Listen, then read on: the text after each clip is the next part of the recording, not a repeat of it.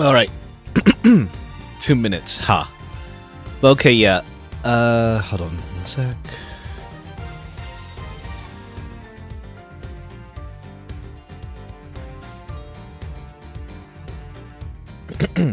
But yeah, what's it called? We'll finish up the first Edgeworth game today. Not today. This week. This is like the last, well, Case 5 is the last one for the first Edgeworth game. So, what's it called? I think we'll split. The plan is we'll do some of the case today, even the rest of it tomorrow, type deal. Since I don't think we can fit it all into one stream, because it's the long end case. Let's say second one is peak apparently. I've heard, I think I've seen vaguely around, the second game, blows it out the water, essentially. I think it's kind of the first game is kind of setting up the whole, you play as Edgeworth now.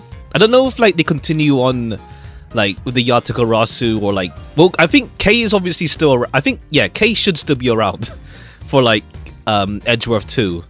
But, yeah, I'm curious to see, because I know, what's it called, the rival prosecutor guy? I think prosecutor, I forgot I don't know his name, but, the guy with brown hair, that people like. I think Eustace, that's it. Eustace Winner, I think. But yeah, praying that Capcom announces AA7 this year. Hopefully, it's what's it called? Well, Gumshoe's around every time anyway. He's always around. He's always around. But yeah, maybe it would be nice to finally get something new, because to be fair, Edgeworth and Great Ace Attorney needed to get some remasters, because they're on DS only. Spirit of Justice and stuff was on iPad and stuff at least, but even then it's nice that they got on PC now. So, but I mean, by this point there's nothing to remaster, so surely we get something new eventually. I mean, the only thing left to remaster would be Professor Layton and the Phoenix Wright crossover. That's about it. That's all that's left to crossover. Remaster. Ha! Just do 3D models for the first, for the OG trilogy. Sure. It'd be funny if they do that, but I don't think people will really care, especially because it's a visual novel game anyway. There's no need to do that. It's just graphics. But yeah, what's it called? For Double Go Hard though, I don't know. I feel part of the thing is the charm of Ace Attorney is that it's not dubbed. Oddly enough, all this time they haven't dubbed. But I mean, to be fair, it's all come on 3DS portable hardware. So true, there is that.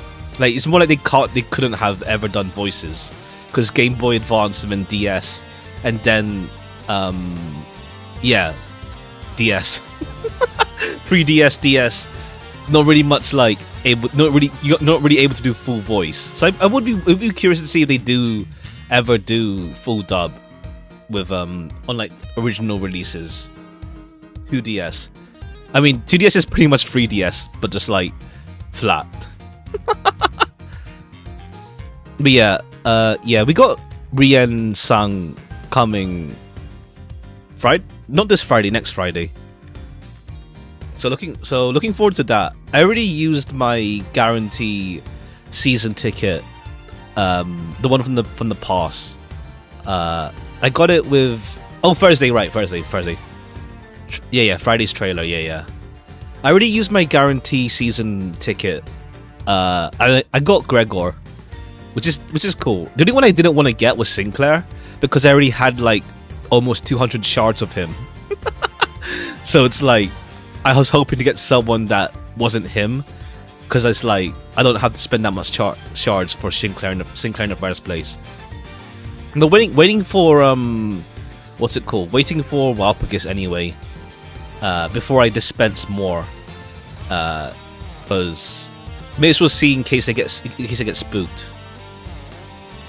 Same mirror board as LCE. I guess they just narrowly split it up now, because like they threw Otis into like the House of Spiders one. It was like, yeah, nah, she's here now. Don't worry about it.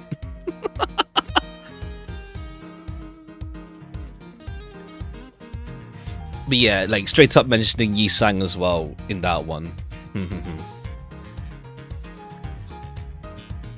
All right. But hopefully they do announce when a roadmap soon enough. It would be nice to know what's coming. Like we don't even have mirrors, the mirrors update yet. Like that should be. I don't think that would take like 2 weeks again like last time. At least I hope not. I say hope not. I say hope it doesn't. Like I feel like they mentioned it that it won't take. They won't just like release hard mode the week after. This time, I hope. Hopefully it's just like, here's all of it at once and like, yeah, here, take it. I don't like doing ×3 ×3 for weeklies, let's say. But yeah. Alright, let's continue on. Guy from the previous case, well, the previous, not previous, but like, that big overarching case died. It seems, so we'll see how that pans out. Kei's getting blamed because she ran looking for the Yatagarasu with a fake Yatagarasu, and now we need to like help her out. We'll see this Friday. Yeah, we'll see if they announce something, like just a surprise stream. Do you have Yakuza 3? No, I know it's like, I know there's with Kiwami 3. I know it's like, oh no, it's in OG Yakuza 3. I don't have that either. But they delisted it, and it's like, yeah, here's Kiwami 3 with like less than half of the sub stories. It's not looking great, to say the least. Let's say, I'm not fully keeping up with it, but I've been seeing it around, and it's like, it's kind of a mess. Let's say, did they just already? I saw they were going to. I don't know if I don't think it's out yet though. No, it's still here. The base game is still here. Remastered free. But Kiwami, is Kiwami not out yet? It's not out yet. When it's out, they'll delist it. Kiwami 3's coming tomorrow. So yeah. It's gonna be gone like tomorrow. Can you OG before they delist it? They'll probably like reverse the decision before, like, surely they reverse the decision, because it's just like, it's silly to like remove it. It's not even on sale. It's like, oh, usually when they say they're gonna delist something, it's like, okay, yeah, here's a sale for it before it goes away, and it's like, yeah, nah, it's still full price. It's like, I'm good. I haven't even played Kiwami 0 and like the other ones anyway, so it's like Kiwami 0, Kiwami 1, but yeah. I doubt it. Yeah, it's like, it's gonna be another like nail to the chest, let's say. If they don't do, if they just keep if they do that, let's say. This messy, let's say. But yeah, I haven't fully kept up, but I do know, yeah, it's messy. Oh, it's just like it might get locked to the bundle, but then it's like, if I ever do want to play it, like, if the bundle ever gets like super cheap. But yeah, we'll see. I think it's just like you can't buy it by itself anymore. But like, I don't own any of the ones on PC. I have like 0 on the PS4, but like I'd rather play on PC. But that's like, I got it like years ago on sale. Gonna wait till Leviathan is translated. Ha. But yeah, cool. We'll get through some of this case today. and then we'll continue this on tomorrow as well. But let's get through some of it today at least. I think like around half. We should get like at least half of it halfway through. We'll see how much. We'll see how whether like part splits are. But yeah, we're just like easing back into streaming anyway. It's like won't be like 6 hour long. Now let's check on you first then. Alright, why is it so... Okay, I need to like do this I need to use the arrows sometimes. So our victim was the secretariat of this embassy, I take it. Manny Coahan? I forgot how you pronounce it. I mean, to be fair, you don't even hear how they pronounce it. 10-hour Kanto 9 stream was long, yeah. Like, I'm still kind of feeling it. Not really feeling it, but like, I guess like, mentally feeling it, and it's like, yeah, never again. At least like, no without breaks. Like, if I ever do like a long stream, I'll put a break at some point during that stream or something, because like, yeah, nah, I'm good. Even then, I think like for future Limbus releases, if we ever get like a super long part again, I'll just do it. I'll do it the next day, like I do with Star Rail. Honestly, it's kind of like pushing it, and it's like I just feel like tired. Like near the end, and it's like it does affect the experience a bit. Let's say. I mean, I think like it felt worse kind of with what's it called? With Kanto 8 Part 2, but because that one was just long because it's a long dungeon. But yeah, what's it called? I think future Kanto might be a long because it feels like endgame for the arc. Yeah, true. They might just do like super long. Honestly, I'm kind of surprised like they just don't do like here's a part 4 now. I guess unless they're for some reason they're so rigid on doing a 3-part structure with their with the games, with the parts release, but we'll see. Like I wouldn't say no to like a 4th part if they announce it and it's like, yeah, cool. It could be split into 4 parts this time.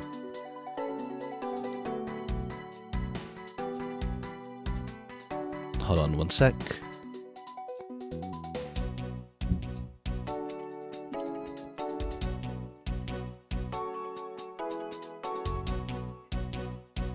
Favorite books, so 10 might get special treatment. True, there's that. There's that aspect. We'll see how that pans. That's like I want to see the intervalos. I'm looking forward to the intervalos to see what they do as well. Like, I feel like we'll get 2 this season again, unless they want to release the next Kanto earlier, like let's say within 5 months. But we'll see, because it was like what 6-7 months, or 8? No, I think that's too long. Like 6-7 months usually. So we'll see. I'm curious to see like how they structure the season, because I want to know. Obviously, they mentioned like the whole Walpurgis early stuff as well. Like every bi-monthly. They want to do bi-monthly, but like some with no story. So we'll see. Heard he was an admirable person. Very admirable. Cause of death is a stab to the base of his neck. He was lax in watching his back. We were fortunate that the fire missed our victim's body for the most part. If the fire had burned a bit longer, it would have made identifying him a hassle. So, Mr. Coashan was stabbed to death in the middle of raging fire. What in the world happened inside this room? Okay, I feel like he got killed before the fire. Probably. Single stab base of the neck. The body wasn't badly burned.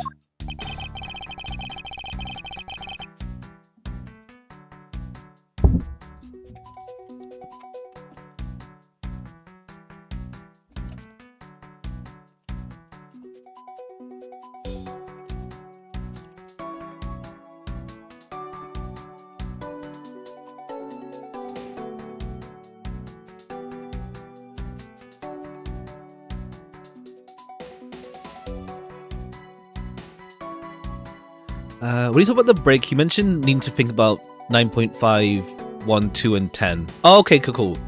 So there really is going to be 2 confirmed. I see, fair. But okay, yeah, if he's still thinking about it, it's not like, let's say, like, that far into production. Like, I do wonder, like, how much is, like, not last minute, but, like, well, I guess kind of last minute, like, crunch-ish. So, like, okay, yes, it's not in production yet. Okay, he got a Yatagarasu key as well in his pocket. Appears to be something in his pocket. This key, it can't be. Isn't this the Yatagarasu's key that was stolen years ago? What? But that's... Huh? 7 years ago? Oh! You mean that case where I was framed, sir? Yes, it's the piece of evidence that stole the life of Kay's father 7 years ago. Was then stolen by Callisto Yu. What? Mr. Faraday was killed with his key, sir. I thought he was killed with a knife. Okay, you forgot after like how long? Scruffy, at the very least, try to remember the details of crimes you are a suspect in. Plenty makes the story as he goes. True. But I mean, like, in terms of like, true, yeah. Because like, how much pre-planning is there? It says given the delay. I see, yeah. I guess it's like you have like general ideas, but then it's like, yeah, it's not like fully like penned down of like executing it and whatnot until like as it goes. Like they're probably like there is like obviously like plan ahead stuff, of course. Like I mean, it'd be funny if there wasn't anything planned ahead. It's just like just going by the scruff of your neck type deal, and it's like, yeah, sure, here's something that might happen in the future, maybe not, maybe so. It's like, oh, we kept this character alive. Yeah, I don't know if we're gonna do anything with them yet. We'll see. Different ways to write a story type deal. Everybody knows major plot points but not details. Yeah, true.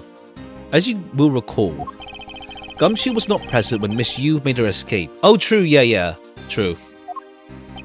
Plus, even among law enforcement, only a few knew of the key's existence. I doubt that new rookie at the time would have been made privy to such knowledge. I feel like the victim right now, all trampled on, sir. Suppose I will have to fill you in now. The secret to this key is... Okay, yeah, just a slight refreshment on the last case, because it's linked to this one.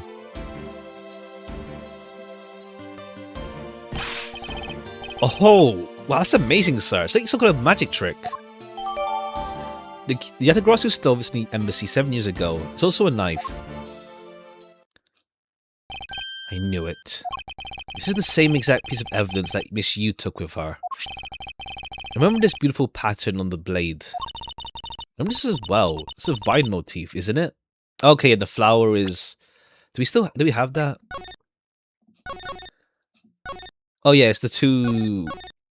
It's the original... I forgot what the name of the plague thing is. We'll get refreshed on it. It's a vine motif, isn't it? Yes, it looks like two interwoven vines crisscrossing down the blade. Vines, sirs.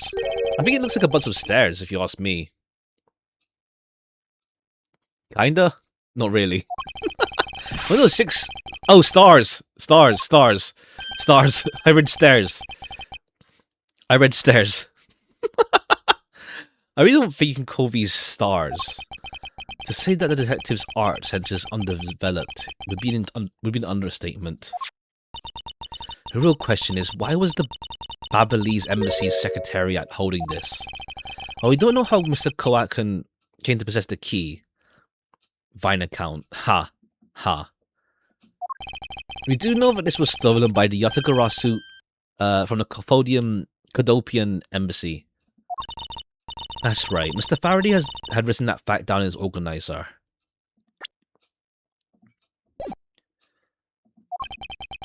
I believe this means that further research is required in the country of Kodopia. Okay, yeah. Why don't you ask Ambassador Pelano about what he knows? Supposedly he was a candidate to be the next Kodopian embassy, ambassador. Once long ago. He should be able to answer any specific questions you may have. His face then. This man. Where do I know him from? Okay, we already know. Is this knife the murder weapon?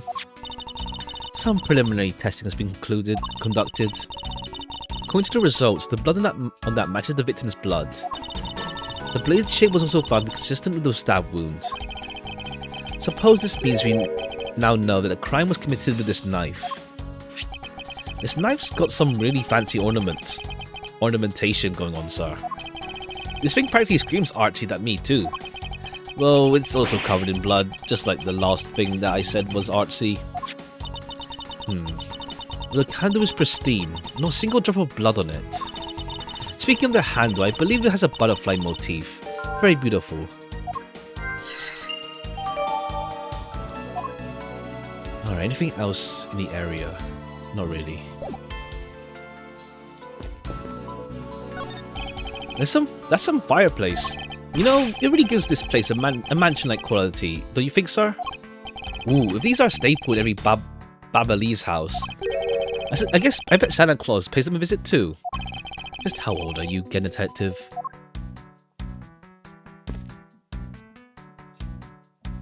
Alright, this is cordoned off. We'll check this safe. A small personal safe. This was Mr. Kowakin's office, so perhaps he stored his most important documents in here. Ah, of course it's locked. It appears we will open it without the key. Alright. What do we have here?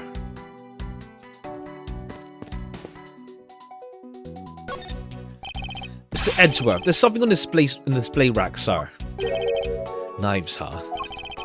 The blades are all that remain of them, unfortunately. The handles all got burned off in the fire. Damn.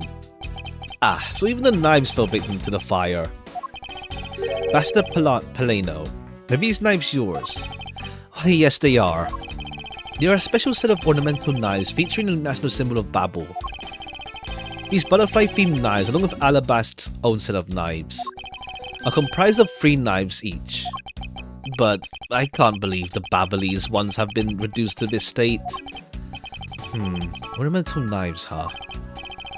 Small release on the tang of this blade. Palano, what is this notch here for? Oh, that. It's a feature of these knives wherein you can freely exchange the handles on them. So that we can change how we look to fit the situation, of course. I see. So these knives are constructed so that the... Oh, okay. The handle got switched out because they said there's no blood on it.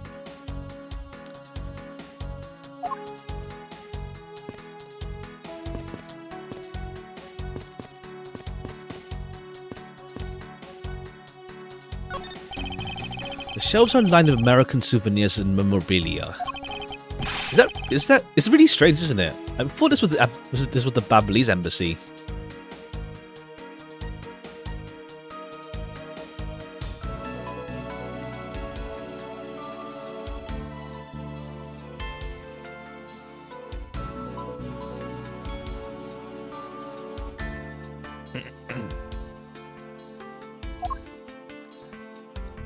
Nice on... Oh wait, whoops. So, why are there so many American souvenirs, sir? As the Babalese are studying American culture and our tourism industry. If they have plans to make the Babalese tourism industry truly flourish, they would need to observe and study other countries' methods to pose. Speaking of tourism, I got these from the blonde guy earlier. He said that if I, blonde? Did I say blonde? Yeah, blonde. He said that if I bring these with me to Babel, I can trade them for a few buffets. Oh? How do you expect to travel to Babel? Well, the whole world is connected by the ocean, sir. And for all-you-can-eat buffet, I'd swim all the way to Babel if I have to. A few simple coupons really motivate people to do such fantastic things. Sometimes you're just hungry. Looks like this was once a magnificent grandfather clock, but it's fallen victim to the fire. Hey, Mr. Edgeworth, is it okay for me to talk about the clocks in my house, sir? If you're unrelated to the case, I hope you will refrain from sharing, but... Well, there's this one cloak that I made by myself, but the time worn it's... That's enough, detective. Alright, what's this statue? Ceiling fan must have fallen... Oh no, this thing. Fallen from the ceiling. A ceiling fan. What does one of those do? Exactly what it sounds like it does. It's a fan that is installed on the ceiling. Well, if I had one of those in my room, I bet I'd go dizzy from staring at it as I slept. Gumshoe, in the real world, we close our eyes when we sleep. Ha! Alright, and the statue. Because it's a national treasure, can I ask that you not touch it? I'm afraid that the only ones allowed to touch it are myself and the Secretariat. Hold it! There's a possibility that is related to the murder, wouldn't you agree? Hey, Mr. Edgeworth, why don't we give up for now? You can force him to let us investigate it later when you find some solid proof. Suppose I don't have a choice here. One of the Primaduck statues Kay was talking about earlier. Is it just me or does this man look just like the Steel Samurai? They could be twins. Babel Primaduck statue. Both countries claim to own the real one. National treasure. Only Ambassador and Secretariat can touch. Okay, they had to really squeeze it in. They had to really try to squeeze in within the 3 lines. There were still some burnt objects down on the floor. Well, burnt things can't get burnt, and then they become burnt things, you know? No, because there's no way to prove that the burnt thing started as a burnt thing. Was it burnt a thing, or was it not? I have no idea, was it that anymore, sir? I suppose it's a bit hard for someone with a burnt out light bulb to comprehend. Alright, let's talk with the Ambassador. Ambassador, whatever. Can't believe that Manny fell among thieves tonight. Well, he might have no idea what my schedule for tonight is. Ambassador Peleno, I believe your schedule tonight will consist of listening to reports from the police. That and only that. I'll ask you to cooperate not only for your sake, but Mr. Kowakins as well. You're a rather strong man, aren't you? Fascinating. Okay, cool. He locked in for a bit. He gives off a totally different vibe when he's like upright rather. Here, I know it isn't much, but I'd like you to have these. I'm sorry, but it would be against my principles to accept the bribe. Oh, no. These are simply coupons we distribute to promote Babel. Remember, we offer a large number of discounts and offers when you visit lovely Babel. I remember. The Republic of Babel is known for its feverish tourism industry. I was wondering if you might tell me a bit about the deceased, Manny Kawakan. He was my secretary, an embassy secretariat, charged with running the whole place. He was an admirable man. His death is a great loss to our country. Okay, yeah, because he was suspect for murder. But, we'll see. In charge of everything, accounting, printing, taking care of our national treasures. I'm sorry, but did you say printing? Our country's primary source of revenue is our tourism industry. In order for us to print necessary pamphlets, flyers, coupons, etc., we have a printing press here at our embassy. I see. Please excuse my forwardness, however. I feel I should mention I have the distinct impression I've met him before. Okay, cool. Edgeworth just needs to be reminded. Oh, yes.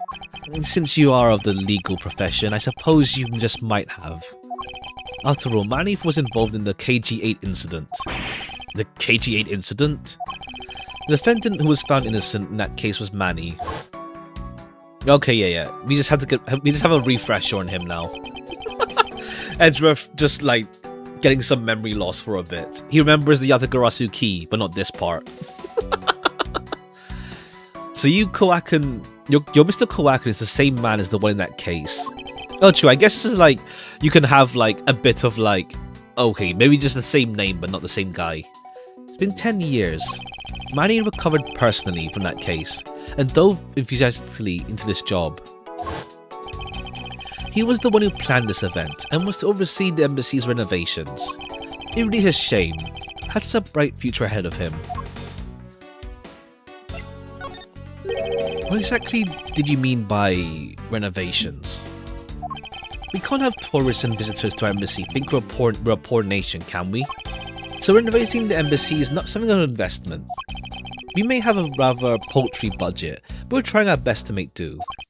However, I guess the only person who could have helped us do our best now is no longer with us. I was wondering if I'm asking about Cadopia. Cadopia. Yeah, Cadopia. I think you pronounced the P. Alright, what would you like to talk about? First, I'd like to ask you about this key. About this key. I found it sticking out of Mr. Kawakan's pocket. I believe it originally belonged to this embassy. Is that correct? Upon closer inspection, it seems that this key is shaped like a butterfly. It's not all about this key. It's about capable of changing into a knife. Oh! How fascinating. Is it possible the ambassador didn't know about this key? In this knife form, there's a flower mark on the base of the blade. I guess this knife might be from when we used it. It used to be part of Cadopia. Hold it! And how did you come to that conclusion? There's both Cadopia's national symbols, the butterfly and the flower. I suppose Manny used this key here at the embassy, back when we were still in Cadopia. Ambassador, this key was stolen from the Cadopian embassy 7 years ago. By Callisto Yu, otherwise known as the Great Thief, Yatakarasu. Oh, really? You were not aware that Miss Yu had broken into this embassy at the time? I'm sorry, I can't be of much help. I'm not very familiar with the details, you see. I only became ambassador after Bao became independent. Oh, okay, so like before that, yeah. But if Manny was still alive, he would probably know about what happened back then. Mr. Kawakan Yu knew each other 7 years ago. But that doesn't explain why I found the key here in this present. Anything to logic out? Handle... Okay, yeah, so key, and then, yes.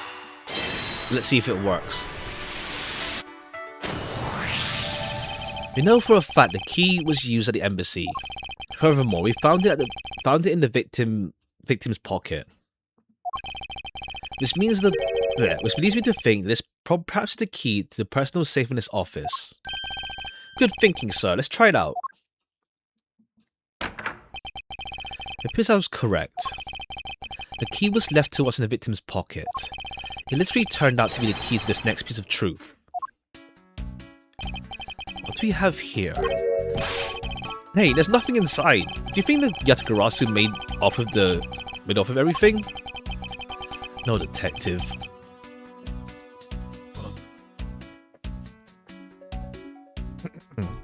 I believe all we need is a closer look. Alright, nook and cranny, etc, etc. Alright, he's like something wedged inside. What is this here? Looks like a ripped corner of a piece of paper, sir. No, I don't think it's ripped. It seems more it's stuck in the safe. Hey, you're right. It won't budge an inch, not even when I tug on it. I don't think we've ever seen a paper stuck inside a safe before. Hold it! Detective, I think you might have it backwards. It's not the paper that's strange. It's the safe. What do you mean? And what I mean is the secret to this safe is that... Okay, yeah, it has like 2 compartments, yeah. It's a false back. Even just eyeballing it, you can see the inside is a bit too shallow. Furthermore, with the unnatural way the paper is stuck at the back of the safe, I'd say there's an extra bit of space behind the back wall of this safe. In other words, the safe had a second compartment. What? I suppose that you are correct in asserting that the paper is stuck in an unnatural manner. However, if what you say is correct and there is a second compartment, how do we go about opening this door? As you can see, there's no other lock or key hole in sight. Actually, there is one more spot of interest to me on this safe. Oh. Yeah, I believe the spot is the keyhole to our mystery second lock. The safe with its locks. Alright then, since you are so sure of yourself, show me how you do your answer. Okay, it's this part here. This is you put it twice.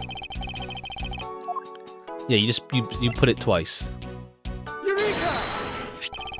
The Doesn't the shape of this keyhole remind you of something, Francisca? The shape does look very familiar. However, I believe it's simply a latch hole for the safe's lock mechanism. Just for keeping the door shut, nothing more. Hey, welcome. Welcome. Just continuing on with this. We'll get through some of this case today and then finish up the first half of Edgeworth tomorrow. Well, as in, like, because it's like 2 games in a one. And then next week we'll move on to the second Edgeworth game, essentially. We'll see how much we go through today of this one. Don't think we can finish up today anyway. Divinity stream next month. I did get it. But we'll see when we do. I don't feel like something that like it's like super long, that game, isn't it? We'll see. Not yet. Not anytime soon, at least. You're gonna see what I want to start afterwards, though. After Look Outside. Look Outside will finish up this week. The first game's shorter, I see. But yeah, what's it called? We'll finish up Look Outside this week for sure. Or I think we should. I don't think. Yeah, we should finish up this week with Look Outside. We're like on the tying up loose ends part now, essentially, and then what's it called? Next week will be Star Rail plus starting up the second Edgeworth game, and then yeah, we'll see. We'll see what we start, or unless I feel like something's shorter, we'll see. But I don't think I'll start Divinity yet, though. A whole cursed playthrough in 1 week, impressive. I'm not doing cursed. I'm good, I feel. But we'll like at least experience the other endings at least.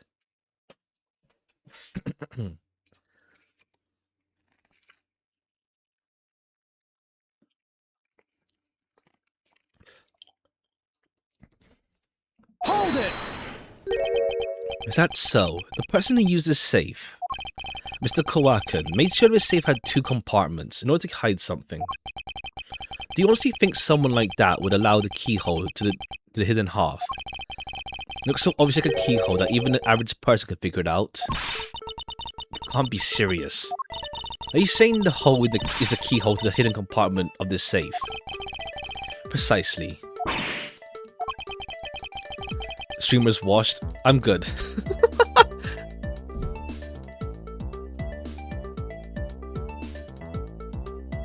I'm good on Curseman, I feel, personally. And I'll prove it to you right now. And the Yatakarasu's key is the key that will open it. Yatakarasu's key? Miles Edgeworth, this is meant to be a bad joke. Sorry, this is no joke.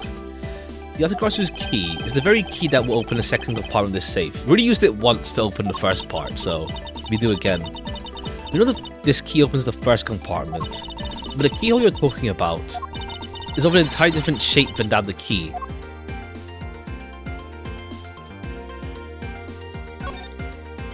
We discovered this trick 7 years ago, and with the corner issue, who would have thought I'd see this key again after all this time?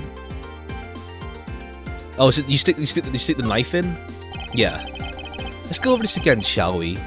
The Yatagarasu's key was originally made to open Kowakin's safe in the Embassy. We confirmed that as a fact by opening the door to his safe with it. Now, let's take a look at the back end of the key. Looking at the knife portion head on, what do you see? What are you talking about? It appears you've come to understand what I'm talking about. When viewed head on, the knife's blade is the exact same shape as a keyhole. The real function of this knife portion is to act as a key to the hidden portion of the safe. Okay, yes, a double key. That's preposterous. Because it looks like a knife and was used like one to kill Mr. Faraday 7 years ago. We fell under the impression that it was always meant to be a knife. But for both the safe and its key to conceal such clever tricks, whatever is hidden inside the safe, the secret section, must be of incredible importance. Then, it's even possible that what I've been searching for is inside. Scruffy, hurry up and open the safe. Yes, sir. Open it now, sir. These items, they're a bunch of funny shaped things. You're in the way. Now move, Scruffy. Alright, let's see what's inside the safe. I don't think it was... I mean, I think, like, these are distractions, and then there's whatever the paper is, maybe. Or there's, like, one of them is, like, something important, and it just turns out, and it's, like, meant to misguide. These pieces of art. Oh, okay, cool. It's just straight up stolen stuff. The smuggling ring stuff also links back to here. I figured as much. You said the treasures this section of the safe was to hide from view. I believe a more thorough examination is required. Alright, what's in the paper? A document that we thought was stuck earlier. I wonder what it's about. Beats me, sir. Always go for sheets of paper, essentially. They always have something on them. Why don't we take a look at it first before we give up, Detective? Kowakin's name is written on the last page. I wonder what the significance of this document is. Okay, it's like 2 pages of it. Pieces of stolen art from around the world. I wonder how much they're worth, especially this one. Eek. Scruffy, don't touch those valuable pieces of art with your filthy hands. Why, do you have any idea what would happen to you if one of them was to break? Just me, or did she hit one of the pieces of art just now? Ha! Am I missing something else to look at? Appears to be found the key that the Yatakarasu. No, Miss Yu stole 7 years ago. Since it was originally from the embassy, maybe she came back to return it. I don't think she's the type to be so kind as to do such a thing, Detective. Okay, what do you think, sir? Callisto Yu. For what reason did she steal the key? Am I missing something else to look at? Or is there anything to logic out? No. I don't think we missed anything to look at.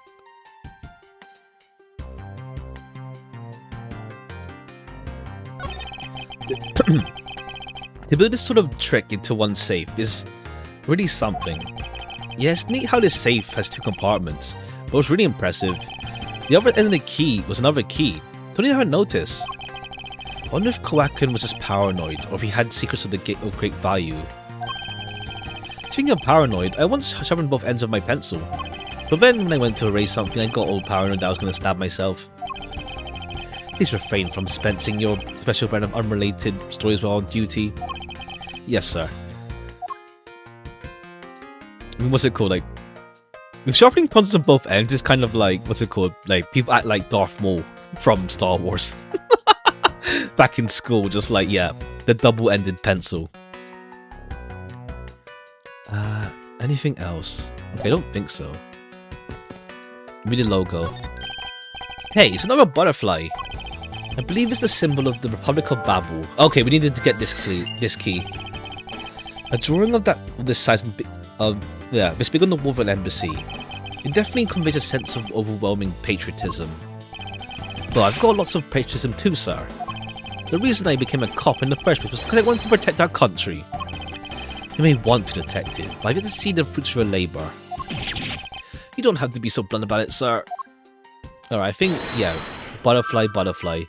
Butterfly on the handle, butterfly, babble, butterfly. I don't know fully like what the new mechanics they introduced with Edgeworth 2 are. I saw there's like some chess sort of deal or something, whatever it is, like chess themed, aesthetically at least. The logic thing is kind of like, how to say, it's kind of funny because it's like, sometimes it's just like putting together 2 things that are obvious. So it's like, oh, okay, yeah, this is how we proceed. Design on the knife's handle. It greatly resembles the special Babbly's species of butterfly. It does, doesn't it? It says right here. This knife is property of the Republic of Babel. Perhaps this means the knife that was used was found right in this room. Okay, yeah, no. It's gonna be no, because, like, it's too clean. It got swapped out. Am I missing something else then? Maybe check on Kay. Kay, are you alright? You believe me, don't you, Mr. Edgeworth? You don't think I did it, right? Of course I don't. I promised to prove it wasn't you. Enough chit-chat. You can investigate all you like, but it's only a matter of time before we take her in. It'd be wise of you to give up while you can. No, I don't think so. Kay isn't lying, and my investigation will prove that to be true. Go ahead and try then, if you're confident. Can't allow this to continue on this way. Let's prove his innocence post haste. Sorry, but Interpol is still conducting investigation beyond this point. As a subordinate of Miss Von Karma, is there some reason why I'm being denied access? My superior officer clearly stated, don't you dare let anyone near the site, you got it? If I let you examine the site, my superior will get angry at me. You know, Mr. Edgeworth, I feel really bad for the guy. Why don't we just do as he says? Yeah, supposed to be may as well. Okay, am I missing something else then? To look at? I don't feel like I'm missing something obvious. Maybe you talk to Francesca, actually.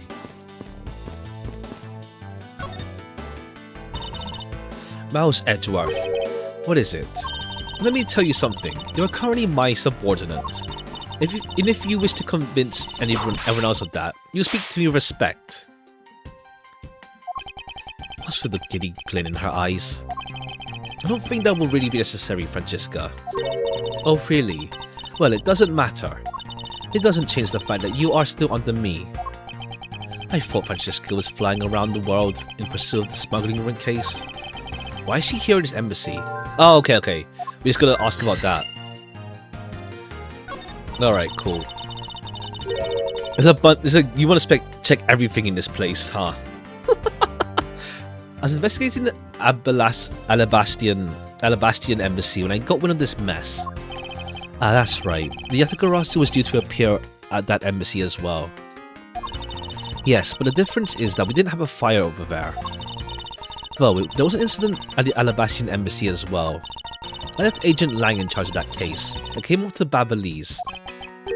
Ah, so Lang is here as well, huh? I see you've met. Well, he's in the Alabastian embassy. I think as a bodyguard for the Alabastian... for the ambassador. God. Ambassador Alba. However, he seems to have a different reason for being there. The suspect in the murder that occurred in this office is that little girl I see. Is she perhaps trying to be the Yatakarasu? Kay would never harm a soul, sir. Hey. Okay, cool. We're just gonna like get everyone up to speed of like what's going on. You remember, do you not? But the case we investigated 7 years ago. Alright, just a slight recap for everyone as well. The girl was the daughter of the victim in this case, Mr. Faraday. So she's that feisty little girl. He has been on the trail of Yatakarasu, which is how she ended up here, looking for the one who took her father's life. Alright, not gonna say yet about her being also Yatakarasu. Kay's trying so hard, but you know what? The Yatakarasu just keeps on tricking us all. How so? The Yatakarasu sent a card saying, I will be there to steal your dirtiest secret. Okay, cool, there's more evidence to get from here. But all we've had is arson and a murder. The lab boys are going in circles. You know what this is, sirs? Breach of contract. It's going to be going on the rap sheet. If you ask me, I'm perfectly fine with the fact that nothing was stolen tonight. I do wonder if Crystal Yu really is the Yatakarasu. Yeah, we're gonna see how that turns out. Alright, I think we connect... Yeah, why is she here with with Yatakarasu?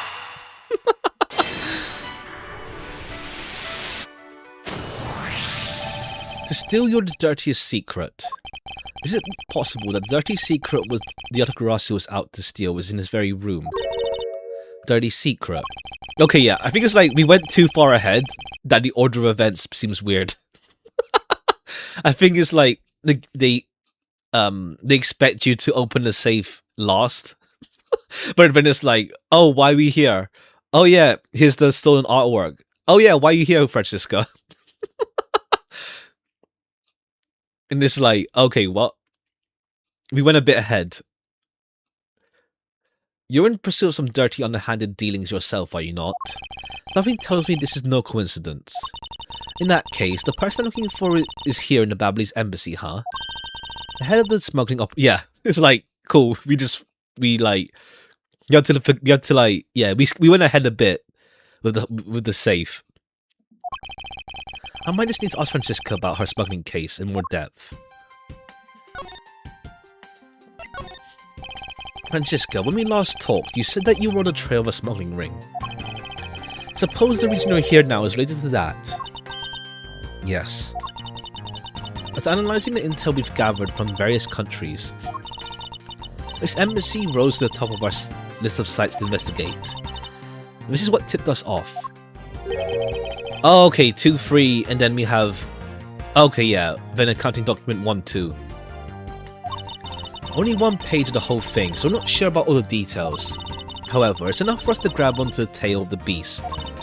For you see, the type of paper was made only in the Principality of Codopia. Oh right, yeah, in charge of printing. They have their own printing press. Which means that there's somewhere in the countries of Alabasta and Kababo is the head.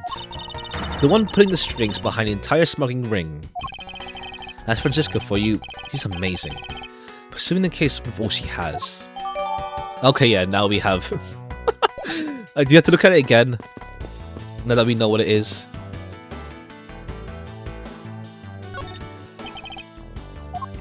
Okay, now we know what it is. Yeah, deduce it. yeah, and it's page 2 of 3. Eureka! Take a look at these documents, Francisca. It says there are 3 pages in total, yet there's only 2 here. Correct. Now take a look at the smuggling activity document in your possession. Tell me, is it not possible that your page was taken from there? Well, this certainly looks that way. It kind of looks like not really Greek. It's like somewhat Greek, inspired at least. Seems to have arrived at an answer, and it seems that you've now found what you're looking for. Yes, and if this has become crystal clear, that Koakan himself was responsible for the mass smuggling of Babbly's ink. Oh, okay, even ink, huh? Babbly's ink? The ink is a special product of the Republic of Babel. Due to a special reason, only a limited volume is ever exported. Hold it! And that reason is... classified. On a need-to-know basis, and you don't need to know. In any case, it seems that the head of the smuggling ring was our victim, Manny Kowakan. His base was an embassy, thus it was hard for both our country and his to interfere, making it the ideal conditions in which to run a smuggling operation. It's so frustrating. I lost the person I was to bring judgment down upon with my whip of justice. Well, even if he is dead, we still have a responsibility to look into his misdeeds. Expect me to whip a dead man? Well, I'm not interested. Francisca, you must know that Manny was the suspect in the KG8 incident. Of course I know. Talk about being the head of the smuggling ring. There is the matter of what really happened in that case that needs to be resolved. Okay, there we go. A bit whack because we did it out of order. A bit. Are you done investigating? You realize now, don't you, that this girl was the only one it could be. Now come along quietly, Yatagarasu, Kate Faraday. You're under arrest for murder of Manny Kowakan. Mr. Edgeworth, please, you have to believe me, I didn't do it. I chased the fake Yatagarasu in here. And he was already... You have the right to remain silent. And if you say kind of movie used against you. Hold it! Well, the window's open, so he probably jumped out the window. If it's not Manny. Well, no, Manny didn't even stab though, so... They probably jumped out the window. I'd like you to help you reduce the number of mistaken arrests Interpol makes. What is that supposed to mean? I believe I told you that Kay Faraday is not the culprit of this crime. Very well. I suppose I have no choice. I'll show you just how foolish your claims are. Alright, why arrest K? Even your police confirmed the Yatagarasu infiltrated the Babylese embassy tonight. Utilizing the confusion caused by the fire, they snuck into the embassy. Furthermore, this girl claims to be Yatagarasu. And most importantly, other than her, there was no one else here with the body. Alright, nothing to really... We have to press. Your reason for suspecting Kay is because you think she's Yatagarasu. Exactly. Isn't just me, she calls herself that. Look how many times I have to tell you. I was the only had to capture the fake. Imposter or not, it matters not. Yatagarasu is Yatagarasu. Very well, I shall prove that Kay is not the Yatagarasu who killed Manny. Go ahead, try and show me. Try. Show me what the prosecutors on this country are capable of. Alright, nothing clear cut to really present on. Even your police confirmed Yatagarasu infiltrated Babylese tonight. Hold it! They may have confirmed it, but are you telling me that no one could catch the thief? If so, you're basically admitting that Yatagarasu committed murder eluded us. Of course I chased after Yatagarasu that entered the Babylese embassy right away.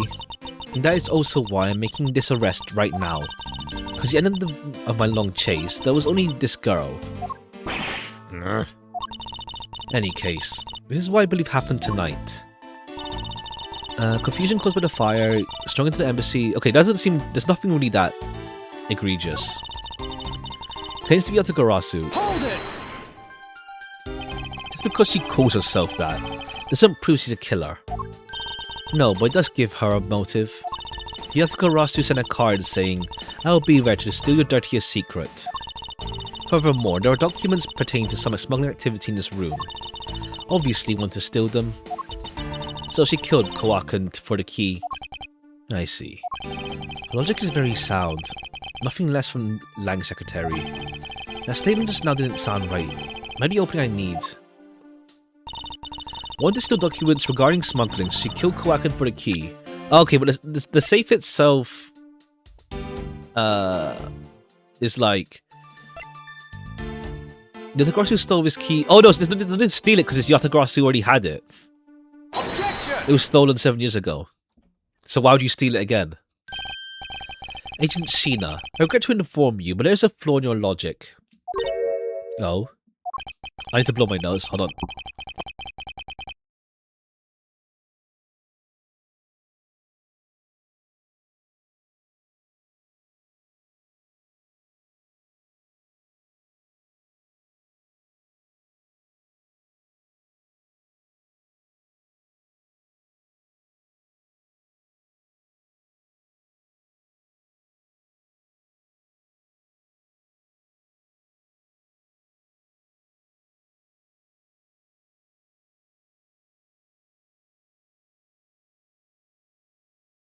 Okay.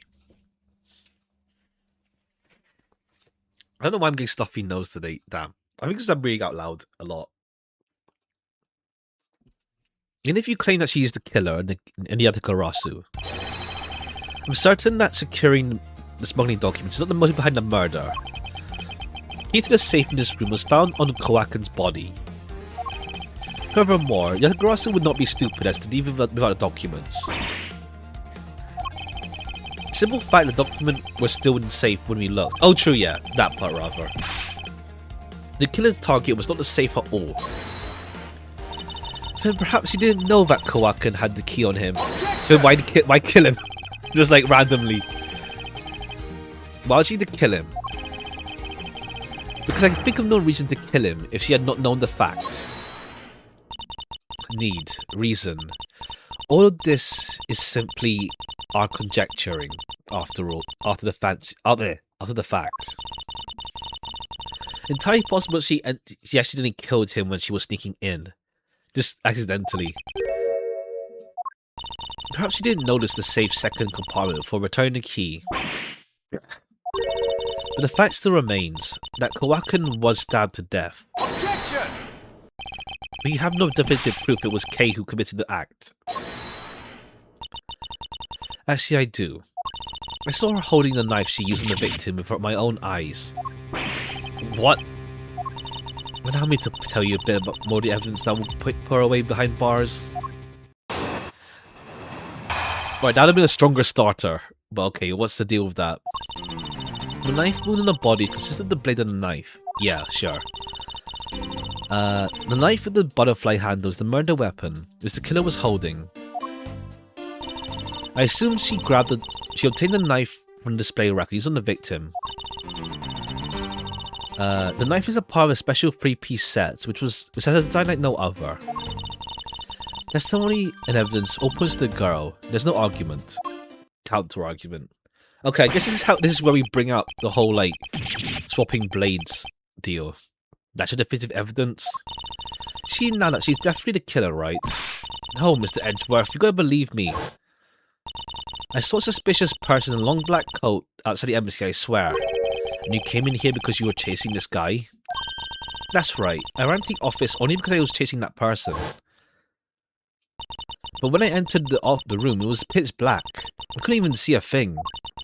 I felt something on the ground next to my foot, so I turned on the lights, but then... Ah! Who's there?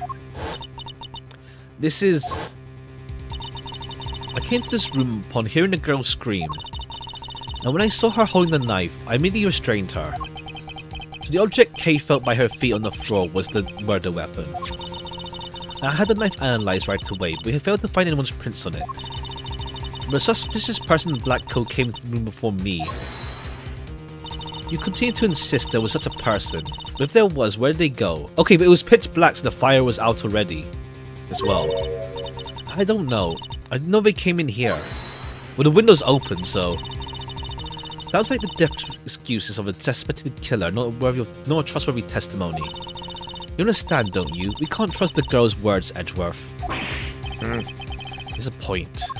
Even if Kay's words are the truth, I must show that they are with some solid evidence. Mr. Edgeworth, I really didn't... Kay. Don't worry. If you didn't do it, there must exist a way for me to prove that. So not giving up? In that case, try to counter my argument if you can. Don't worry, I can and I will. I guess we have to press again for something else that pops up. Consistent with the blade and the knife, both handle was the murder weapon which the killer was holding. Let me just double check this.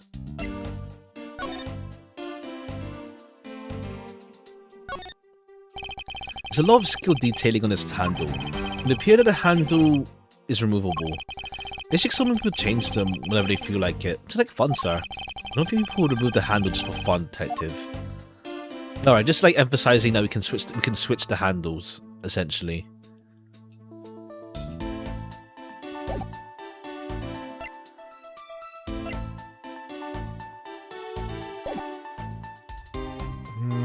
The knife with the butterfly handle was the murder weapon, which the killer was holding. I assume she obtained the knife from the display rack and used on the victim. Hold it! Oh, but, okay. I must think you please refrain from speculation. It's a sound hypothesis driven derived from evidence. No room for debate. Mouse Edgeworth, no violent and graceful loss will not be tolerated by subordinate. Now, rebuke her hypothesis with factual logic. Otherwise, what was your investigation for? You're correct, thank you. How can subordinate? Your advice is the job of any good superior. You're rather enjoying herself, but she's correct nonetheless.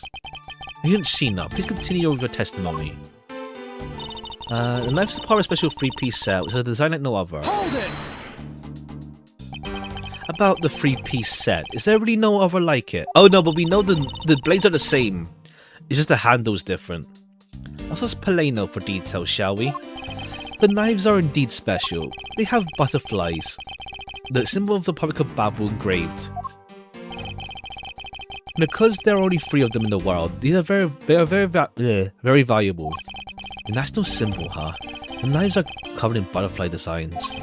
Along with the Albastian set, our respective countries all have 3 knives each. I see. Satisfied now? So let's continue.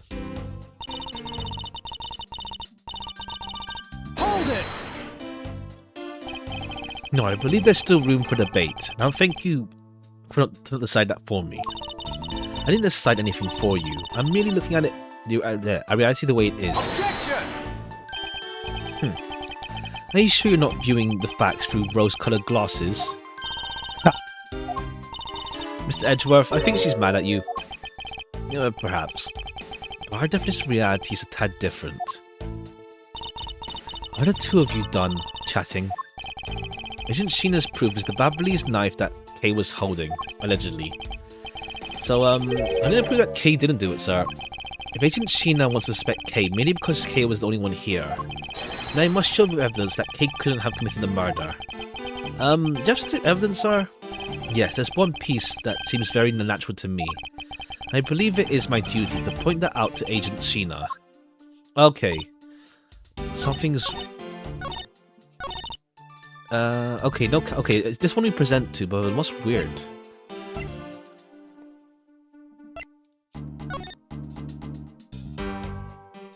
What's so strange, though? Oh, base of the neck, I guess. At the base of the neck, so how'd you even get there? I guess. Objection! No. Guess not. I knew it. Because I don't need to talk my way out of it. I don't like to waste my time delving into subjects that don't warrant a response. Okay, what's so whack about this?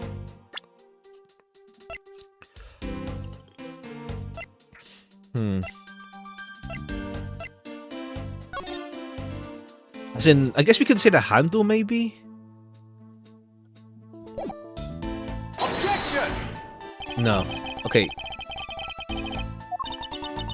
Okay, because the handle is a thing, but I think it's too early for that to be a factor in this game, in this case yet. Maybe it's too early for that to be a factor. The statue...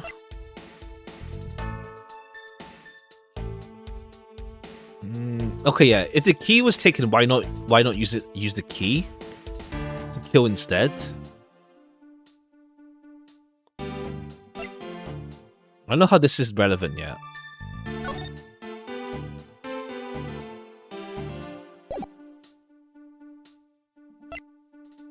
Objection! No.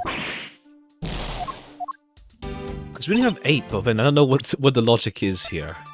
Statue? No. Okay, we'll press the other stuff first, and then we'll come back. It's like one evidence that's weird. Because it's in the blade of the knife. Sure. Does this mean that you already have the results back? We have confirmed the shape of the Babyliss knife matches the wound. Please don't confuse the efficiency of Interpol's forensics team with your own. I wonder if you don't underestimate our police force. When we're so clear, I'd hardly see your logic is sound. You'll see in a bit. If you can prove me wrong, please, by all means, go ahead. It's been my intent all along. Now let's return. Okay, I think maybe this part. You mean to say that you saw Kay holding the murder weapon with your own eyes? I was on the search for the Atakarasu. When I heard the girl's scream coming from the room, I rushed over straight away. It's the girl standing there, motionless with a knife in her hands. I already told you, I only came in here because I was also after the Atakarasu. A suspicious person I saw came into this room. When I entered, it was pitch black. I saw something by my foot, so I turned on the lights and then... You found out that it was the murder weapon at your feet? How many times I have to tell you? We can't trust your words. Only thing you accept is evidence, is it? Only acceptable way to counter an agent of Interpol on the scene of the crime. Mr. Edgeworth, do you have some kind of evidence that can prove me innocent? I think I do, because there's a piece of evidence I find a bit interesting. Carefully examine that piece of evidence again.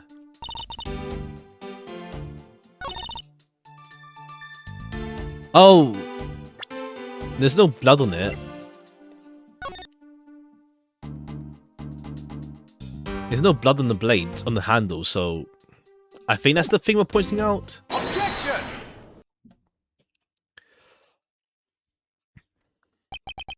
So the murder weapon was a knife with the butterfly design on it. Is that really the truth? What are you getting at? Take a look at this. Okay, now we get... Okay, this is where we say the handle can swap. There's blood on the blade, yet not a speck of blood on the handle. It signifies that at the scene of the time of the crime, a different handle was attached. The knife that Kay was holding had its handle switched and was in fact not the real murder weapon. It wasn't the real murder weapon? A knife can be taken apart, so we give it a go.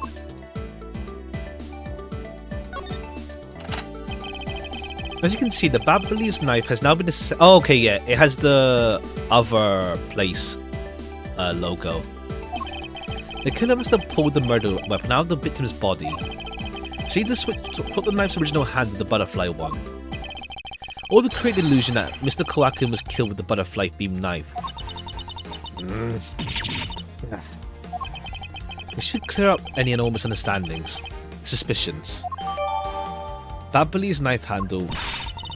Your argument isn't airtight yet. How so? It's possible that the girl herself is the one who switched the handles. Don't be ridiculous. For what purpose would she do such a thing? I don't care to know how a criminal thinks. The way they view the world is beyond the comprehension of a normal person like myself. Therefore, I wouldn't put anything past them, no matter how odd. Objection! The truth is right in front of you, and this knife will show you the way. You will come to see that Kay's and could not have killed Mr. Kowakin. Yeah, it comes from the other embassy. What's this mark here? It's the mark of a flower. I assume you know what this means. No, not really. Butterflies rest on flowers over time to drink their sweet nectar. And so they do. However, would this butterfly really drink the nectar of this flower? The answer is clearly not a chance. Okay, yeah, we have to show the pamphlet.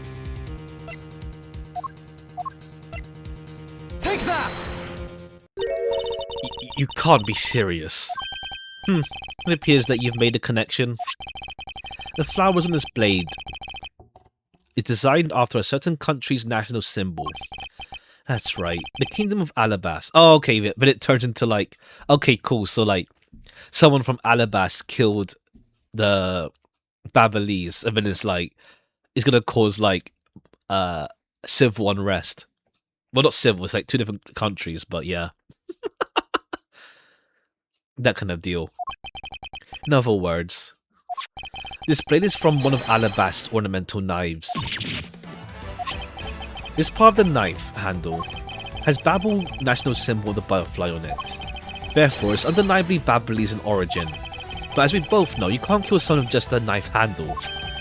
Incidentally, when exactly did the murder occur again, Agent Sheena? After the fire had broken out? That's right. He entered the Babyliss embassy after the fire.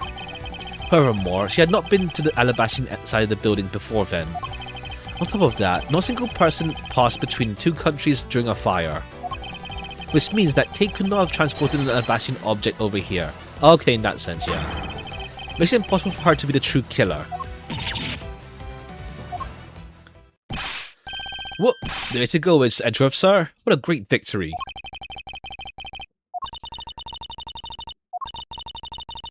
Yeah, now it just means that there's like, potentially even worse.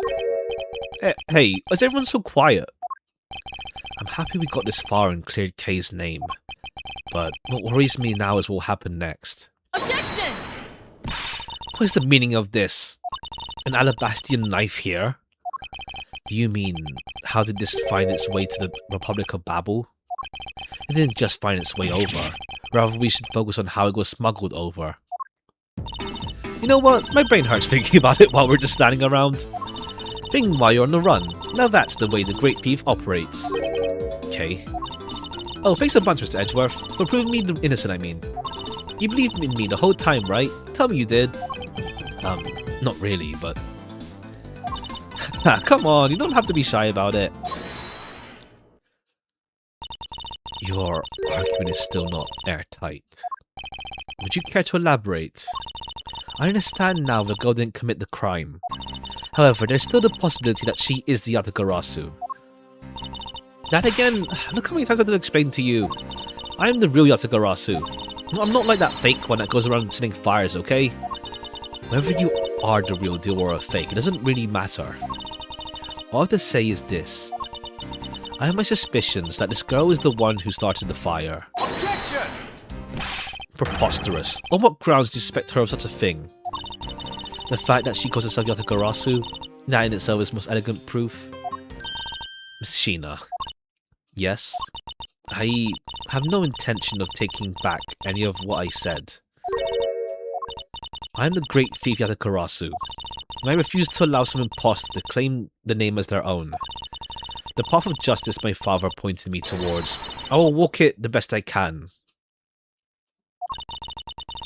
It's not good to be stubborn. I hope you understand that. Thanks a lot for the concern, Miss Sheena. Let me share something with you, too, as a token of my appreciation. Well, sunglasses totally do nothing for you, so I'll steal them from you next time, okay?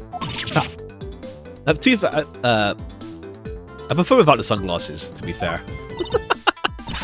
Well, I guess we better get going. Going? To where? The Kingdom of Alabast. If we don't go, we won't know for sure, right? Suppose not. We won't get anywhere simply by standing here, thinking. To see where the Alabastian knife came from, we'll have to pay the Alabast Embassy a visit. Let's go, Miles Edgeworth. As you are my subordinate, I will not tolerate you bringing the investigation to a halt. Understood. Alright. On to there. Okay, we'll continue on anyway. Still early. But we'll see how much we get done today of this case. We'll probably we'll have what's it called? Some of it to wrap up tomorrow, I feel.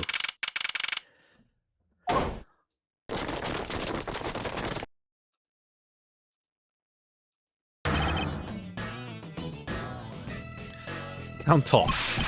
1, 1, 1, 1, 1, 1, 1, etc. Shifu, 99 callouts. All 99 members are most likely here and counted for, sir. Hey you. Yeah, you, the second number 1 from my right. Sir, yes, sir? Here, a birthday present for you. Shifu, I didn't know you knew all of our birthdays. What a kind heart you have. Shifu, you are more of a man than you ever be, sir. I mean, Lang is alright. He just has, a grudge against the courtroom, rather. We'll see if that... I mean, I don't know if Lang shows up in the next game or not. So we maybe get settled here as well. We'll see. I'm really sorry, but it's not my birthday. Lang Zi says, a cub who disrespects others soon feels disciplined by an elder. That present isn't for you. It's for your younger brother's wife, younger brother. Tell him I said hi and happy birthday, won't you? Yes, sir. Shifu, I can't believe you remembered that much about each of us. Shifu, I'm so moved that I can't stop crying. I should probably leave them to their alone time. Alright, meeting's over. Everyone head to your posts.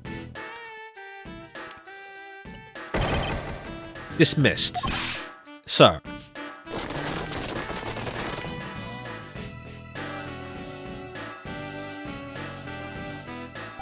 Yo, were you the ones... Yeah, were you guys here the whole time? I got a call from Sheena and she's already filled me in. Sounds like you're out to get in my way again. I have absolutely no intention of interrupting your investigation. I simply request that you grant me permission to investigate the Alabastian Embassy. And if I say no... Objection! Agent Lang, this man is my subordinate. As I have received permission from the ambassador, he is to be extended the same rights. Sorry, sis, not that simple. Alabast has the strictest immigration regulations in the world, don't you know? Even among my elite men, about half of them were admitted into the country. Besides, any more cooks in the kitchen, we might spoil the soup. Forget what I mean. How dare you make such assumptions? Don't take this the wrong way, but I thought I was in charge of Alabast, Miss Von Karma. Look, try to understand, okay? Things over in Alabast are a bit of a mess right now. Alright, yeah, she mentioned there was an incident as well over there. What do you mean by bit of a mess? No one told you? An incident in Alabast as well. This is what we call a decision based on the investigation, Mr. Prosecutor. Look, Wolfie, just let us in already.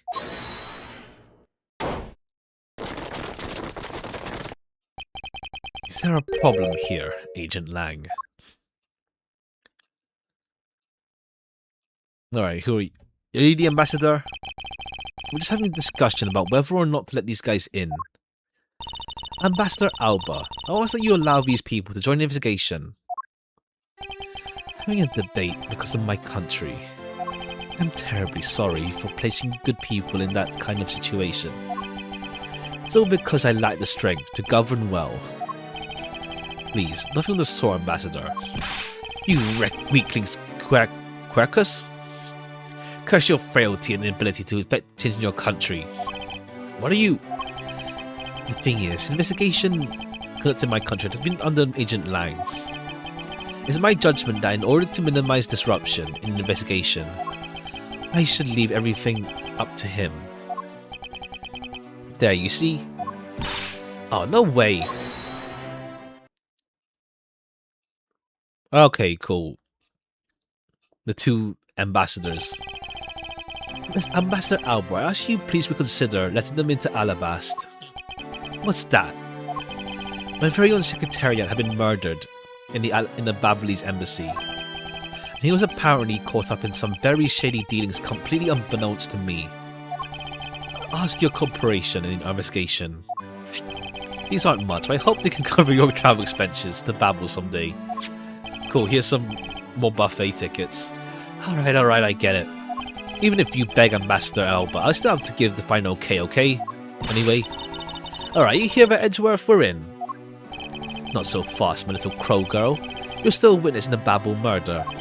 I'd like you to please stay in the Republic of Babel. Gumshoe, please take good care of Kay for me. Yes, sir. Okay, so we're just with Franziska. Sounds good to me. The fewer troublemakers, the better. Ross.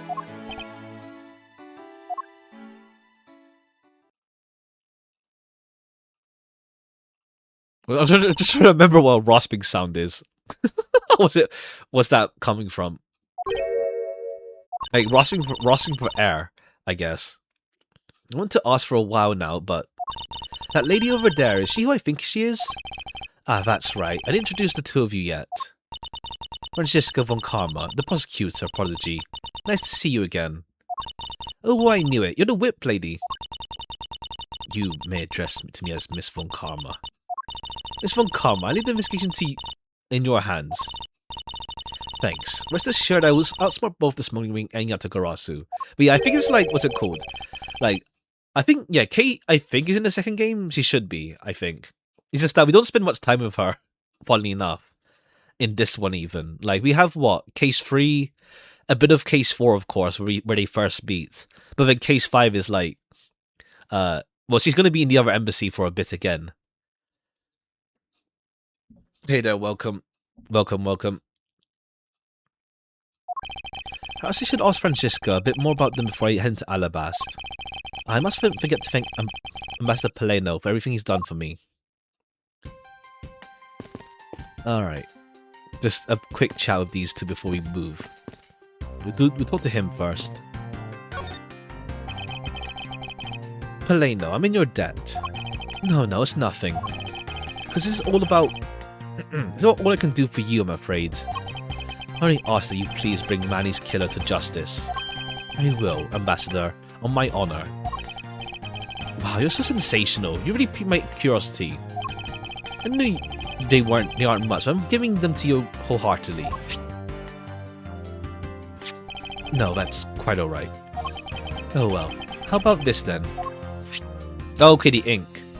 What exactly is this?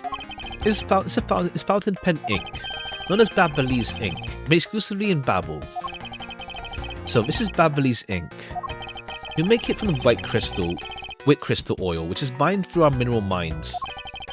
Except this ink, one dip of your fountain pen in this, and you can write for hours in your organizer. How fortunate for me, the ink in my pen just happened to run dry. I gladly accept your gracious gift. Okay, cool. It's a limited export for a specific reason.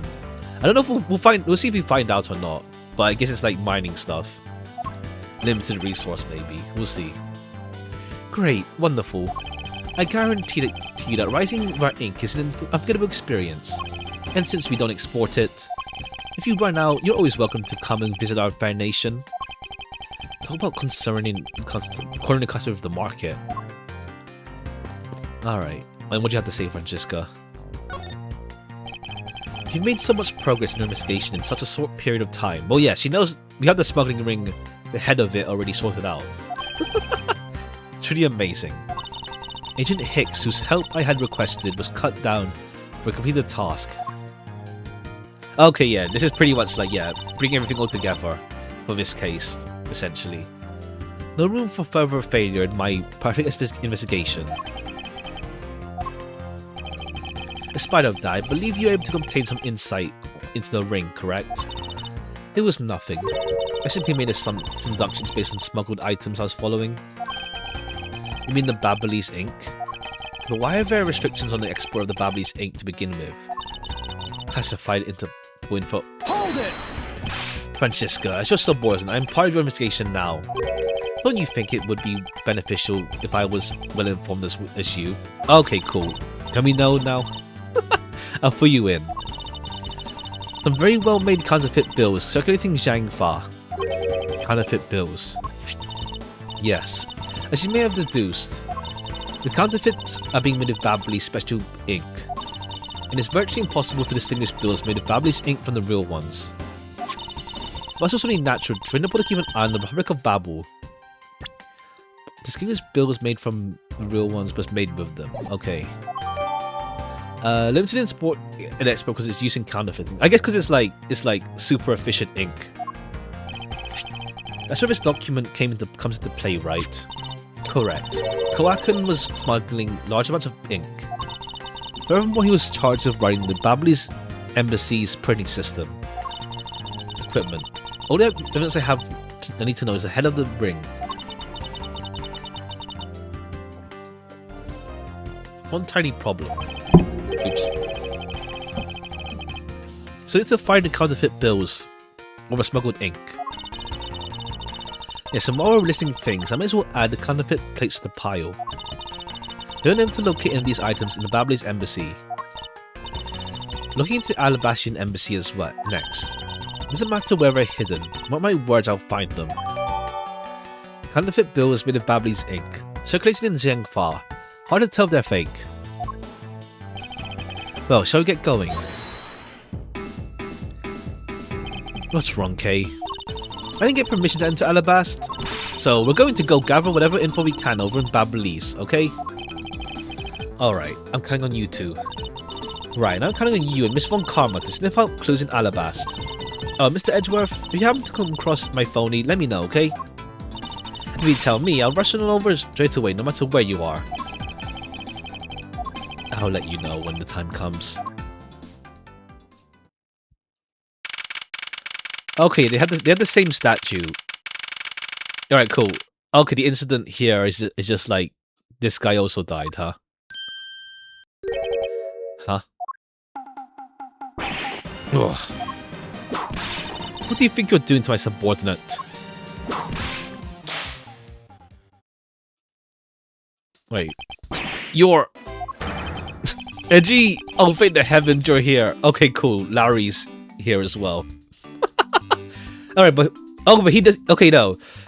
Larry wasn't the previous Still Samurai that we saw then. Otherwise, he would have reacted the same way. Unless he mentions he was the same guy. But it seems like he's singing for the first time. I'm the really big pickle, your lordship. The raven appeared, poof, and then disappeared, swoosh. And though I am the Steel Samurai, my sword did... I'm so confused. I don't know what anything means anymore. Who's this fruitcake? I am Larry of the House of Butts, married man of Neo O Tokyo, milady. Now I remember. This person is one of your friends, isn't he, Miles? Yes, frighteningly enough, he is. Hey, what's with that answer? Your best buddy's in a bind, you act like it's no big deal. What's the bind I be talking about here? The suspect kind. I accidentally became a suspect in the murder. I see. That is quite the bind.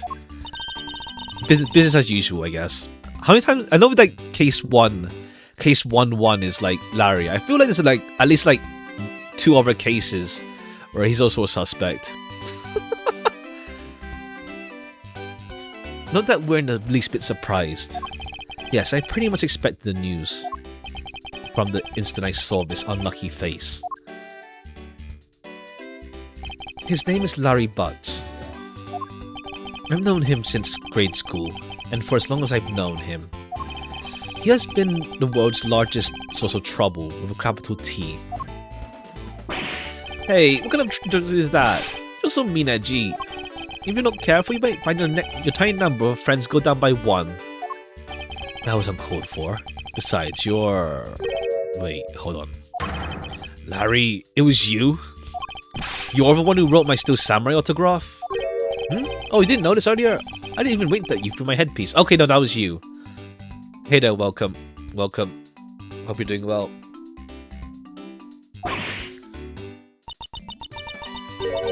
What's going on? And why are you beet red? Sorry, did you not speak to me right now? Oh, sorry, am I interrupting your comical yet melodramatic play? So this is the incident you mentioned earlier. I love how you said incident, as if like some guy didn't die. Just incident. I guess like to be fair, they're keeping it on the down low. Mr. Prosecutor, this man, this childhood friend of yours, is our prime suspect. Of what, you ask? Of the murder of a man who had snuck into this embassy. Master Mask 2. Master Mask 2? Okay, oh yeah, that Phantom Thief from... Was it number 2 or 3? I think it was the 3rd. It feels like the... No, I don't know. I don't remember. I know it's a double jeopardy case with the OG Master Mask. Only Larry could get himself into another mess as fine as this. No matter what fact seems to say, Larry is not the type to commit murder. Still, it's rather a daunting stroke of misfortune I've struck. I have to prove that Larry Butts is innocent of all wrongdoing. Okay, but why is Master Mask here? Or like a second one. Seafood, identify the victim. Good work. I'll take the report now. Lang, would you mind if I peek at it as well? What did I tell you earlier, Mr. Prosecutor? Don't get in my way. There's only enough flesh here to feed one move. That one is me. So no, you may not take a peek. Agent Lang. Okay, you're here now, hey. Okay, yeah, we're all coming together for this final case for the first game. Agent Lang, will you allow an investigator such as myself take a look? Ah yes, of course. You the detective see the file. You're Detective Bad. You're the Prosecutor Edgeworth, right? Fancy meeting you here, Detective. You weren't expecting me? Oh yeah, because he's on the Yatagarasu stuff. Ever since the day 7 years ago, I've chased after Yatagarasu non-stop. I even pressured Interpol into keeping me in the loop in case a card was ever found. Incredible dedication to the case. Detective Bad knows Yatagarasu's MO very well. His passion for the chase rather, hasn't died down in 7 years. It's something I can respect. But Detective Bad, I must ask, going to make an ally of the prosecutor? My only goal is to arrest Yatagarasu. If we can get to the bottom of this case, I'm willing to share info with him. I'm in your debt, Detective Bad. About the murder of the Mask 2, would you mind filling me in on a few details? Like, yeah, why is this guy here? This is just here. When the Yatagarasu showed up, Lang and I took ourselves off guard duty and put ourselves in charge of directing things at this crime scene. Taking advantage of the chaos, the Mars 2 broke into this embassy, probably to steal some treasure or another. And I suppose he lost his life when he was forced to fight someone else in the room. Why exactly was that man placed under arrest, Detective? That samurai? He was born looking suspicious, but not for the reasons you suspect, I assure you. Okay, we don't have a profile of the Mars 2, at least, yeah. It's just like, yeah, cool, random ass guys here got killed. We'll see. As you can plainly see, he's completely harmless. Well, he's just a random guess. Not like he's actually under arrest. Tonight, here at the Alabastian Embassy, Ambassador Alba was to give a commemorative speech. And that was when the Yatagarasu showed up. But keep in mind, the Yatagarasu isn't who I'm talking about right now. These seats, those seats for the guests who had been called to sit in them were empty. A no-show? Who was it that failed to take their seat? A Steel Samurai.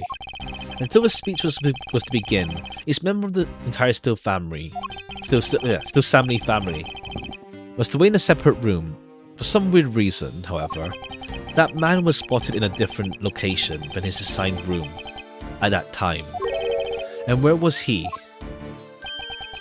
He was in the roof, with one of his legs down a chimney. Okay, what's he doing? Okay, yeah, why is he here? We'll see. That chimney leads directly into this room. Larry Butts, you really outdone yourself this time. What were you thinking? In any case, it's high time for me to start my investigation. Alright, cool. Let's ask him first what the hell he's doing. Okay, dude. What were you doing here? Larry, there are a few things I need to ask you about.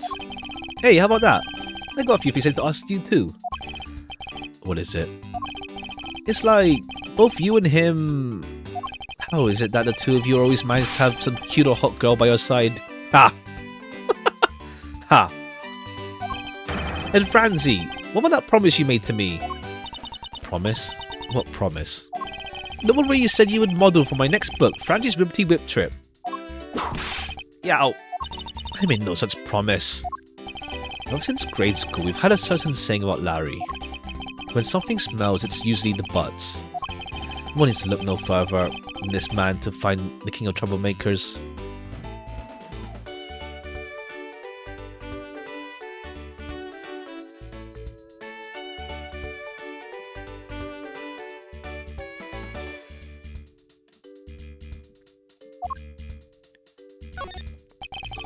As I recall, aren't you calling yourself Loris Donim now? That's Dunim. Loris Dunim. Oh yeah, his artist name and stuff. When he was doing his painting stuff back... Well, I forgot what it was, but yeah. I remember that vaguely. I feel like they never referenced Phoenix by name in Investigation, yeah. It's just funny, like, it's just him. I don't know why, but like... I mean, to be fair, we don't reference Edgeworth either. Like, I think it's years ago, but I feel like whenever they reference Edgeworth, they never say by his name either. For some reason, they never say each other's names. Unless they're, like, directly involved in the case. But then we get, like, Phoenix cameos in the background, at least. He's just doing his own thing. Well, just chilling, rather. Ow, ow, ow. Now I remember. You're that rude, pale imitation of a real artist. No, you got it all wrong. I gave up on that whole Loris business. Besides, when Banjolina left me and my heart in pieces, that's when Mindy walked into my life. She's been good to me that I want to help her in some way. And I figured I could through this Steel Samurai outfit. Let me just check. Wait, who's that again? I played like years ago, but like, what's it called? There's a lot of references, but I don't remember. Unless it's referencing something, unless it's something else entirely. Oh no, it's just mentioned. Is it some other thing we don't? That's not. Oh no, it's just something he mentions. Yeah, it's not actually a character we met before.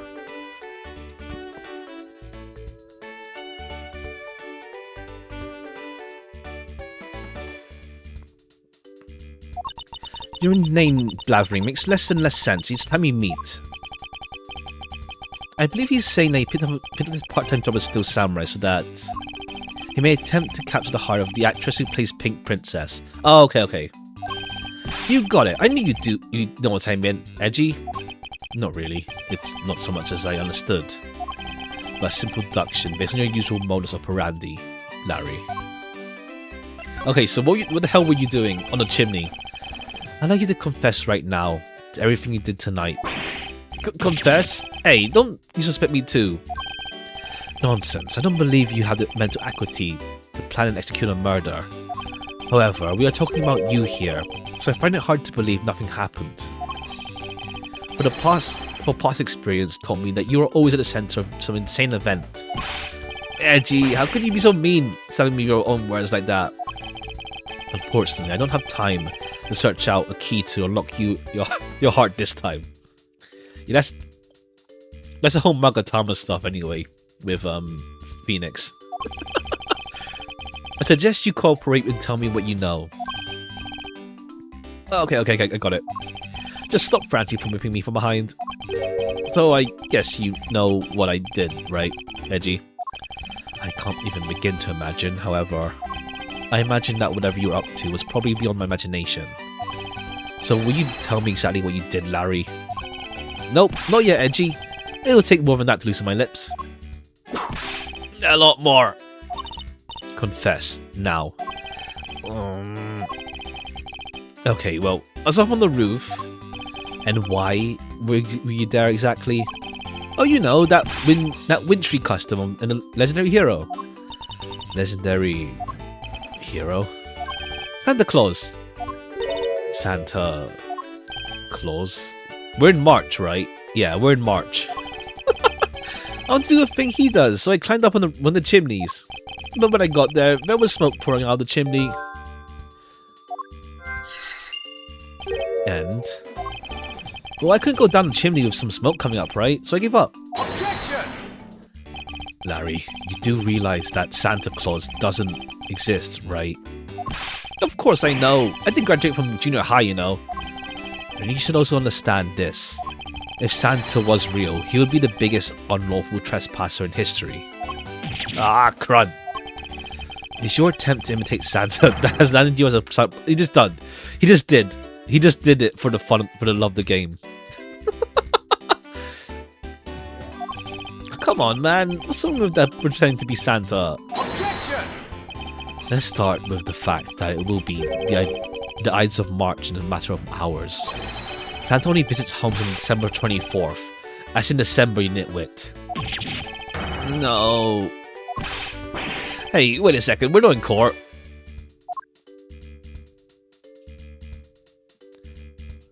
Alright. I'm just to like... see what... okay, there's the handles.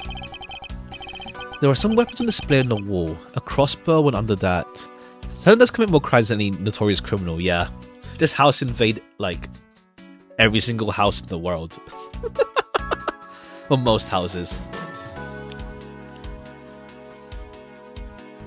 There are some weapons on display in the wall. A crossbow under that. And a set of knives, bearing a flower motif. They must be counterparts to the Babyliss knives. This means the blades inside the scabbards should match the blade that was used to kill Koaken. I won't rest until every nook and cranny, etc. The knives adorned with flowers are on display here. These are the counterparts to that Babyliss knife. The knives in this should match the blade of the knife that killed Koaken. One of the knives is missing its blade. I see the two pieces, the blade and handle, fit each other. It would appear that they fit together quite well, almost seamlessly. This means that Alabastian knife did find its way to Babel. But how? Okay, cool.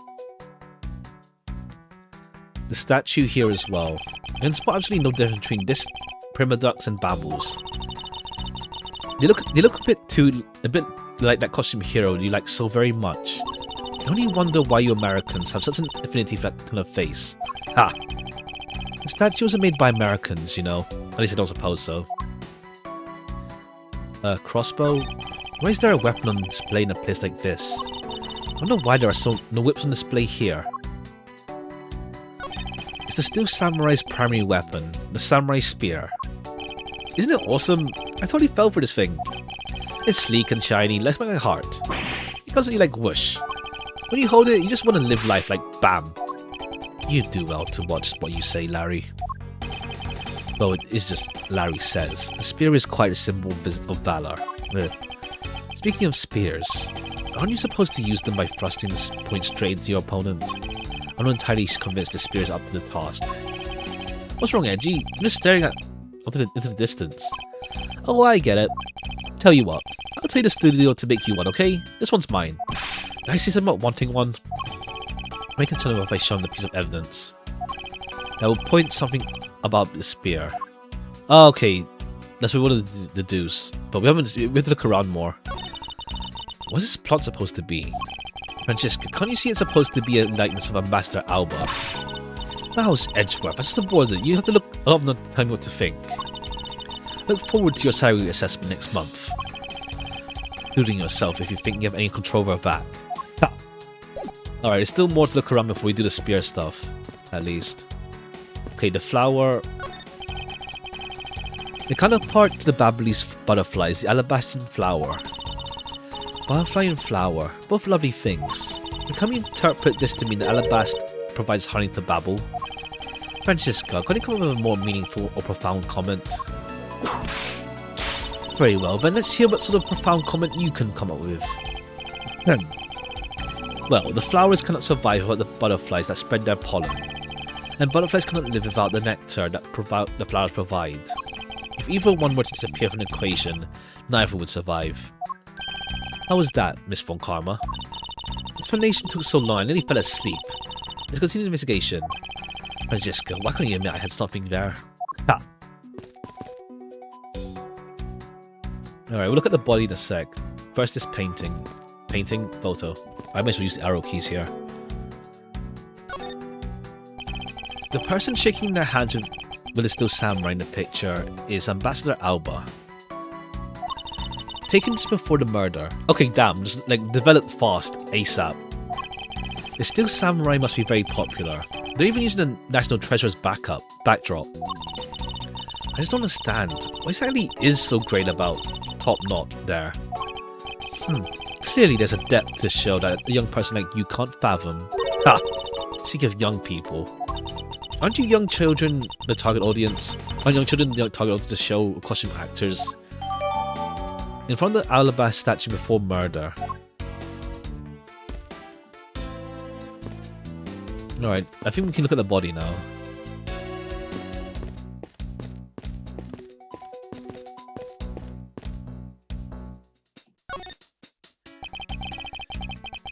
So, this is the victim, the Mask 2. Or I guess the Mask 2nd. What's this gaudy outfit? You don't know about Master Mask? A few months ago, this thief caused a lot of havoc on the populace. So this thief is... Oh, okay, yeah, it's case free. Okay, not case free, game free, I think. Yeah, because Francisco wasn't there. So this thief is separate from Yatagarasu. I thought they were for a while because their MO and targets were different. The mask likes high-value trinkets and jewels, and being golden is his signature. She was in charge of investigation, so we know more about the mask. That's alright. We'll probably hear tales of his failure anyway. You haven't changed a bit, I see. In any case, let's get started, shall we? I forgot, did the first Demos retire, I guess? I don't remember. What's he holding? A piece of paper from a notepad. Alabast Primaducks statue, 5th floor. They appear with directions on how to reach the room, written by hand. Oops. Something on the back as well. I'd like you to steal the Prima Duck statue in this room. Oh, okay. The mask got set up. Well, yeah, he got set up then. What's that supposed to mean? Who writes a note to themselves like that? If I had to guess from the text, this is actually a request from someone about what to steal. Just who is this person? I requested the theft of a Prima Duck statue. This is the murder weapon in the case. There's a blood on the blade. It's rather a sweeping sword, isn't it? What did you expect? It's still Samurai Daddy's secondary weapon. I only call it his secondary blade.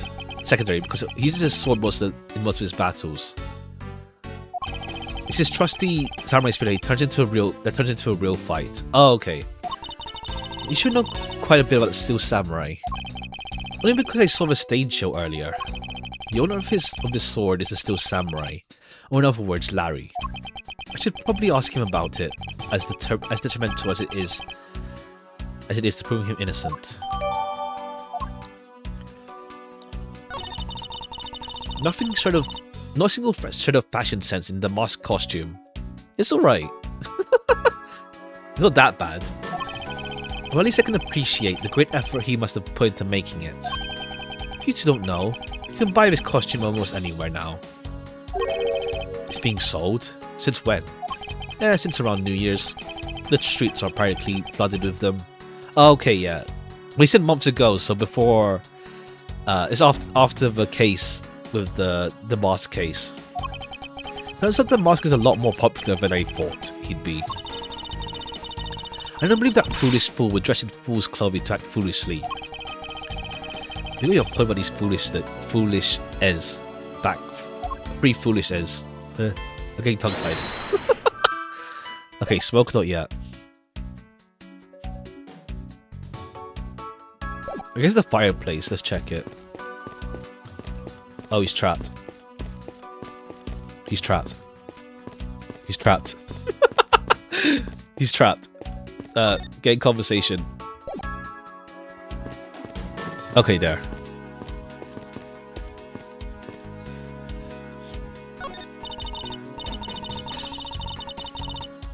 It's a fireplace, and by the looks of it, I don't think it's been used recently. Okay, yeah, but it's not this place he was trying to sneak into. I can't say that I see anything unusual about it. Oh no, but that's not logiced out yet, though. Two gorgeous flowers are in full bloom here. I'm sure flowers are as lovely as these must have a lovely name. Mouse Edgeworth, are you done staring? I should hardly think passion flowers are all that rare. Passion flowers? That's a rather unusual name. It was named by priests in the 15th century for the Passion of Christ. As they say, you learn something new every day. Two large flowers in bloom. The vines are supported by the stakes and are still growing. Okay, don't know how that's relevant yet, but we'll find out. Okay, Lang, any words? You did some investigating over in Babylie's embassy too, right? I did, so is there a problem? Lang Ji says, a wolf who aims to hunt for two rabbits at once. I believe the idiom you require is, he who runs after two hares will catch neither. A real wolf can catch both. I see, so what you're trying to say, seeing as how I'm currently handling two cases. What are you trying to say, rather? Seeing as I'm handling two. See yourself, but don't say I didn't warn you. Alright, I need to... There. There was the exact same statue in that Babylie's office we examined. It's the Prima Duck statue, the national treasure of the Principality of Codopia. Only one of these statues, meaning that one of the two is a replica, but both of them claim to have the real thing. An incredibly childish fight to have. Both claim to own the real one, etc. I won't rest until I've known Cranny. Okay, there's something weird in the photo, I think.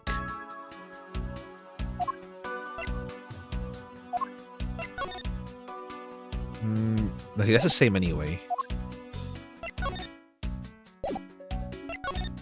Nah, this looks just nothing odd about this statue here. Nothing odd in particular. Oh wait, does it have a different front? Oh no, the same front. Deduce what? I'm not sure. I'm not sure what to deduce here. Actually, let me see. The photo. Oh, it's a different one. Yeah, it's this and then. Oh, it's a crossbow. No, that's the crossbow. I think that's different, isn't it? No, is it? No, it's the same. Then clean here, weird stuff here. Oh, no, it's the same. Unless it's different. I don't think so. Yes, flower, same thing. I don't know what to deduce on this part yet. It's a prima duck statue. There was one of these in the Babbly side as well. Here's very valuable, made of pure gold. The national treasure of Codopia. Only one of these statues, meaning that one of the two is a replica. But both Alabaster and Babel claim to have the real one, and won't budge from their claim. Incredibly childish fight to have.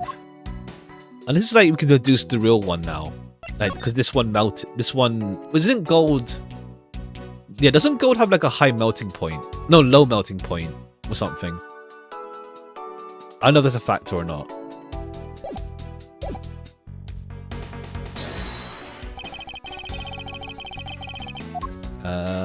I don't think so, but Eureka! clearly, yeah, not yet. Yeah, there's nothing yet. I'm getting too hasty. That sure looks like fun, edgy. Well, it's not. I don't know what the hell we're deducing yet, honestly, from this side. Larry. Oh wait, hold on. I mean, to be fair, I think it's just different. It's just a slight difference in art. But that's still the crossbow ending. Okay, Larry, talk. Larry, about the Steel Samurai sword that was used as the murder weapon. Oh, that. Well, I shook hands with the ambassador in the room, you know?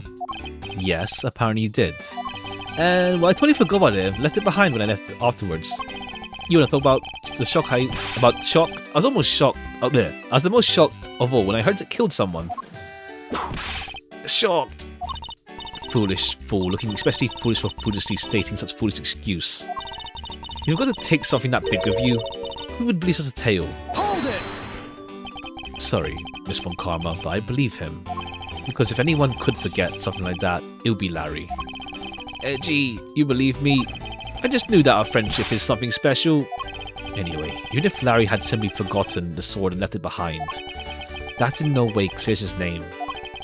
This means I have to prove his innocence from a different angle. Okay, there's something about the weapon used on stage thought to be what killed the mask too.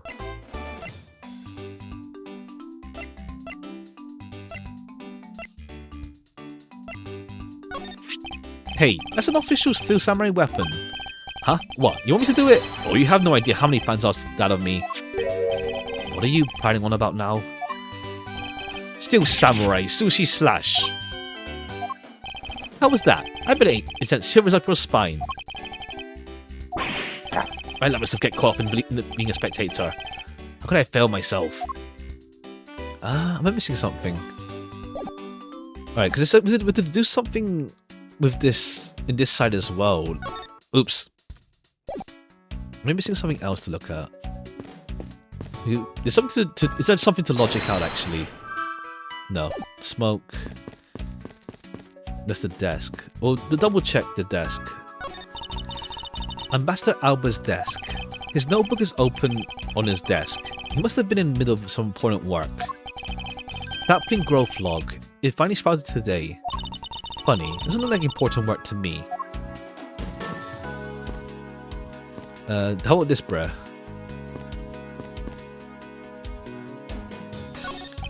No matter how hard you try, you'll never be a necessity in our Shifu's investigation. Is that a fact? But no matter how good he is bound to overlook something. If you insult our Shifu, then prepare to be punished. Oh, and how exactly would you punish us? Every investigation on the Shifu's command will work to disrupt your investigation. Investigator, rather. Vindictive much? Ha! Oops.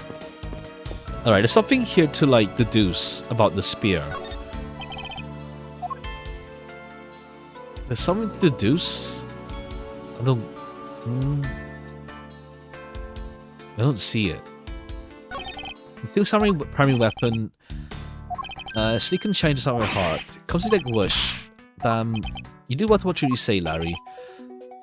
Symbol of valor. Speaking of spears, aren't you supposed to use them by thrusting the point into your opponent?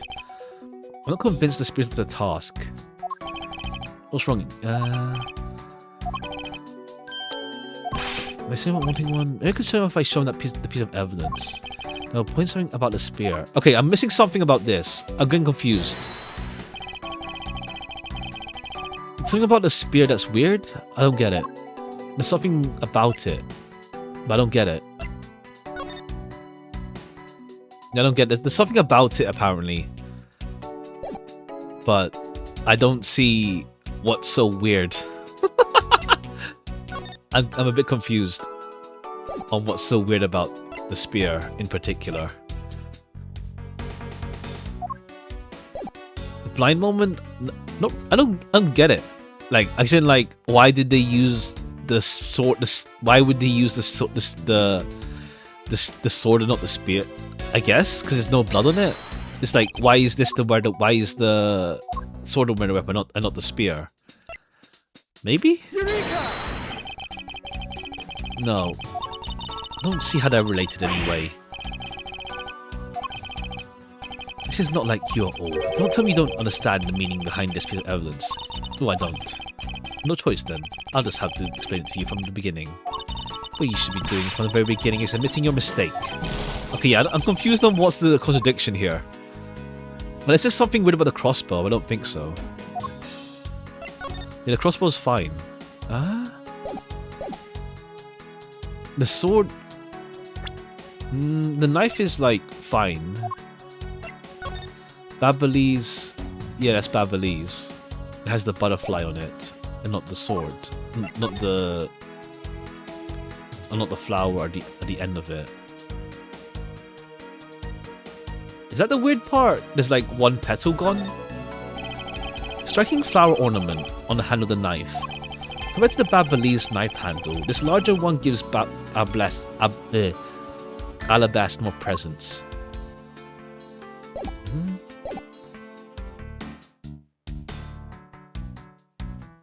Yeah, I'm confused on... Yeah, I'm confused.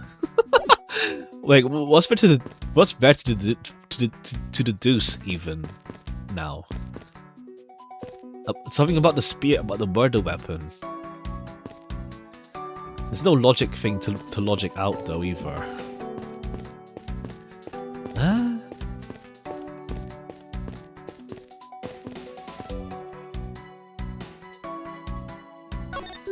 Where's that plant? Okay, yeah, we saw that already.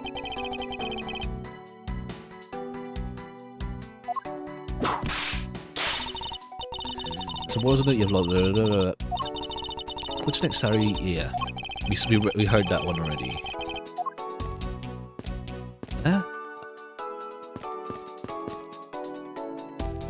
Nothing sticks out to me. Something about these flowers for some reason as well is evidence. There's smoke in the chimney, but it's not this one though.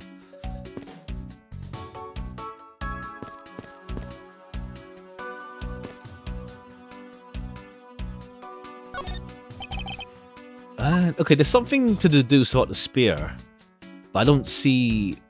Oh, I see it. It's a different shape. Is it different shape? Yeah, the spear is different shape. I think. I think the shape is different. It's not the same shape as the one that that Larry signed. Eureka! Larry, about this spear. Oh, we feeding it? Bam! I thought there was something strange about this spear. Tell me, Larry, is it just me or the spear a bit bent? Oh, it's bent. I thought it was like, it was, what was that? Like, what was it? What's it called again? Yeah, I thought it was like a naginata. Just like, but then again, like the naginata like ending is still like long. That's pretty short for that. Yeah, I thought it was that though. It just looked normal to me. I thought it was a naginata or something. It's just like designed like that. What? No way. I think it should be, yo. I had the autograph you wrote for me earlier. Now take a good look at this which you drew with your own hands. You can see the spear is clearly of a different shape. Ah! What do you have to say to that? I'm so sorry. When I hold the spear in my hand, all of a sudden I feel super powerful. And then during practice, I was spinning it around and around. And bam, it hit the wall. You're unbelievable. It's an embassy. But I've always been like that, ever since I was a kid. One time on an overnight field trip, I bought a fake sword and played around with it late that night. I'm just useless hot-blooded man. Larry, clarify that for me, will you? Oh, okay, so was this a field trip? I had a shadow fight with myself. Not that. I meant what you said earlier about spinning the spear and hitting the wall. Oh, that. No biggie. It's not like I left a hole or anything. That's not why I'm asking, Larry. The samurai spear is made of metal. It somehow... Oh, it hit the Oh, it hit the statue. It hit the whatever it's called. I somehow doubt a move as simple as spinning would cause it to bend. Man, Edgy, you're so naive. Where did that come from? Well, you keep calling it a steel samurai spear. It's not real. You can't really fight someone with it. Because it's hollow on the inside. You could hit against it pretty anything and it would bend. Is that so? Don't tell me you thought it was real. Oh, but don't take it the wrong way. I just think that part of your personality is cute. I see. Your friendship truly is something special, Miles Edgeworth. It's not friendship. It's utter humiliation. Samurai spear. Okay, that's even more bent. It's even more bent in this compared to the one in the background. That was obvious. That one just looks like it's like a curved blade. Weapon used on stage. Larry hit it against the wall and bent it. It's hollow. Yeah, like that's a lot less bent than the... Maybe his perspective is a bit weird. But like, that's even more bent. Okay, cool. So where does that lead us? It was hollow and bent. Oh, because why is the sword real? Why is the sword real? Because like... Well, the sword is real, but then the spear is fake. So then why would the sword bend? I guess.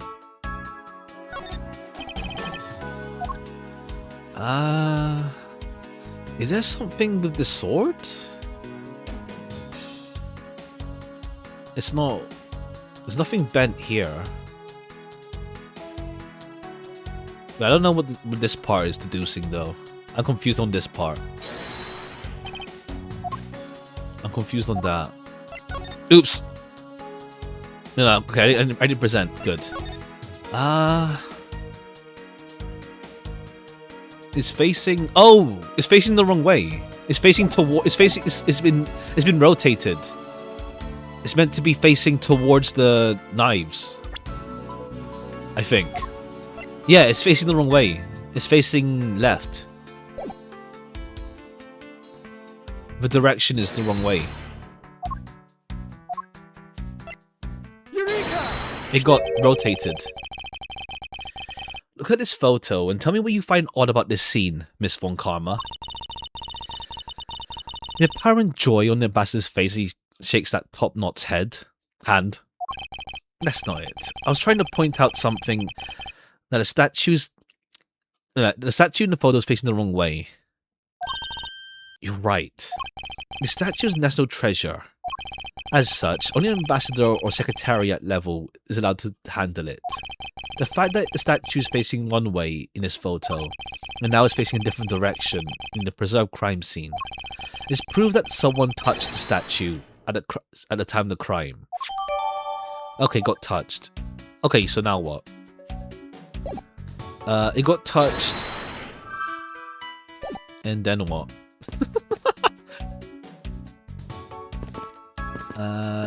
I mean, yeah, now what?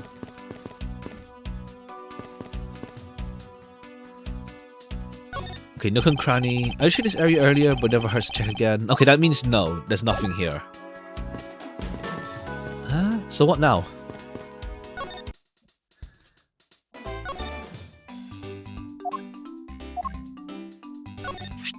Hey, that's an official steel samurai weapon. Huh? What? You want me to do it? No idea what you thought of without me. Sushi slash. Okay, yeah, sushi slash.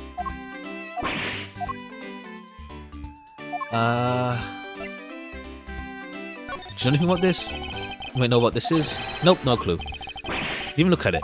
Nah, that's because the only thing I can see right now is the form of my lovely Franzi. Oh, in that case, I would help you sear my form into you for all eternity. Eat at whippity whip trip. Now this is a trip I'm willing to endorse, especially if you can finally get some peace here. Alright, you don't know shit then. Hey, what now then? What else is there to look at? Any clues here, dog?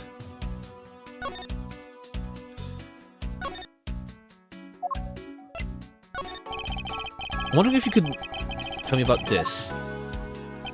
Sorry, but I don't give a hoot about things that aren't related to the Yatagarasu. Oh, okay, fair. Nothing about you has changed in 7 years, huh? Daughter of Von Karma, you still just sapling of a prosecutor, so... How have you know I've already grown into a stately tree of a prosecutor? Huh, is that right? Is he just toying with Francisca? Seems to be enjoying this quite a bit. Okay, at least the key, maybe. We found the key, dog. Detective Bad, there's something you must need to see. What is that doing here? I've been looking for that for 7 years. Never in my wildest dreams did I imagine that this turn of events. Without a doubt, this means that she is involved. That you, woman. Okay, cool. That didn't progress anything yet. I wonder if you might take a look at this, Detective Bad. Yeah, I heard. Koaken's dead. What a waste. He's staring at his mirror with his eyes on focus and his jaw clenched. Okay, nothing really in particular. Okay, there's nothing to deduce either. It's like we only have smoke. Okay, any help? The mask too. Master Mask. I see this another weirdo has popped up in my absence. Yes, now as I understand, he's a brilliant thief to whom the world was his oyster. He stole extremely valuable objects, one after another. Gumshoe was in charge of the case, and not once did he catch the mask. I already researched all of that, you know. Last year, when the mask gave himself up and was finally arrested. Apparently represented by that man. I love that, yeah, just don't say his name. Just that man, him, that guy. It's like he's like taboo. Knowing him, I'm almost curious as to how insane that trial turned out to be. Indeed. But why would anyone want to kill the mask? I should really find out more about the victim. Okay, yeah, the victim. We don't know who they are yet. He, him, and the guy. He's him, essentially. He's him. I do hope if we do get Ace Attorney 7 though, like, because what's it called? I'm kind of still debating on replaying Apollo Justice and Dual Destinies. But like Apollo and Athena, not really sidelined, but like it becomes the Phoenix show again, to my understanding, with Spirit. So it's like it would be nice to like have a proper like passing on of the torch, I guess. Well, I guess I don't know. I'm curious to see what they do. Because like they tried that with Apollo Justice, but then it's like it was a bit too heavy-handed, I guess, in a sense. But I'm curious to see where they go with number 7. If they do another sequel game, we'll see. Unless we just get a new like prosecutor and attorney duo, maybe. But yeah, I mean, I still need to play Spirit one day as well.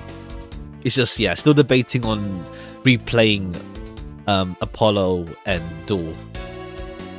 Because I remember, once again, I remember like some of the big twists in both, but I don't remember like smaller details. But I don't know if it'll be like worthwhile, or if not worthwhile, more like did it still work to stream? Otherwise it's just like going through the motions of like, I know what's going on now way before it happens. We'll see. I don't know. I mean, I don't need to, but at the same time, part of me also wants to like refresh myself on it. I don't know. We'll see.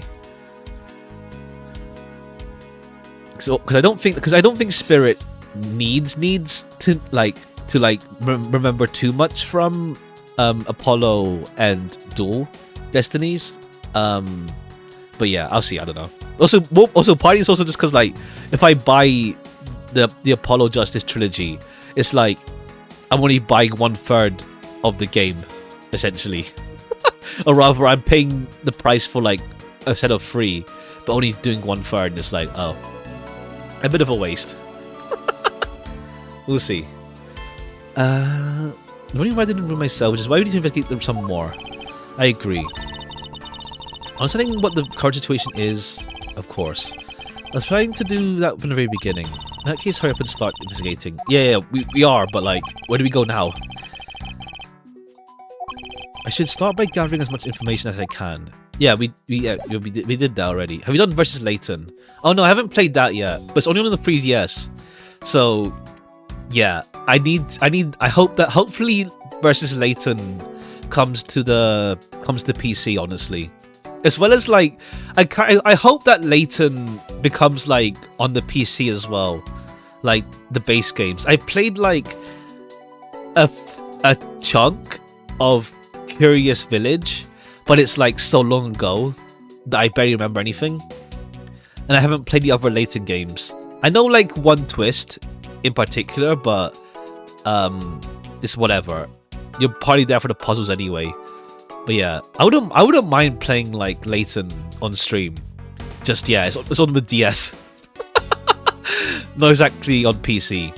I mean, there's obviously like other means, but like for now at least, I'd prefer to do things officially. Let's say. So I'm hoping. I mean, to be fair, it's also going to be like crunchy as hell. Well, not crunchy, but like we'll be upscaled, but still, it'll still be kind of crunchy. I'm hoping they officially port over Layton on the PC. I know there's a new one coming out soon. It was teased, but it's been like a while since any news on it. I don't know. Yeah, Layton isn't Nintendo, is it? It's on the DS, but like it's not like Nintendo property. So yeah, it wasn't on the partner stream recently, so we'll see when that. Or I don't know. Yeah, it's not Nintendo officially, is it? So there's a chance on PC, but we'll see. But yeah, we'd like to play that as well at some point. Okay, there's something I haven't looked at actually. I already looked at this area earlier and everything's taken another look. Okay, look at this again. Almost the exact same wall mount for the knives on the Babbly's side. I can't see any of the details from this distance. Okay, just like, I can't see shit. Another part to the butterflies, the flower. They're both lovely things, but can we interpret this to mean that Alabastians provide honey? When you come up with more meaningful... Okay, yeah, same as last time. Yeah. Meet each other, all that stuff. We read this already.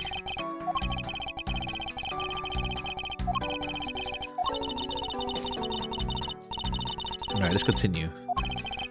Why can't you just admit I had something in there? Okay, I'm missing something. Like, can I ask you about it now? Langshi says wolf and 2 rabbits, etc. Okay, there's something to like look at that I didn't look at before. Okay, we double check the body then. I missed something on the body. The mask then. I thought the mask had quit the business. This guy, he's just a copycat. He's in the name. A phony successor. Oh, okay. I guess like reflective with Yatagarasu, I guess, in contrast. He's just another petty thief. His real identity is an out-of-work guy by the name of Kashino. Kashino? Like no cat, like cash, no cash. He's 29 and that wasn't larceny charges. From his clothes and what he was carrying, we determined that this guy is the real Damask too. The cause of death appears to be loss of blood from the back of his head. He struck with something very hard. In other words, he was bludgeoned to death. I guess that's about wraps up. Okay, cool. I think like we're gonna have to say the sword is a blood object, but then we have to like go around that. I guess we'll see. That's okay. Yeah, it's Pink Princess. Yo, Pink Princess, how you feeling? Still feeling ill?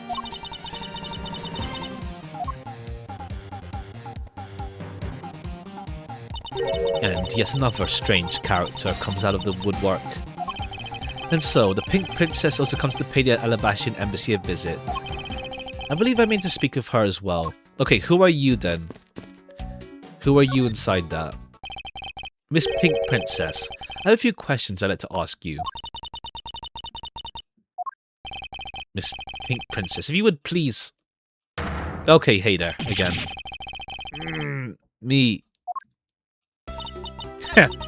This must be what they call fate. How could this happen 2 days in a row? What the... Aren't you Miss Oldbag? Okay, cool, Larry. You out here, like, trying to woo someone you didn't even know the face of. Why are you so surprised? Ah, so you're the one they got to play with still samurai. It's too bad I didn't realize that until now. You are acquaintances with Larry? Yes, we worked at the same company for a little while, you know? That's why it's okay, my edgy poo. You don't need to be jealous. I was in the next room, you know, trying to get some beauty sleep. But it was so noisy here that I couldn't fall asleep. So I came up to complain. And so imagine my shock when I saw my precious edgy poo waiting here for me. I mean, who could have imagined that you would ever come to a show like this? I mean, didn't you see him in the crowd? I guess not. It's a crowd, to be fair. But like, while you're performing. I guess I've misjudged you, edgy poo. You misjudged him? I thought he was trying to avoid me, you know? There was no misjudgment on your part. That's precisely what I was trying to do. But it looks like the winds have shifted, and he's now willing to be chased after. I'm simply overwhelmed. Don't you worry, edgy poo. I'd chase you down forever, to the ends of the earth. Isn't that just peachy? This is one of the rare times when Francesca and I actually see eye to eye. So, okay. Now then. What are you doing here? I thought you were working at Gatewaterland as Pink Badger. What are you talking about? That was ages ago. 2 days ago. That was yesterday. Look, I worked at Global Studios before, a long time ago, right? Oh yeah, security guard. Was it security? I can't remember. Or was it just I think it was security. It was, yeah, case 3 of 1. But they called me up this morning, kind of out of the blue actually. They called you? Apparently the girl who plays Pink Badger, Pink Princess, has have a bad cold. Oh, okay, fine, works out then. Works out why he's shocked. Larry, rather. Happened so suddenly, so they called me to be her last minute replacement. Did we have not enough people and stuff at the studio? We couldn't say no, so here I am, playing the role of the heroine. It's not that Mindy girl, I mean. But the poor girl, I feel bad for her. Because they let me stand in for her. She's going to have a terrible time when she returns, and I'm not exactly the great reading I don't, it's too fast. Because I tell you, there's a bunch of simpletons. You're rather lively old lady. So basically, you received a stand-in request this morning, correct? You got it. If you need to see it, I got it right here. Look. It appears that she's telling the truth. Stand-in request from all back to stand-in for Mindy. The Pink Princess actress fell ill. I tell you, my fine acting moved the entire audience in tears. Okay, is that also going to be Borginian? No, Borginian. Babbly's Inc. as well. Probably not. We can't examine it further. Yes, tears of laughter, as I recall. Well, being famous has its problems too, you know. Here, look at this. It's a letter from a stalker. Wendy, I'll be descending on you from above tonight. Your loving night. Taking my break when I found this stuck on the door to my room. Honestly, you really have to watch for these kind of things. Look at what it says. Wendy with a thing. I'll be descending on you from above, your loving night. How absolutely revolting. I mean, you'd think he could get my name right. No accent in my name. Is there actually an accent in there? I didn't realize. Wait, this horrible handwriting? Where have I seen it before? Ah, but now that you're here, Edgy Poo, I feel 100% safe. Handwriting. Oh. Why did Larry write that? But Larry's surprised that it was him. That it was her, rather. Ah. Where do I factor into this? You'd bust that evil stalker man for my sake, wouldn't you, Edgy Poo? Well, if you allow me the liberty to handle this in my own way, I'll gladly dispatch a detective to your house later. Staying in the actress room. Oh yeah, but it's like, but Larry didn't know Wendy. It was Wendy though. I don't think Larry's making moves on Wendy. So why'd she write that? Why'd he write that even? I don't know. We'll see. Dispatch a detective to your house later. Oh, come on, Edgy Poo. You're the same name. We don't really have another Wendy though. But Wendy with an E, maybe. It could be another Wendy, but unless he misspelled it as Mindy or something, and that's why he went oh Santa Claus on it. Oh, okay, cool. We see the Mars 2 now. We learn from a stalker for Wendy Oldbag. Oh, it's Mindy. It is Mindy. Yeah, it is Mindy. It is Mindy, not Wendy. It's stuck. Yeah, it's meant to be. It's meant to be Mindy. Santa Claus is now a verb. Yeah, it's Mindy, not Wendy. It's an M. His handwriting's arse though. The freaking bottom part of the M is like all the way down. Like my handwriting's bad, but like that's not even like straight. Mindy, I'll be descending on you from above tonight, your loving night. Okay, yeah, he tried to make the move. That's why he went Santa Claus on her. It's a verb. I mean, it is a verb technically. It works as a verb. Ooh, grandfather clock like the one earlier in Babbly's. You know, symmetry is a fine thing, but the interior design really suffers for it. Really, I think this clock actually fits the decor of this room quite well. I suppose the wood does fit the pseudo-natural atmosphere. Design and materials made of strikes, good bands of the plants. Hey, you two, that's not the time to be talking about interior decorating, you know? Hurry up and save me. Be quiet. This is all a part of my lead investigation. What you to do is be quiet and watch. Actually, I do believe Larry's a point for once. Okay, we need to finish talking to you. Well, okay, yeah, that's more Mindy than Wendy. What were you doing at the time of the crime? What crime? What? After the show was over, I had nothing but free time on my hands. I used the fireplace in the room next door to keep my bad hip. Oh, okay, yeah. He was going next door. Well, a murder occurred in the room next to yours. Is that right? Oh, Edgy Poo, I'm so scared. Hold me, caress me. Hold it! If you could please not cling on to my personage. In any case, I take it then that you failed to show up at Ambassador Alba's speech. Oh, that. No, I didn't go. I mean, I may have the heart of a young, tender maiden, but my body just refuses to cooperate at times. As soon as the show ended, my hips started to act up and got stiff. Couldn't move at all. Can you provide proof of your condition? Oh, you just go on ahead and ask the doctors in the infirmary. They're the ones who carried me from the theatre all the way to the embassy. Damn. I have to admit, the thought of her not being able to leave that room is rather pleasant. Damn. Prosecutor Von Karma, I brought the police dog as you requested, sir. Good work. You may leave now. This dog. I requested the assistance of a dog in our search for the Atagarasu. Looks like you guys have some pretty bright dogs in this country too. Hey, you're a real cutie, aren't you? Yeah, that's a good boy. That's the police dog Gumshoe's been taken care of. I think his name is Missile. Oh yeah, cool. Yeah, I think the dog's been around for a while in like other ones as well. I know the dog in Ghost Trick as well is also Missile as well. It's a different dog. It's a Pomeranian in Ghost Trick. I want to replay that too, but like I remember a bit too much of it as well. I played it back on like I think it was like iPad or something. Yeah, it was iPad, the iPad version like years ago. That was really good as well. What a fitting name for a police dog that dashes out in front of attacks. But action alone is exactly what's going to solve the case for us, you know. Now, Missile, wait to find some clues. Go.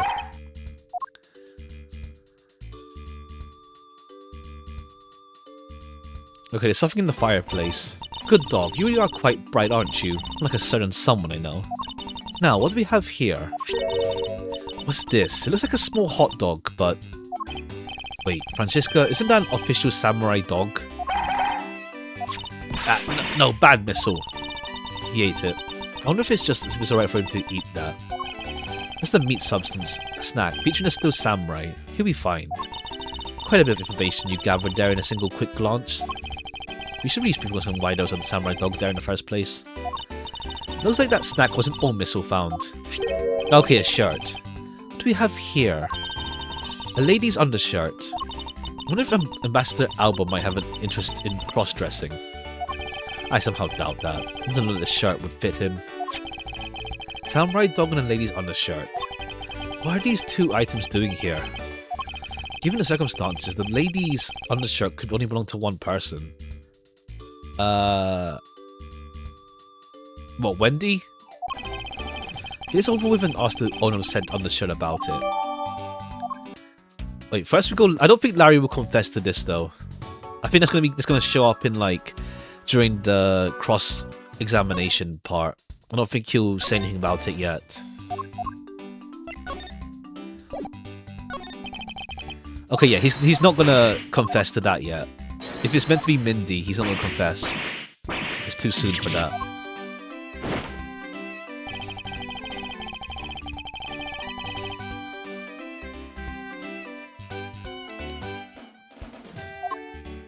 Alright, just ask Wendy about the shirt then.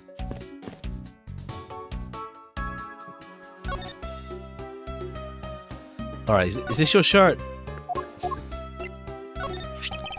If you could please take a look at this brown coloured undershirt.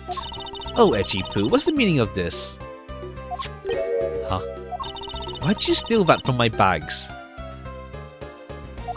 All you had to do was ask, and I would have gladly given you as many as you'd like. Thanks, but no thanks. This shirt was found here at a crime scene. What? Come now, why don't you just confess and explain what's it doing here? I know nothing. Nothing, I tell you. What? Oh, I admit I used the fireplace to dry that shirt. Okay. But wait. Wrong fireplace though. That one's not been lit, it said. I can't really help the fact I had to, you know? Wearing the pink princess costume was like being in a sauna. And all of that, I got fingered as a suspect. You're too cruel, Edgy Poo. Are you claiming you never set foot once in this room? Of course I am. If I had been the one to find the body, do you think I could be as relaxed and calm as I am? I tell you, it's always like this. Tabloid articles missing, the camera's missing, lawyer, they're missing, making missing with my husband. When we get married, I said, I'm like marrying you. Propose it out. When he said that, because already like I'm telling you, marry men these days. Well, I don't believe she's lying about her actions, so I can safely assume she's really drying her shirt by the fireplace on her break. And somehow the undershirt managed to move from the next room into this. And this is like a hollow fireplace or something.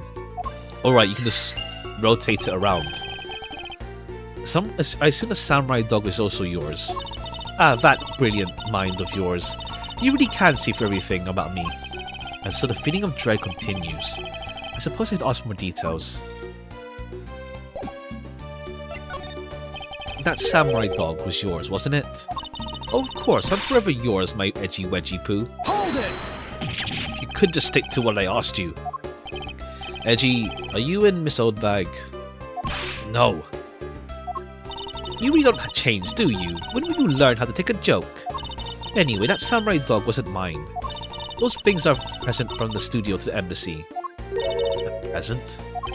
The studio bigwigs basically told us to play delivery boy. Oh, is that the thing that he was trucking along? We were supposed to hand the dogs off to the embassy members and tell them hi. I had to pile them into that pushcart just to move them all. Those studio guys should have delivered those things by themselves. Right, Edgy? So, did you deliver the samurai dogs to the embassy staff as per instruction? Hey, Edgy, don't just ignore me in my question. Aren't you going to stick up for me? Ah, about that. See, after the show, I went to rest the spell in the dressing room. Because of my bad hip, you know? And there they were, the samurai dogs were just sitting on the dressing room floor. Neo O Tokyo's special dogs. I suppose you had to make preparations for this room after the show. And by preparation, you mean sampling them as well. Excuse me? No, I tried one and thought they were actually quite good. Sorry, but I just had to find out. I know it was silly of me to think this, but I figured that since they're for kids shows, their taste was probably for kids too. But they were so good, I couldn't stop. Before I went back to my room, I just had to help myself to half a dozen or so boxes. As I sat there by the roaring fire, warming them and eating them, I thought, this is... what is it now? Oh, I know. I bet you want a box too, don't you, my edgy poo? Well, who am I to say no to you? I'll only give you one. The rest are all for me. Samurai dogs, present for embassy staff. Oldbag took and ate a few from the dressing room. Looks like the lesson for today is that when the Steel Samurai and the Pink Princess take off their masks, they transform into a pair of annoying troublemakers. Alright, so what? Let's just check on Missile. Much bigger help than I thought he would be. Yes, however, there are a few aspects I don't understand about what he found. In that case, keep it. Yeah. Okay, we did that already. Okay, yeah, we have to logic. We logic the fireplace now. The smoke on the chimney and use fireplace. He was gonna come down to the dressing room.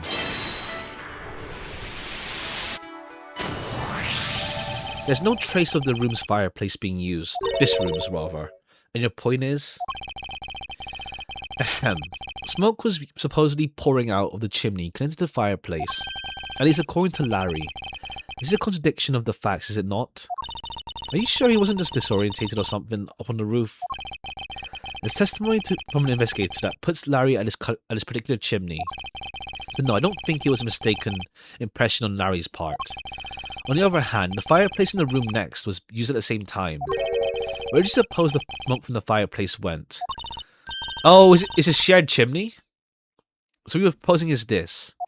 The smoke that came out the chimney was actually from Miss Oldbag's fire. So basically, the fireplaces of the neighboring rooms share one chimney. Is that what you were implying? Okay, yeah. How does shirt end up down there, though? How does shirt end up here, though? Oh, okay. Oh, I see. Yeah. There's only one chimney anyway. We see it anyway, yeah. There's only one chimney in each embassy. On the shirt next door and the shared chimney. Wait, how did it get there though? The shared chimney, sure, but how does that work? The lady's undershirt that Missile found. Yeah. Why are you getting all excited over holding onto a lady's undergarment? Mouse Edgeworth, you uncouth sea slug. If you know the owner of said undershirt, then hurry up and return it to her already. You have it all wrong. This is evidence. And the owner of this piece of evidence was in the room next door. And yet despite that, Missile found it here. This lady's undershirt. Are you seriously claiming it somehow passed through a solid brick wall? Not quite. The fireplace in this room is connected to the chimney. The other fireplace in the room is also connected to the same chimney, leading us to the possibility that the two fireplaces are connected. Oh, okay, in that sense. A closer look at the back of the fireplace is in order. Okay, it just goes to the next. Okay, yeah. X on the back wall. Let's see if I can get a better look at it. Oh, okay, it's like that. Okay, so you can escape from the fireplace to the room next over. The wall separating the room's fireplace and the next. Oh, okay, but because it's pretty much it solves the Babylese. How did the person escape? Because they used the fireplace as well, maybe. Apparently turns. As suspected, the fireplace does indeed connect to the neighboring room. A neighboring room. There appears to be nothing particular about it. But the fact there's nothing special about the next room isn't what's important. It's the fact that there is a secret passageway through the room's fireplace. We now know the fireplace connects the two rooms, but how exactly is that significant? You aren't going to suddenly name the old lady as the masked killer, are you? No, she couldn't move her Aldrin because of her stiff hip. So she could not have been the one. Fortunately, I believe that this fireplace has nothing whatsoever to do with the Moss 2's murder. Okay, it's to do with the Babylonian, whatever you call it. The other place. It appears that the answer has made itself known. You're making quite a confident face there, Mr. Prosecutor. Bring it on. I'm ready to counter any argument you may have. Very well. If you're prepared, I'll show you exactly where my deductions have led me. Good. I'm counting on you, Edgy. Leave it to me, Larry. My first attack will be to expose your lie for what it really is. My lie... Okay, it's not Santa Claus. Okay, we get through this part right away then.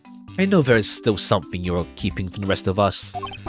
What's the wrong with you? Why is it you won't believe me when I say, Edgy? Curse you. I should just hurry up and die already if that's how it's gonna be. I confess to every murder in the whole world and then kill myself. Damn. And throw everything into mass confusion. You made some wonderful friends as a child, I see. Larry, I have one thing to say to you. Even if you make that face to me, it's no use. A man who's ready to die is strong-willed, you know. Larry, it doesn't matter what sort of harebrained trouble you've caused. I only ask you don't lie to me.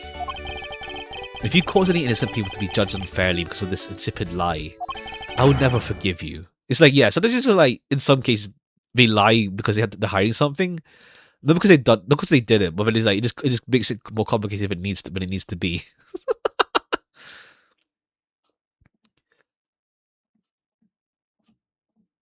All right, let's expose his fake Santa Claus.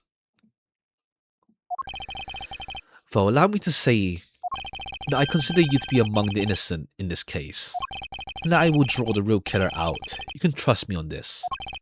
All right, this time I'll tell you the whole truth. Okay, what happened, what didn't happen, the works. Just what happened will do. Now then, if you would please testify. Alright, up on the rooftop. After the show, I left the push cart in the rose garden and came to the embassy. Then they took a picture of me shaking hands with the ambassador. After that, until my next appearance, I had some free time. I wandered around. That's when I spotted a chimney. A chimney like that is a rare thing, you know? So then I wanted to play Santa and decided to give it a try. Okay, I think we have to present the Mindy Wendy card. Larry, I thought I just finished telling you not to lie anymore.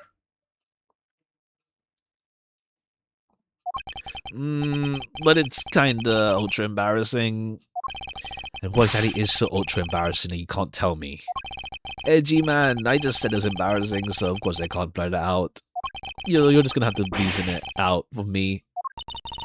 As your superior, I command you to hurry up and get exposed this man's lie. I have every intention to do so. I'm not gonna let us waste time on such a trifling matter. Okay, yeah. It's Mindy, not Wendy. Yes, we know already. We tried before this even happened. Some free time. Let's explore the chimney. A chimney like that is a rare thing, you know. I wanted to play Santa. Yeah, and that's not. Objection! Okay, well, okay. Did they press it first? Okay, did they press it first? Hold it! You suddenly wanted to play Santa? Oh, actually, I dressed up as Santa once before already. That was down at Gourd Lake. I'd appreciate if you wouldn't dredge up. Oh, right, yeah, that case. Yeah. Right. Sounds like you guys share a lot of history. A perk of being childhood friends, huh? Besides, it's not a felony to dress up and play Santa, you know. Santa doesn't go around killing people after he comes down a family's chimney, after all. Actually, is it worth delving into whether or not playing Santa's a big deal? Yeah.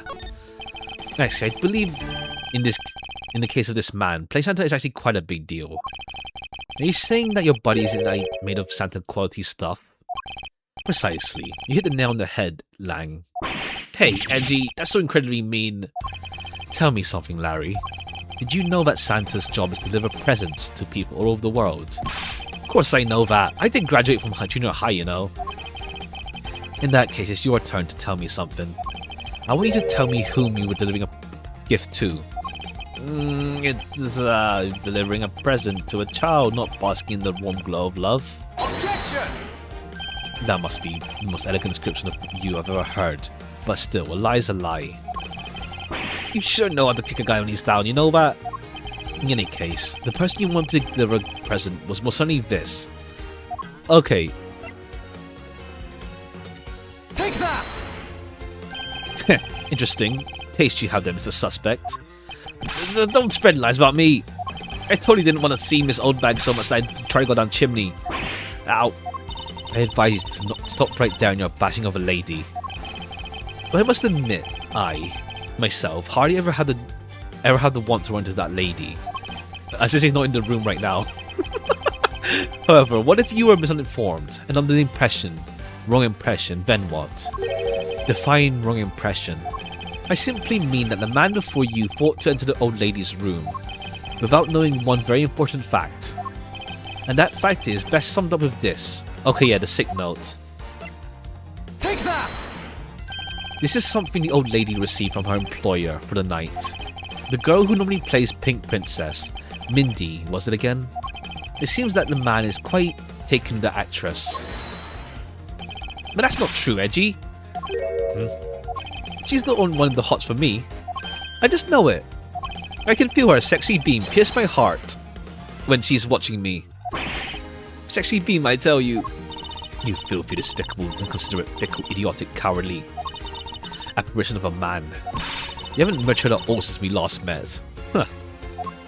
Essentially. Hey, Mr. Prosecutor. Yes. This guy, he's got bigger problems than just getting involved in murders, I take it. I suppose you could put it that way. Hey, what's that? What the heck, man? I don't get you guys at all. Why'd you go and make me out to be some sort of bad guy? To return to the original topic, I propose that at least this much be made clear. Without any knowledge of that Miss Mindy had fallen ill, Larry tried to make his way into the Pink Princess's room. That much we know for sure.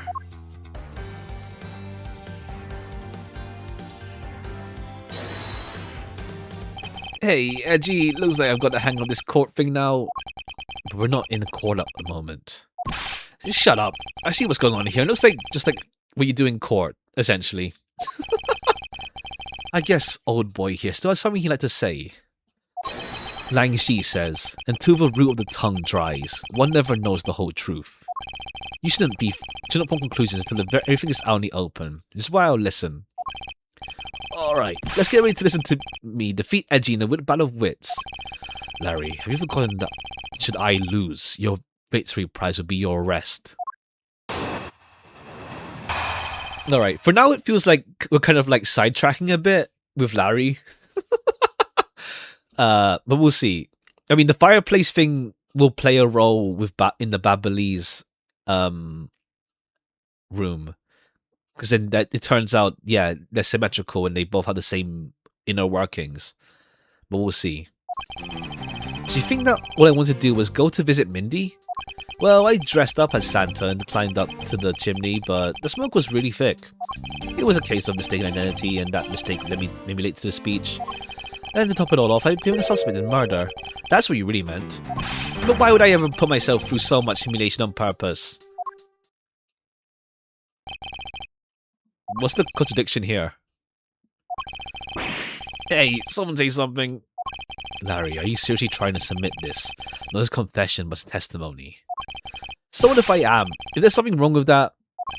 My claim's a claim, claiming my claim. You have a problem with that? So it was you. You're my stalker. But I should warn you, it doesn't matter what kind of flattery you throw at me. I'm the devoted type of woman who's wholly focused on one man and one man only. Long as Edgy Poo's alive, I can't drop him and be unfaithful. Even though I was tempted by a tiny bit by taking Wolfman. Love for my Edgy Poo, which I pass. They complete true my Edgy blah, blah, blah, blah, blah, blah.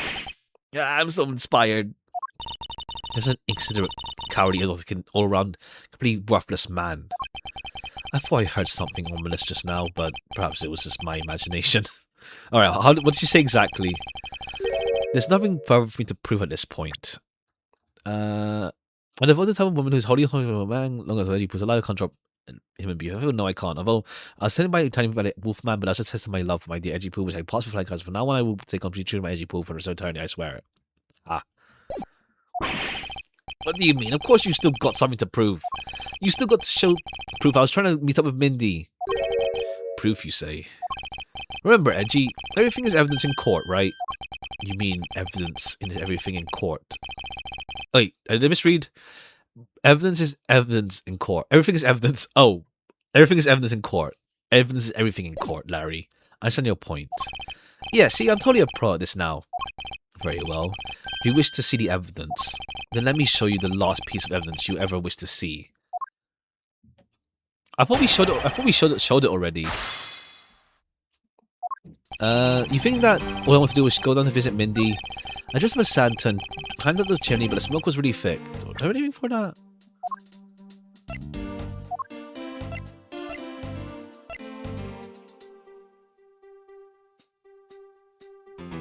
I mean, we already showed the letter. Unless it's like... I don't know. He didn't go down, so... It's a case of mistaken identity, and that mistake led me to be late for the speech. I dressed up as Santa and climbed up the chimney, but the smoke was really thick. It was a case of mistaken identity, and that mistake made me late for the speech. Oops, wrong way round. I meant to go the other way. I'm not quite sure I can mistake the actress for this lady. Oh, Edgy Poo, are you staring at me? Oh, are you finally succumbing to my feminine charms?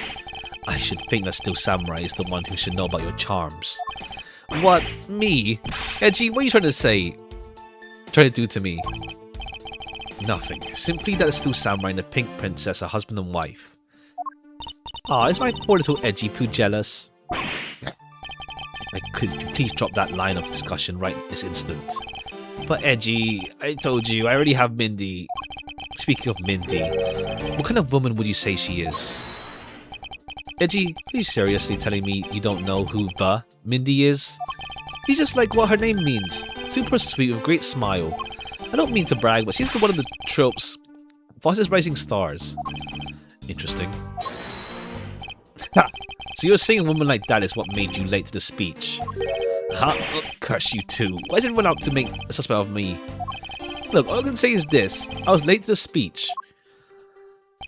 Top it all off, I became suspect in the murder. That's what you really meant. Oh, he's glitched out again. It keeps doing that. But why would I ever put myself through so much humiliation on purpose? At least this part? Larry, this is the final point you wish to make. You got it. I've called on all the energy I could have and told it to you with all my soul. In that case, allow me to take that soul and break it. Huh? Yes, we'll stamp it out under our feet until it's been ground to fine dust. Fine powder? Fine powder. Bleh. If you really put all your soul into that, then you're ready for what's coming, right? In place of the Honourable Larry, I offer my soul to you. Larry, come out from behind there and face this like a man. You're scary, my liege. This whole testimony is one giant confession of all that he's done tonight. He apparently begged me to show why he bothered to put himself through all this. Okay, why did he? Why did he? Why did he? I mean, yeah, it's because he likes Mindy. But like, what one shows that he likes Mindy a lot. Still samurai, married man of Neo Old Tokyo. Still samurai daddy. To Mr. Edgeworth, still samurai daddy. Married man. Maybe that. Married man? The married man part. Like, that's why he's so desperate. Like, we know already that it's Mindy. Objection! Unless I'm like overthinking this part, and it's like, it's just the same thing again. What are you going on about? I thought you just said that you were going to bury us on down under. You're going to chase her down with me in Australia and carve us in berries, right? Never said anything of the sort. Listen carefully, you'd have noticed I said buried. Wait, what? Aren't they the same word? You just said buried. You say buried, I say buried. Tomato, tomato. Ah! Seriously, nothing to my patience. I can fully even lie of this piece of evidence, which means that my only option is to present a more definitive piece of evidence. Okay, that he likes Mindy? Like, it's the letter, like... Objection! Is it, we did that... okay, this one's just weird, because, like, we showed him already, like, earlier. So we just show him again, like, yeah, dog, you're just dedicated to her. I guess. I'm overthinking it, but it's like, we already showed him the letter. So it's like... what's it called? We're doing the same thing twice. Don't even think about denying that you have knowledge of the letter. Hey, why are you showing this thing to me? That we showed it to him, right? I'm not imagining it. Or maybe I'm mixing up with when I tried to. No, we did show it to him, right? I'm not getting confused on what I did. Oh no, because the first time we presented who he was going after, and then the time. Oh right, yeah. I'm getting mixed up in like my actions. Like I tried doing this like back before cross-examination, and then the Santa Claus thing was like, okay, yeah, who was he after? And then now it's like, yeah, here's your letter. Okay, more steps than needed with this. Honestly, good afternoon, welcome. Hope you're doing well. Okay, yeah. Like, this part is more drawn out than it needs to be. It's like, the letter in of itself is already decisive enough without having to go through the rigmarole surrounding who he was after. Descending upon you tonight, your loving knight. Well, isn't that just romantic? But you weren't able to descend on her from above, were you, Mr. Loving Knight? Why is she cosplaying? Oh, no. Larry just another job. He's the still samurai in this case. He just be like acting out again. He just be like part-time jobs. I have no idea what you're talking about. I don't remember a thing. Objection! It's kind of funny. Like, there's a I guess like case 3 as well. The Badgers, like we have like Meekins is also in costume. A lot of them are in costume. The ones who return are in costume. You can pretend to be ignorant all you like, but it's written right here. This letter proves that you were not out to meet the old lady, but rather you were out attempting to pay Miss Mindy a visit. What part of the letter shows the person I intended to meet was Mindy? Okay, it's the I. Take that! Larry, I suggest you take penmanship lessons. That is, if you never wish to experience the level of embarrassment ever again. Well, what the heck? What are you talking about? Speak English. You wrote Mindy so sloppily, it became Wendy to the average eye. Wendy but French. Hey, stop picking on me. It's so embarrassing. There. Isn't that what childhood friends are for? They're the best, aren't they? For punching. But that will have to wait until we're off this crime scene. Edgy, save me from the scary man. Sure, if you're willing to make amends, starting with your incredibly embarrassing mistake. That wasn't me. Come again.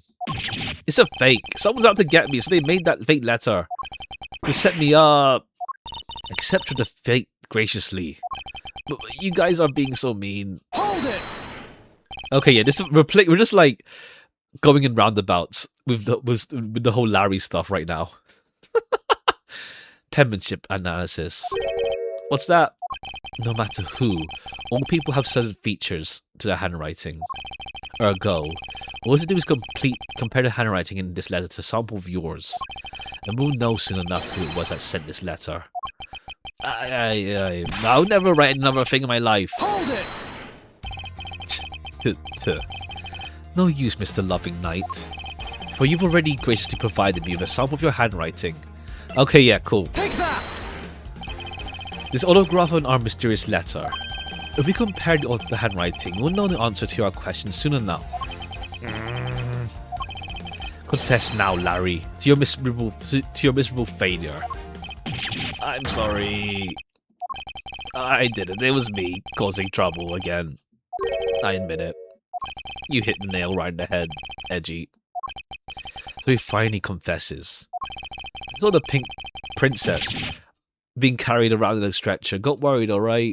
I wanted to go into Mindy's room, but the doctors wouldn't let me in. So what choice did I have? It was a chimney or a bust, Edgy. Your mind just jumped from the door to the chimney with a criminally overreactive imagination. Well, at least I was honest and wrote Mindy a letter and stuck it under the door. That way she wouldn't be so shocked when I came in down through the chimney. Except for the fact the letter was utter failure at conveying said sentiment. I'm really, really sorry. Larry, you may be a shameful good-for-nothing blight on the face of humanity. However, I always knew you weren't a killer. I don't think we've really solved that yet. I don't think we necessarily solved that yet. I told you to trust me, because at the very least I can attest to that about you.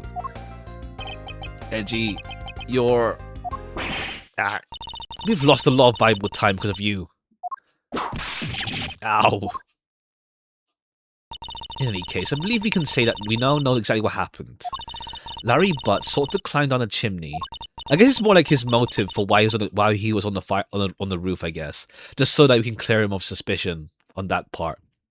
Not to access the crime scene, but to enter the room of the elderly lady next door. Great job, Mr. Prosecutor. Although I still find it a bit unbelievable that the two of you are friends. But the suspicion of the guy over there isn't completely resolved yet, so you don't get any funny ideas about running off, okay? Yeah, it's like, it doesn't really absolve him yet. Ow. Hey, what? Edgy, what does this Wolfman mean when he says I'm not off the hook yet? He means the murder weapon. Larry, did you forget? There are 2 layers of suspicion hanging on you. Exactly what I mean. We can't only rely on words of the suspect after all. We may have to figure out where he was and what he was doing. But the bloodstained samurai sword that was left at this crime scene. As long as there is no satisfactory explanation for that, this wolf will refuse to ease up on his bite. Yeah, gee, that guy looks like he's seriously about to take a bite out of me. I'm well aware, and you should be as well, that this coming battle will be crucial. Thanks to the cooperation of our lovely bumbler, I've been dealt a very nice hand and a sweet trump card. Looks like we're about to enter the final bout. Now, Mr. Prosecutor, let's see what you've got. I can easily point out the contradiction in the supposed murder weapon, but the real problem for me is figuring out what the real murder weapon is. This will be a high-stakes gamble. This is one gamble I can't afford to lose. Unless it's like the bottom of the statue was used as the murder weapon. I was the one who found the body of the victim, the Mask 2. Beside him was a samurai sword, glittering red and offering up the scent of blood. It was supposed to be in the still samurai's dressing room, but I found it here instead. I found the murder weapon's owner, the suspect. Larry butts in here too. Oh, what's he doing here? Isn't it a bit far-fetched to accuse someone simply on the basis of ownership? But this owner wanted to sneak onto the crime scene. I think that's plenty to go on, don't you? Hold it! If you're alluding to the reason for being by the chimney, you've already established that. Not so fast! Hold on there, Mr. Prosecutor. You two are long-time friends, right? Who's to say you didn't fabricate the evidence to give him an alibi? You're accusing me of fabrication? You think I can believe anything you produce? Or the evidence all you prosecutors do? Okay, yeah, his grudge again. Serious issue of prosecutors. But come on, I can't think of something as complicated as that, right, Edgy? Larry, I can agree because I know you and your personality well. However, Lang knows nothing about you, or me for that matter. I think his hatred for the entire profession emanating from his entire being, meaning that the only way I can prove Larry's innocence is to present irrefutable evidence. Alright. Well, it's a slash wound, but it's blunt. It's a blunt, glittering red offering up the scent of blood. Do we have anything for it?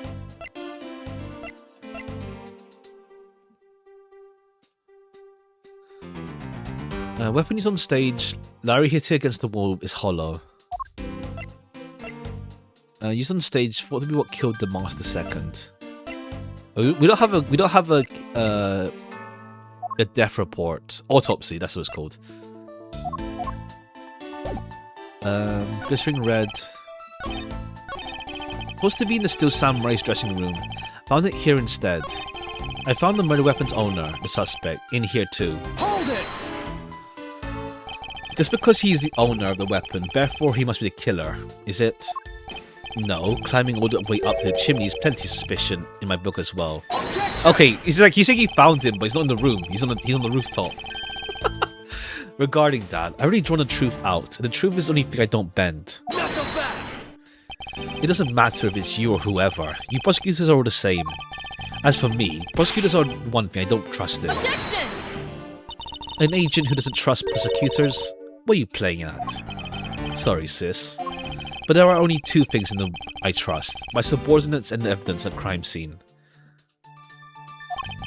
Lang hates prosecutors, but as long as he trusts evidence that has been left at a crime scene, there is something I can show him that he can believe in. Samurai sword is the real murder weapon. I should focus on proving that point to Lang first. Okay, yeah, it's not. Okay, it's stuck again. We have to press this. It's stuck again. Hold it! So you were the first to discover the body this time. This time? What's that supposed to mean? You better watch what you say.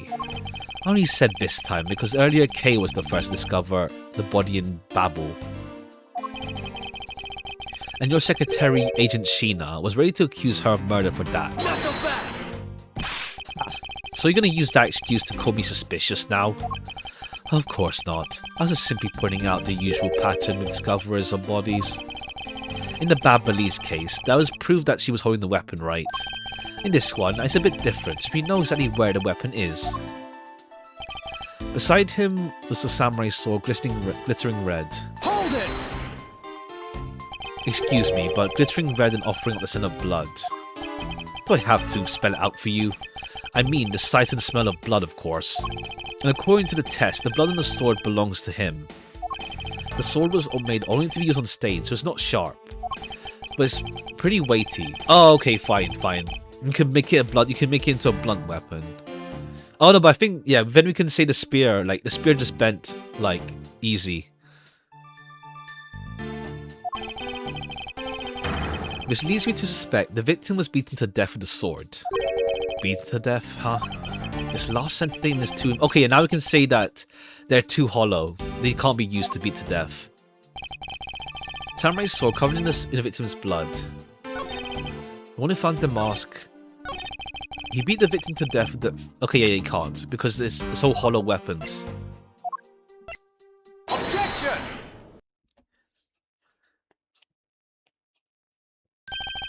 Do you know what this is, Agent Lang? Long spear, right? Used those a lot in my country a long time ago. It's piercing, mowing people down. Spears are the weapon of heroes throughout history. Isn't it? Yeah, there's that thing of like spears. They're actually like better than swords in a lot of cases. Like the whole reach and like versatility of them. It's the most effective weapon after the whip. I think the whip is in slightly different category. Ha. So what's your point? Are you going to tell me that the spear is the real weapon? No. I simply want you to look at the section here. The way it's bent. Precisely. Apparently a certain troublemaker hit it against the wall in an embassy earlier. And as you can clearly see, the inside of the weapons are clearly hollow. In other words, they're replicas that aren't strong enough to deliver a damaging blow. Let alone the multiple strikes necessary to bludgeon someone to death. And yet there is not even a dent in the samurai sword. How do you explain that? Ayah! Oh yeah, the sword and the spear are made of the same stuff, huh? They bend easily. Well, I wish they made them out to be of better stuff. The spear got bent. I wasn't able to do my special early summer rain jab move. Man, I got such an earful from the director of the play for not doing it in the show. The Steel Samurai's special move was changed tonight because of him. Because he bent it, Larry couldn't do this early summer. Why is this one an updated file though? Ouch. That's more than enough of your whiny whimpering. Now, but unless we have to go back and like see like the Steel Samurai production play, and that for some reason he does the summer jab or something. We'll see.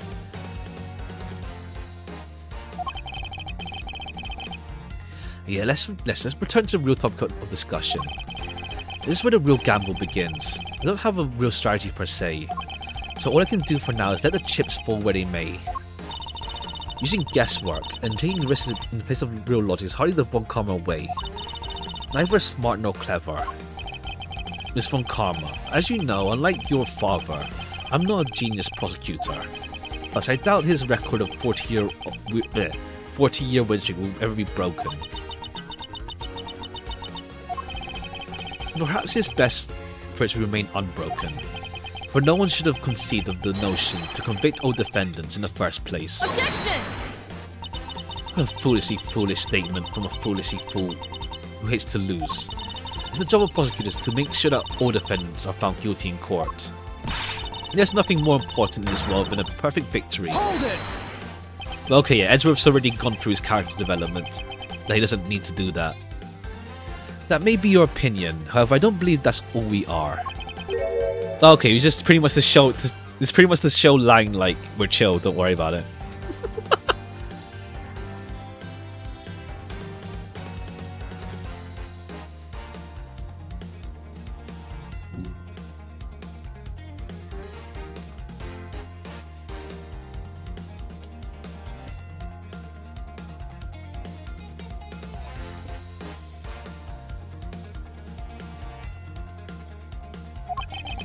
As a prosecutor, what I pursue is not the perfect victory, but a perfect truth. And that means the bridge I must cross will crumble beneath my feet. But let it crumble as I walk on towards the truth. You're good at keeping me entertained, Mr. Prosecutor. But you know, humans are delicate creatures. The slightest bump and we expire. I'd like you to consider, if you will, the possibility that the sword was used in such a way the attack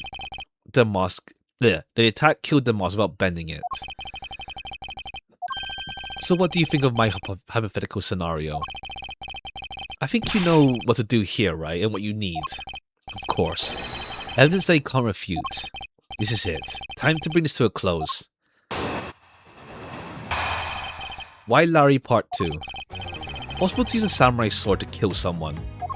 And under these circumstances, it's the only logical conclusion. We searched the embassy top to bottom, but the victim's blood is only on that weapon. Isn't it only natural that the suspicion would fall to the owners of said weapon? Oh, okay, because we can't touch... No one's allowed to touch this thing. So maybe the bottom of it has blood. Because no one's allowed to touch the statue. How don't you propose the intended cling onto that preposterous theory? I'm going to say want, because we examined every corner within the walls. There's no stone we've left unturned. And we may have managed to come up with the only one logical conclusion. That's the only place inside the embassy with the victim's blood on it's a sword. Hold it! You left no stone unturned. Is that a fact? Not so fast! Okay, this is what, yeah, Edgeworth is gambling on. Gambling on the fact that no one touched the statue. Or checked it. If you've got something to say, then say it. In the only way I respect, Mr. Prosecutor. Of course, in that case, allow me to make it all crystal clear to you.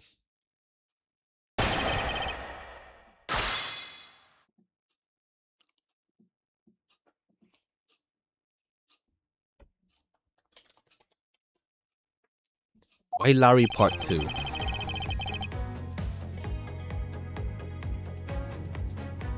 Okay, yeah, it's a statue. Under these circumstances, it's the only logical conclusion. We search the embassy top to bottom. Okay, yeah, we press this. Hold it! The only place where you could find blood was on the samurai sword. That's right, even the Lumino. With Lumino. This means there's no possibilities outside of what I've already outlined. Do I have a problem with the Lady Lang's assertion? Yeah. If you believe there is no other door possibility left to open, then allow me to force one open for you. Not so fast! And how do you plan on to do that? By showing you what may possibly be the real murder weapon. Not so fast! The real murder weapon? Hate to repeat myself, but my men have already searched every last inch of the embassy, and they've concluded that nothing else could have been used. Knowing these facts, do you still want to press forward with your little hypothesis? Of course. Because it's not possible that your men inspected everything in their investigation. Not so fast! What are you talking about? I don't appreciate mind games, and I don't appreciate when people like you slander my name. Hold it! Men. I'm not slandering them, I assure you. I'm merely pointing out that their investigative dragnet had a few holes in it. Dragnet. Namely, there's something your men couldn't even lay a hand on. And the item is the real murder weapon. Alright then, I'll play along for now. The real weapon that killed the mask. What exactly is it? The real murder weapon not a single person has yet to touch is this. Okay, make sure it's the right statue. It's the Alabast statue. Take that! The national treasure of Alabast. You mean the Prima Duck statue? Yes, and as you know, only the ambassador and his secretariat may touch it. Which I believe means that neither you nor your men were able to examine it, correct? Not so fast!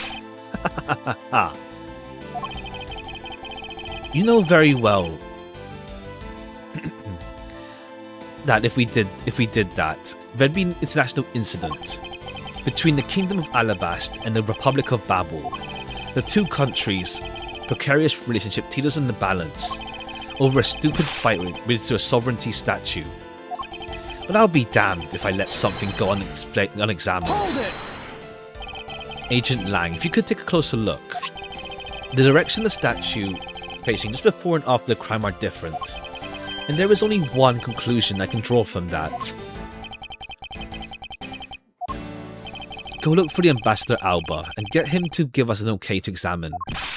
Shifu, you can't listen to this infidel. Okay, infidel's words. He's the most definitely trying to trick you. Shifu, please be rational about this. Lang Zi says, just go already. Yes, sir.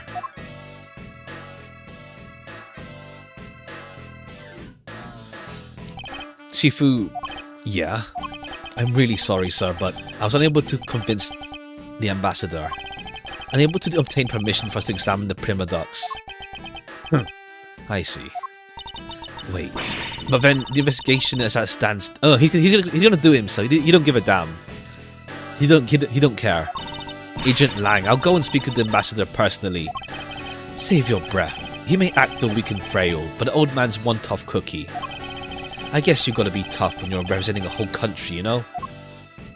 Agent Lang, what do you want? Let's just hurry up and examine the statue already.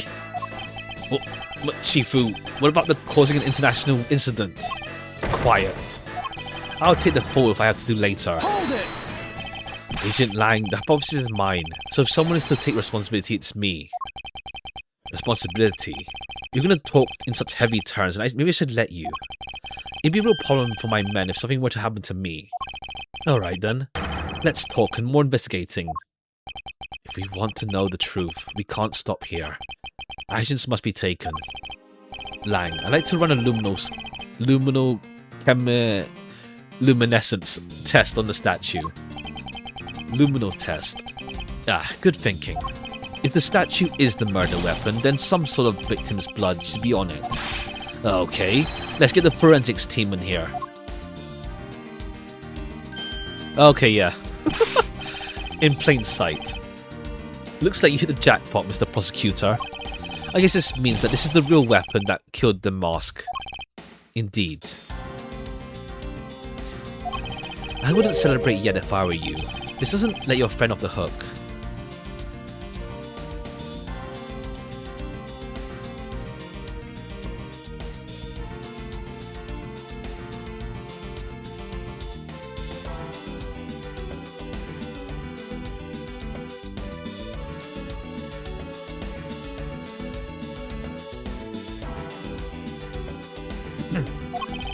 Doesn't prove that he didn't kill the mask too, so the charge remains.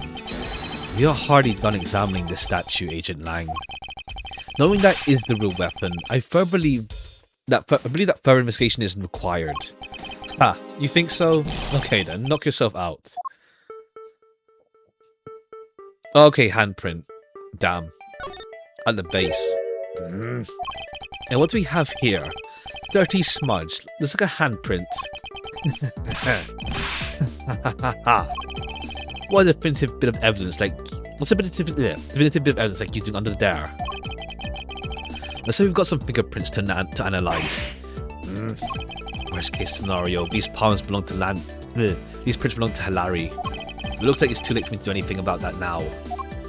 I mean, to be fair, what's it called? If he has blood on his hands, then it's a bit rough on your side. Hey, forensics guy, I want results on these ASAP. You hear me?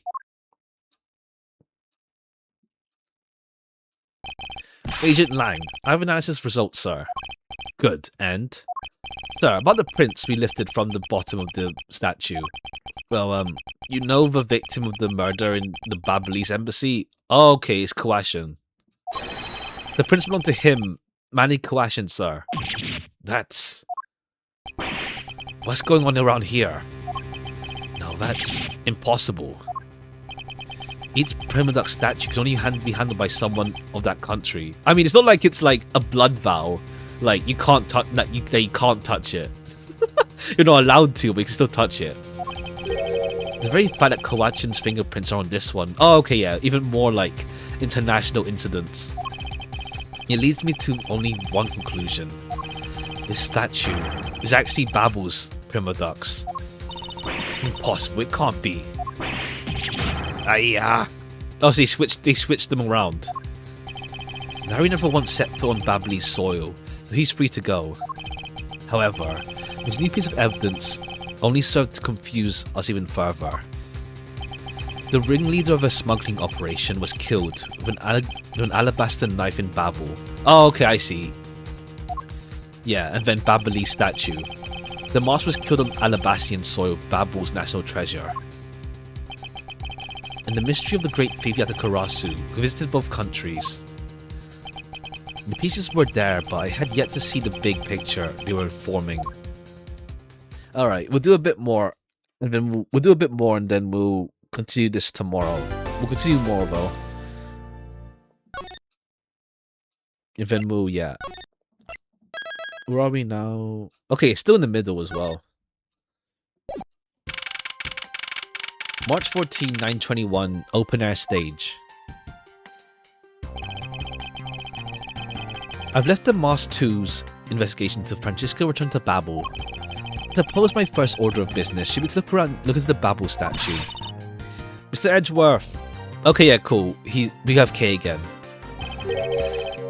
So, K, what's the situation? Oh, it's great. Investigating is so much fun. In other words, they've made absolutely nothing. We weren't goofing off, honest sir. We've been investigating our hearts out. Very well then. Would you care to give me an update on your investigation? But like, at current point, there's like no suspects. It's only like the two ambassadors as suspects, really. Like, it's not Larry, it's not her, it's not Wendy. This guy's dead. It's not Lang, of course. It's not Bad. It's only like Paleno and Alba. We'll see. Oh no, there's obviously Callisto Yu, but she hasn't shown up yet either. We'll see.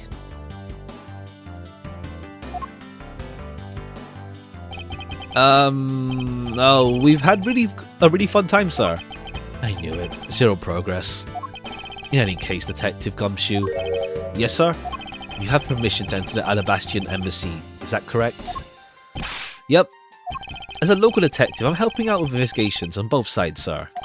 Good. In that case, I can leave these pieces of evidence with you. Oh, okay, we don't need to hold on to those. They belong to the lady under the Pink Princess's mask. The Pink Princess? The lady was playing her, sir. Kinda, I was also playing the role of the Pink Badger yesterday. Ugh. Understood, sir. Okay, we just don't have it. It's just to clear up the junk in our. No, we still have it here, but let's see if it gets removed entirely. And if I don't, then I guess I'll unload them somewhere. He doesn't seem all that infused to go find her, but I can't blame him. Everyone has lost their vibe. Okay, yeah. They're like, we don't need them. It's just what's it called? It's just clearing up the evidence bag. Even though it's like, obviously they're not gonna be used, but just to be sure, we don't need them. I won't be needing this either.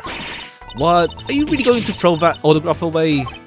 Yes, because that Steel Samurai was a fake. Damn, you don't rate your friend. Damn. You don't rate Larry. It's granted into a bowl and disposed of. Wait, what? What do you mean by fake? Now then, I believe it's time for a little housekeeping. Unless the evidence has been removed, remaining evidence rearranged. Okay, it's just like, yeah, it's been cleaned up. But mostly rearranged. Okay, even the sword is gone as well. Oh, no. I thought you removed the profiles as well. All right.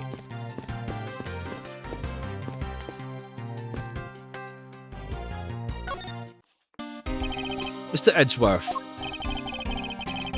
You look like you're enjoying yourself, Detective. Well, I don't have much else that I enjoy as much as a good investigation, sir. So, what do you find out? Ah, well...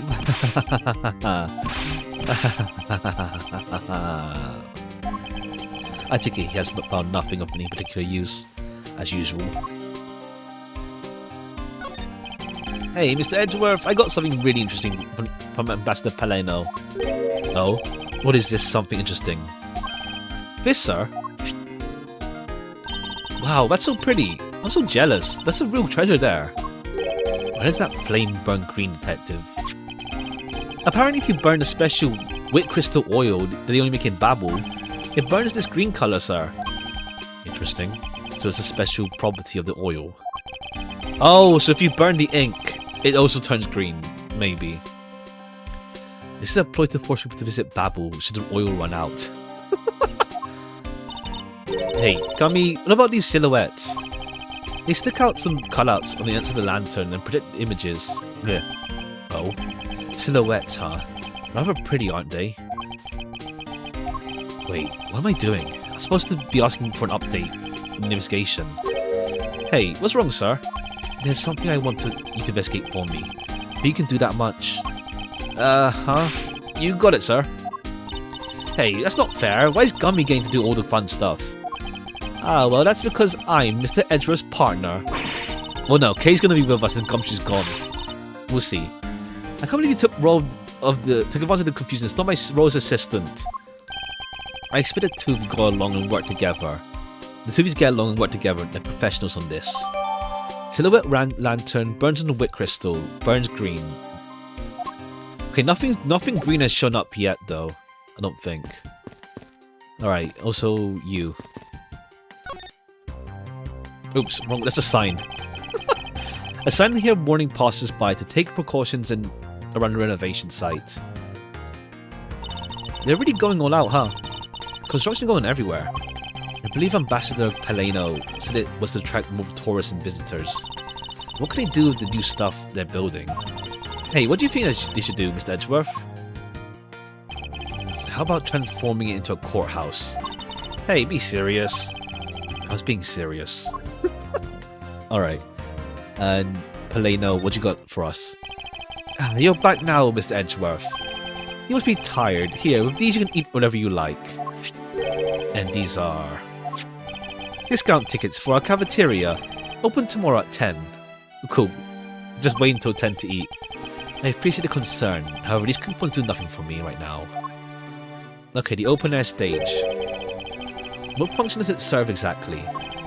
Well, normally we use it for a variety of events. It's also to attract the extra bit of attention to Babel. I heard that tonight over in the Alabastian Rose Garden. Ambassador Alb was to give a speech. And you know what? Manny told me I really should give a speech too. Kowakan told you that? He did. Which is why I thought I should give a speech of my own. I just love how he just locks in randomly. Unfortunately, I wasn't able to.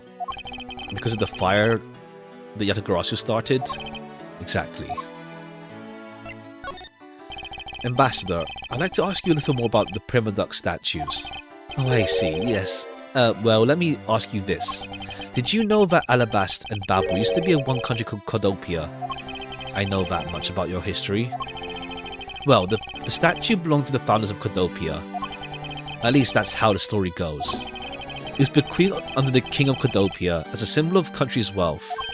It was meant as a symbol of sovereignty and the right to rule, I take it.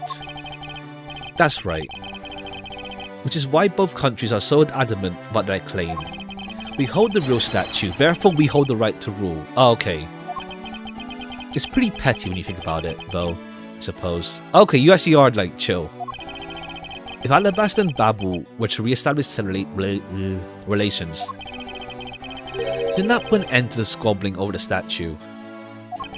I have no reason to believe so. The Prima Duck statues are even more important now as a key to diplomacy. I wonder if Ambassador Paleno knows about what has happened to the very important key to diplomacy.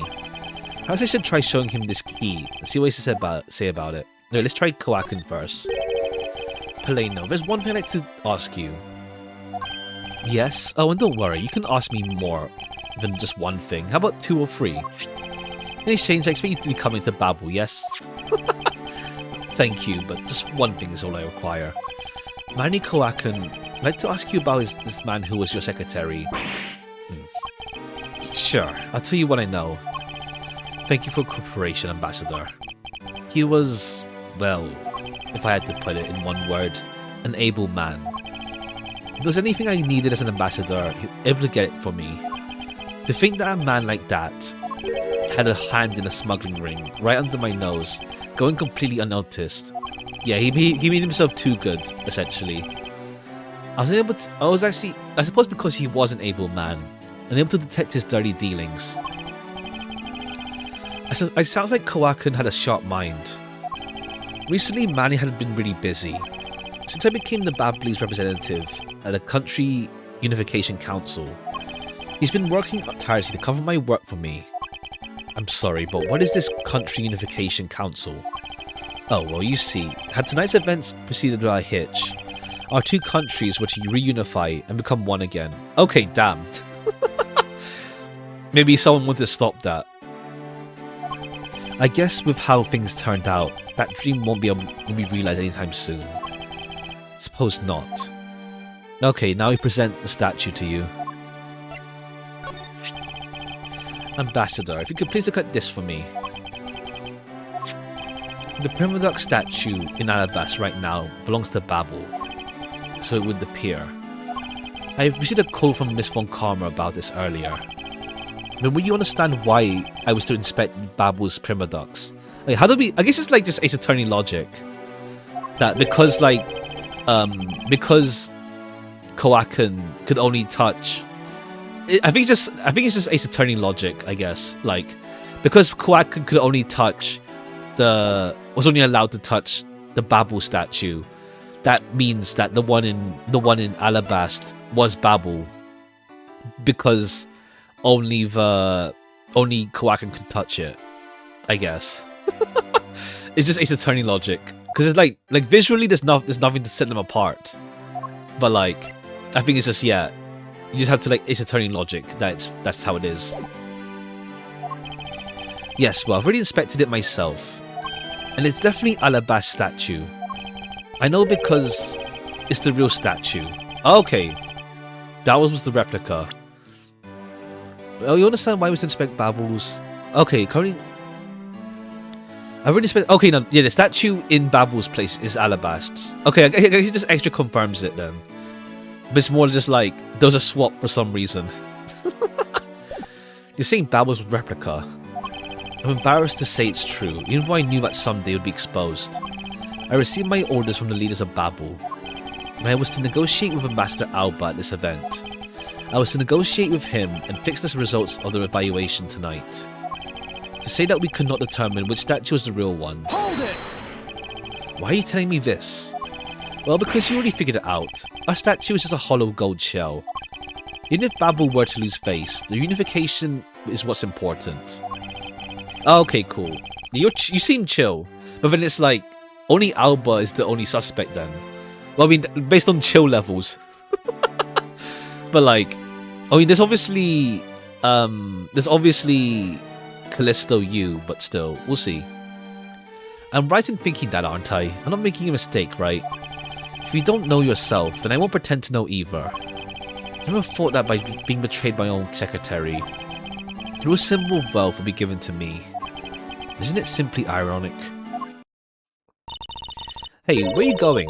Heading back to Alabast? Yes, but before I do, I suppose I should give you a summary of what's happened. Okay, just a quick recap. Oh no, not even a recap. Just like... well, no, a slight recap. A murder in both countries using an object from the other's country. That's the gist of it. Babel was strict as Alabast in their inspection of the people and the things that enter their country, meaning that both murder weapons were smuggled into two countries. Okay, we already know like one-way smuggling with the Steel Samurai, maybe. That's the only logical conclusion that can be drawn. Perhaps the key to the weapon smuggling is the person traverse both countries. You mean the fake Yatagarasu? In one way or another, Yatagarasu is connected, of this I'm sure. Now then, where was Yatagarasu first spotted? I believe it was the Rose Garden on the Alabastian side. The garden is on the other side of the boundary. It's where Alba was to give a speech tonight. At least that's why I heard from Yatagarasu. That's where I heard Yatagarasu had appeared. In that case, I believe it's vital I investigate the Rose Garden post-haste. Wait, before you go... take a look at this, Mr. Edgeworth. What is it? I guess it's a guitar pick. I picked it up just now over there. Do you think it will be of any use? There's a little water on it, but how did water get on it? Doesn't look like there's anything it could get wet from around here. I was thinking they have some concerts here at this open air stage from time to time, right? Right, I'll find this owner later. Okay, and this is like a lot more characters to still see in this case. One more thing. Mr. Edgeworth, would you be willing to hold on to this? Oh, that's Callisto's perfume. It's misused perfume. It's the bottle that woman left behind and that I found 7 years ago. I thought that one day it'd be of some use in this tracking her down. He still wears the same perfume all this time, huh? I kept it safe all this time. Thank you. I'd be honored to hold on to it. Left behind my... well, I mean, to be fair, well, Oh, no, wait, yeah. Manny did kill the other guy, it seems. But then who killed Manny? Okay, this time actually, like, yeah. I don't feel like we ever really had to, like, traverse different screens that much in our case, I feel. Having a real time of cleaning up after the fire. We should stay out of there and investigate the stage some more then. Alright. And then we go back. I think I'll be returning to the investigation in Alabas now, but...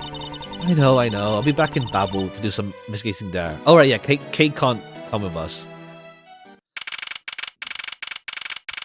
Okay, March 14, 10 PM nearly, Rose Garden. I see you're back, Mouse Edgeworth. Okay, yeah, and it got wet from here. Because it's the only place with water. How are things in Babel? Well, I can't really say I expect much from scruffing that girl. Intamani Kawakin's death hasn't really progressed any. However, the investigation into Yatagarasu has. Ah yes, the Yatagarasu. Even I find it hard to believe. A person who can freely traverse between the two countries at will. Preposterous. That's exactly why I came to investigate. I heard this is where the witnesses claim to have seen them. That's correct. Alba was to give a speech tonight here in Alabast, and that's when the Yatagarasu appeared. Wait, how do I do this again? What's the key to hide? Just for thumbnail. What's the key to hide? Okay, press C.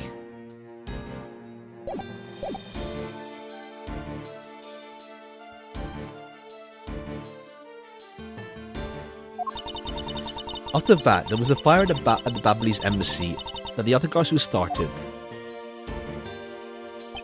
I vow that not a single feather from the Yatagarasu shall escape my diligence. Alright.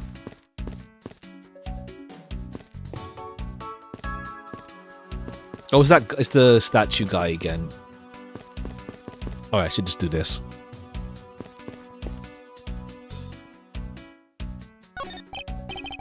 The statue bears a resemblance to the Primadux statue. The plaque says King Primadux and the battlefield.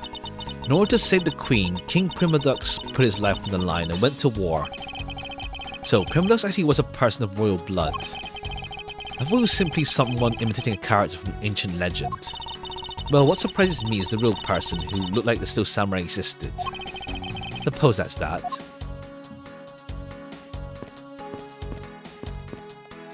Oh, and it's just the queen. Statue of a woman. One of the ladies pouring water. It says the statue is the queen who spoke of love to King Primadux. Well, Mouse Edgeworth, it seems that you are lousy at reading a woman's heart. Open her mouth about a statue and she somehow made the leap to that.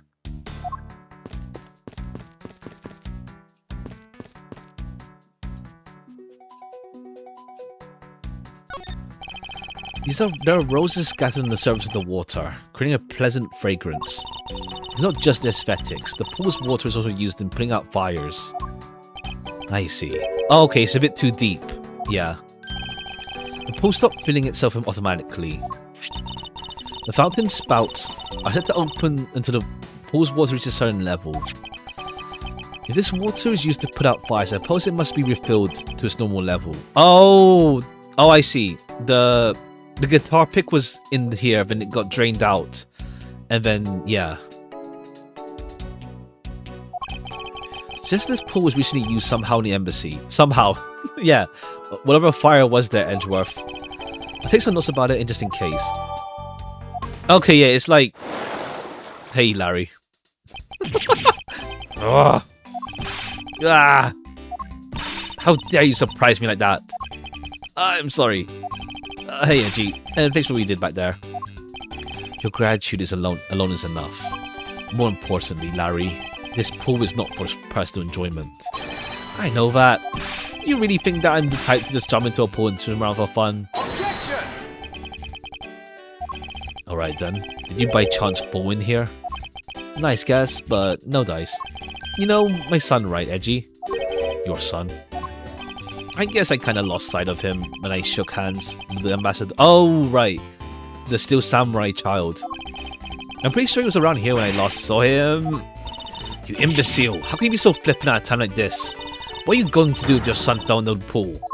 And how old is this child of yours anyway? Huh? Oh, how old is he again? Hold it! Larry, this is the first I've heard of a son. Who said he is the mother? The mother? Oh, that chick, the pink princess? God. The pink princess. Hold it! Miss Von Karma. I was a bit confused by the man's words for a bit there. However, I believe what he's looking for is a doll, the Iron Infant. Yep, because I'm still samurai, through and through, heart and soul. And the Iron Infant is my cute little son.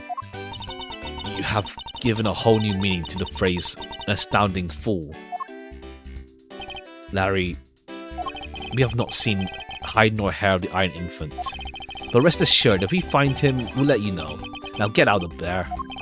Sounds good. In that case, I'll go search over there. Hey, wait. Well, it's not as if he'll get very far swimming around in that pool. However, and though he's related to murders, he should not cause a lot of trouble. Okay, yeah, we have to logic out that the pool... No, it's not logic. Thankfully, it's just evidence. Part of the Rose Garden pool refills water when too low.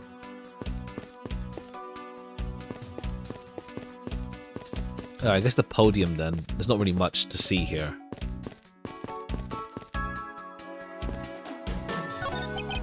This is where Alba was to give his speech. The stage was set up nicely, however there was no... Where was the audience supposed to sit?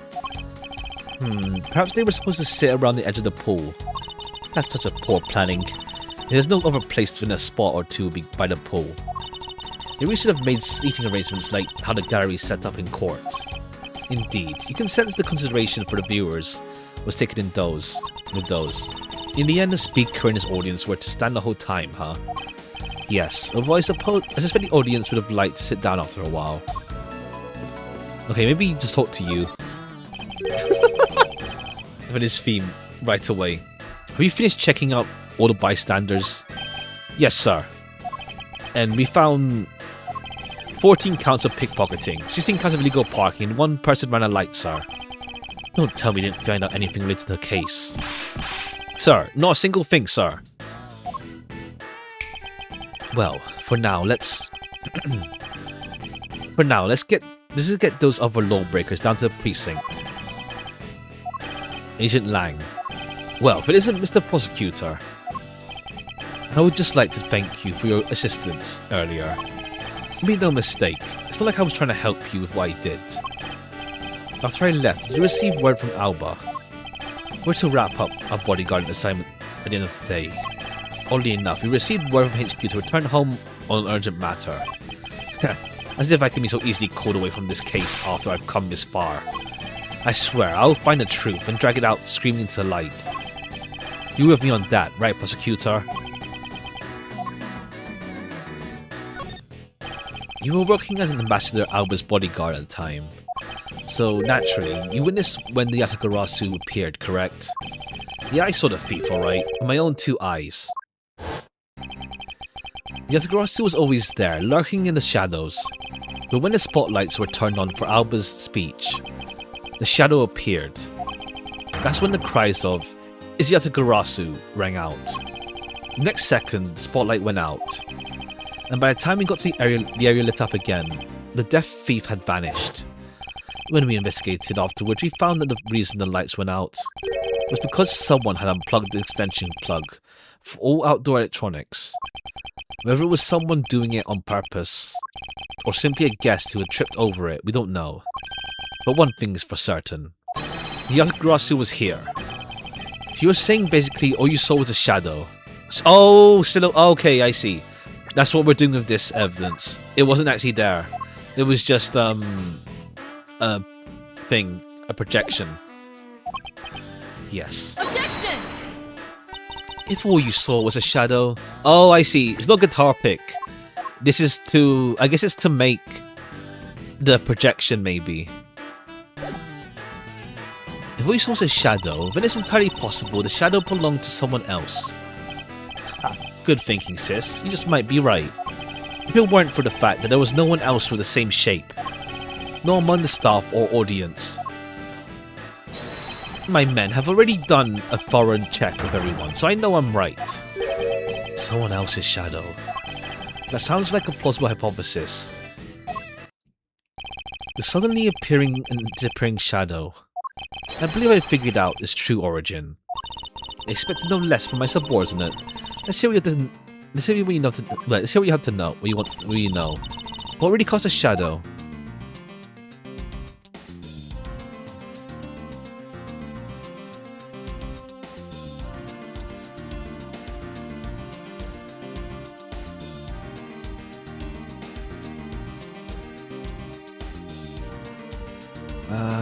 Let's see.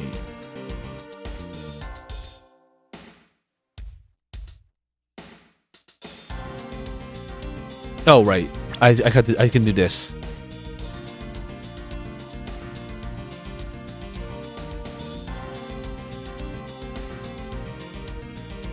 Is there something I'm missing?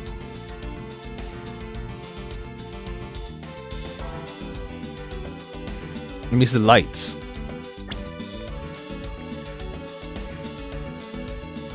Take that!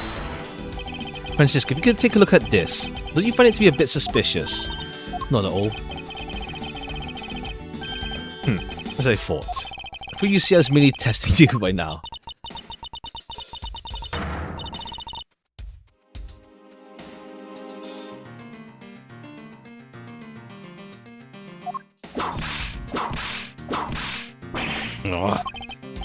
Guess Francesca just couldn't understand my point. Think of this through again. Now the other is shadow. There is really only one thing that can explain how it was caused, and it must be this. What really caused the shadow? I mean, if the light goes on it and it's like something spiky.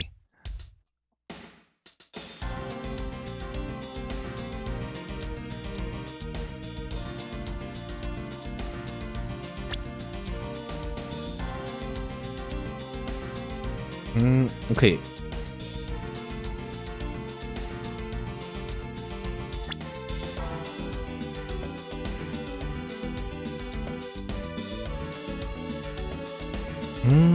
Something spiky.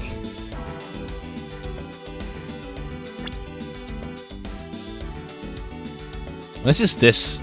It's this. That's the hands, maybe? Take that! Suddenly appearing and disappearing shadow of Yatagarasu. Is it not possible that it was created by this statue? Objection! Are you playing me for a fool, Miles Edgeworth? The statue absolutely resembles the shadow of Yatagarasu. I mean, the hands, maybe. You're correct. However, the statue is one part of the whole picture. What do you mean by one part? What is this other part to the real form of Yatagarasu's shadow? Okay, it's a bit weird because we can't really compare.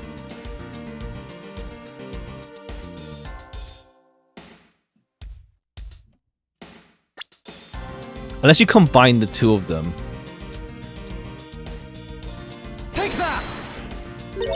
It's another statue? Yatagara's shadow is made from the shadows of these two statues. Made? What do you mean by that? Right now, the spotlights are all over the place. This is because they were moved when the guests were in a panic state. However, if we were to restore the lights to where they were when the thief appeared, that the two shadows would create Yatagarasu's shadow? Precisely. Not now then, once they reveal the true form. If we set up a spotlight to cast a shadow of King Primadux on the battlefield. Oh, okay. It makes the spiky, yeah. Okay, a bit weird because we don't really have like a reference photo. Shadow of the King statue. Oh, I see. But yeah, combine the two with two lights. Appear on the backdrop. If we set up a light on the queen who spoke love to King Primadux, I said it would appear on the backdrop of this stage. So if we combine the two shadows, looks nothing like the Yatagarasu's shadow. Mouse Edgeworth, how do you explain this grotesque shape? Calm down, Francesca. The way this light needs to be shown on the Queen's statue is wrong. What do you mean by that? I believe the whole of this King statue needs to be used for this to work. However, in the case of the Queen, I don't believe her whole shadow is needed. The person who created this shadow only used one part. Only one part? Yes, the part alone that would fill up the rest of the shadow. Why did you say that in the first place? You're right, apologize. Now, what part of the Queen was used to complete the statue? Just the hands. That one's easy. Think back to what's missing in our shadow. 5 long, thin areas, correct? Now, what does that remind you of? Ah, that's right. It can only be the shadow of the Queen's left hand. Can we adjust the spotlight's position so that it only shines the Queen's left hand? Alright, let's give it a try and see what we get. Okay, yeah. I mean, this one's a bit awkward to see, I guess. The hand, sure, but this one's a bit weird. It's... yeah, exactly the shadow I saw. The culprit must have changed the spotlight's positioning beforehand, and then pulled the plug after people saw what the culprit wanted to see. In their panic, the guests must have moved the spotlights around, which we can assume was also part of the culprit's plan. By the time the lights came back on, Yatakarasu's shadow vanished. This means the shadow was a construct from the very beginning. Okay, yeah, sure. Welcome back, the cave. So you see, Yatagarasu never did visit Alabasta tonight. The only country that thief visited was Babel, or it can only be assumed. Now, the Yatagarasu had an accomplice in Alabasta. Accomplice, but who? I haven't figured out that yet, but I assume it was the person who set up the Shadows show. Hold on 1 second as well.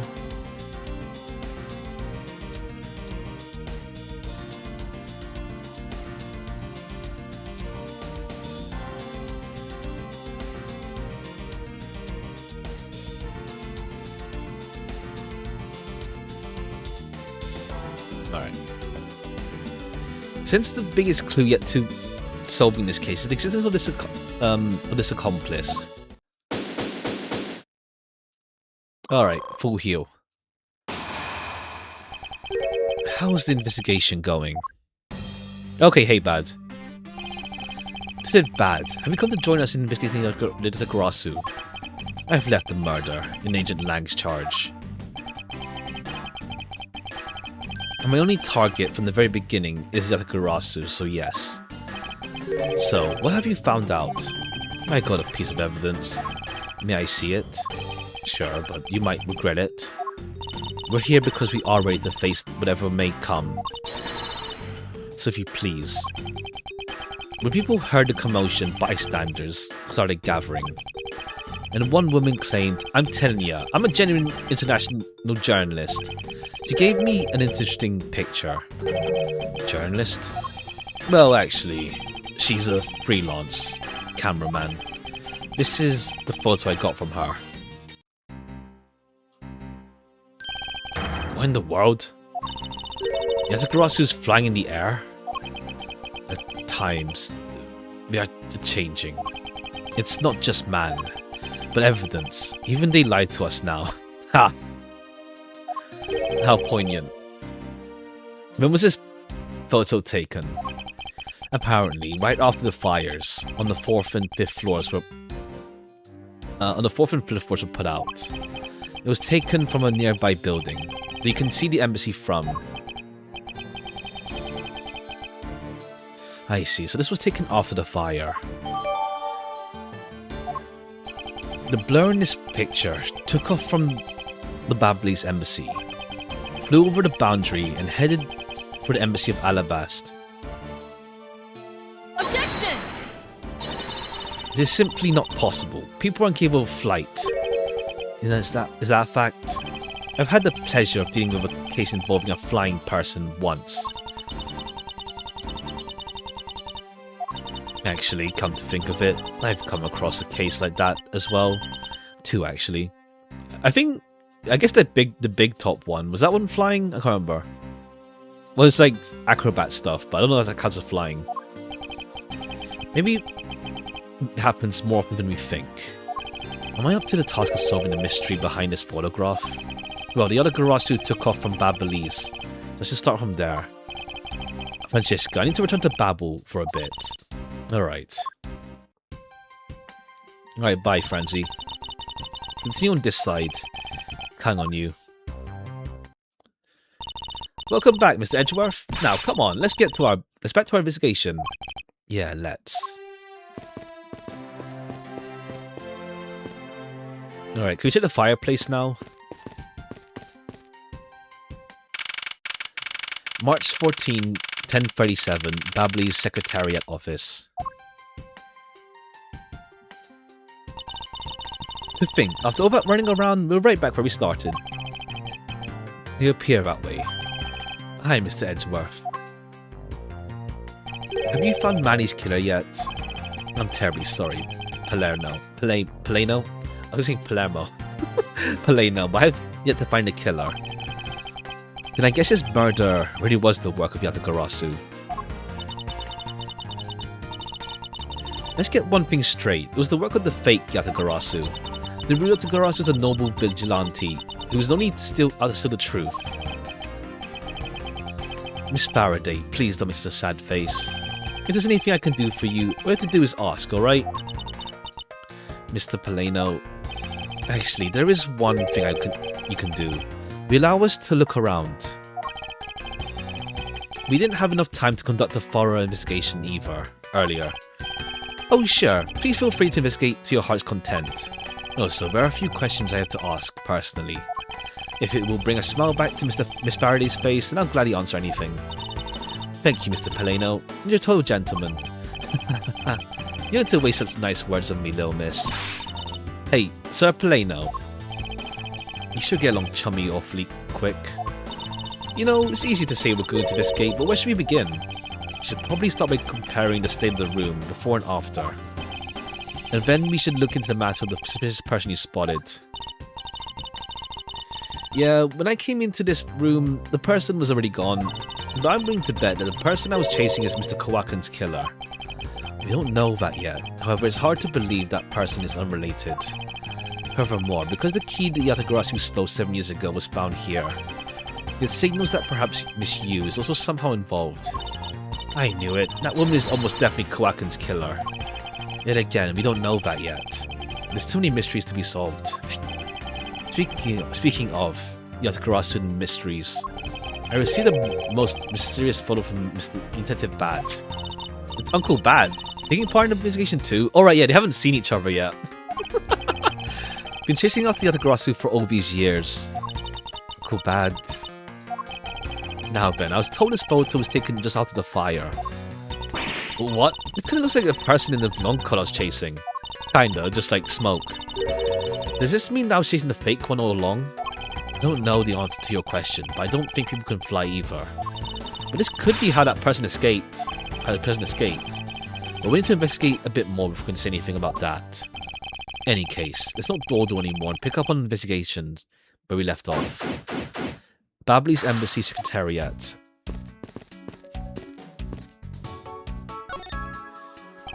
You can see the Alabastian Embassy through this window.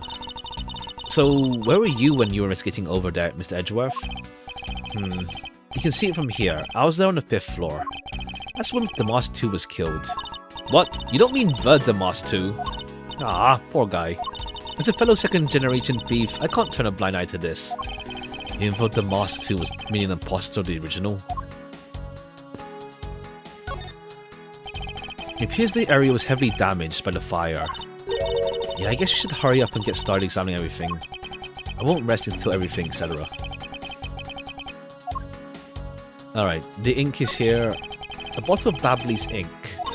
It looks like there's still a lot of ink left inside. The seal was unbroken, so the fire didn't get to the bottle to burn up the ink. Hey, Mr. Palain... No. It looks like your precious Babylese ink is alright after all. What? That's odd. Hold it! Basta, what do you mean by that? Well, it's just that there is something strange about the ink. Would you mind elaborating on that statement? Okay, I see. It's gonna burn green. So 1 second.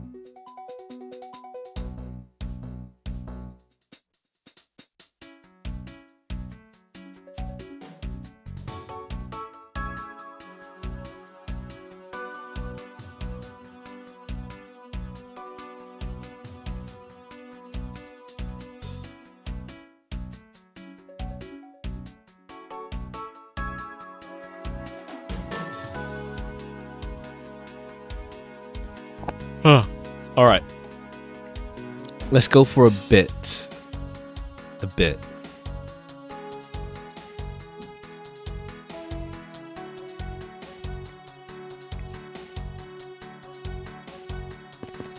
Go for a bit, and then we'll continue on tomorrow anyway. A fireplace, huh? So Babbles obviously have two. Two? I mean, they both have chimneys, so... There's a fireplace in relatively the same location. However, we found something that I'd rather not recall ever again. I still can't believe that we found that lady's undershirt in there. It was that traumatizing. Why don't you create new memories with this fireplace? You could climb inside and we can play hide and seek. And come out covered in soot? I think not. You really have no sense of fun, Mr. Edgeworth. Okay, we we still have it in our logic. But we don't do that yet.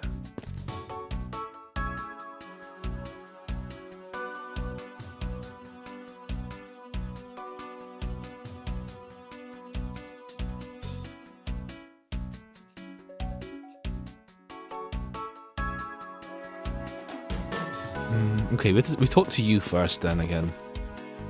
I guess a statue first as well.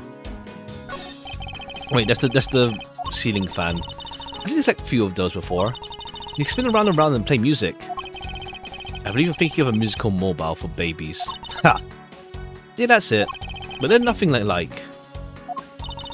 They're totally alike. They spin those babies round and round like a record. I see. I guess I can see how you may think that. Right. Let's see the statue.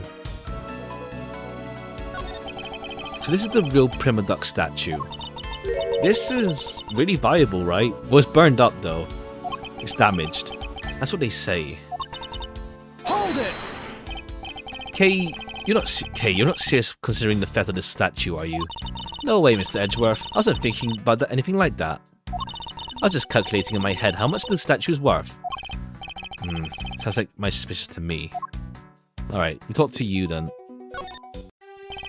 Now then, I'd like to ask you about your movements before the fire broke out. Before the fire. Which fire are you talking about? Which one? There was more than one tonight? Huh?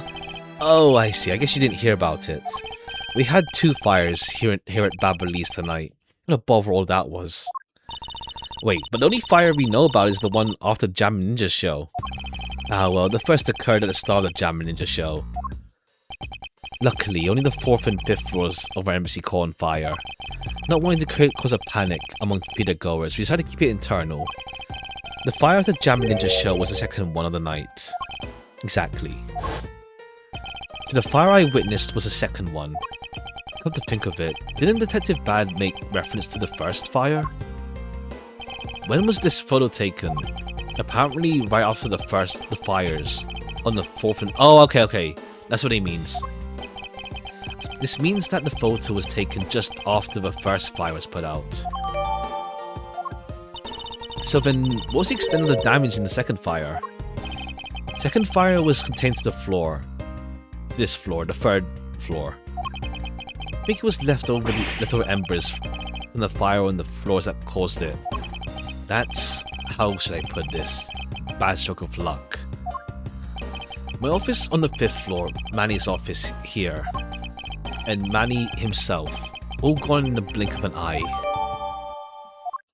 Fires in Babel. I feel so sorry for you, Mr. Paleno. Oops, look at me going on and on. Now then, what was it you want to ask again? We were discussing your actions and whereabouts. We happen to know what Kowakun's actions and whereabouts were as well. Yes, very well. We've been very busy all day, from morning until now. I woke up and then brushed my teeth. After that I had a roll for breakfast. Fascinating. How about if you just skip to the relevant parts for me? Oh, you like a condensed version. Alright, I can do that for you. Alright, morning activities. What did Kowakun and you do this morning? Well, originally, we were supposed to meet and shake hands with Jammin Ninja. But Manny and I wanted to turn it into a photo op, so we were here tidying up the office. You helped Kowakun clean his office? Why were you not cleaning your own? Oh, I think I forgot to mention this, but my office is currently undergoing renovations. Which is why both the Prima Duck statue and knife are down here. Oh, okay, right. It's in the secretary's office. Makes sense. I see. Oh, but the tidying didn't take much, really. We just burned some files we no longer needed and expired coupons in the fireplace. I bet cleaning up the fireplace must have been a real pain, though, huh? About that, I kinda forgot to clean the ashes out. Guess I'm up the creek without Manny here to get angry at me. Hold it! An ambassador like yourself has been on the receiving end of the secretary's anger? Oh, he was very good at being mad. Why, even this morning he was mad at me. I spilled some Babbly's ink onto the back wall when I was burning the files, you see. And got mad at me, saying I should treat the ink with more respect. And then it turns out he was using for counterfeits. Talk about the boss getting bossed around. Spilled ink onto the back wall while burning files, left ashes there. That's about it for what we did this morning, just some cleaning. Don't tell me you had no other work to do, being an ambassador and all. Afternoon? Now then, if you could tell me about what you and Kowakun did this afternoon. Well, Manny and I went down together to the Theatrum Neutralis. Had to be there for the start of the Steel Samurai stage show. After the show started, I went back to my office on the 5th floor alone. So we were together until the start of the Steel Samurai. A little while later, after I straightened out myself a bit, I returned to the theatre. I was to take part in the photo op on stage at the end of the show. There was a commemorative photo op at the end.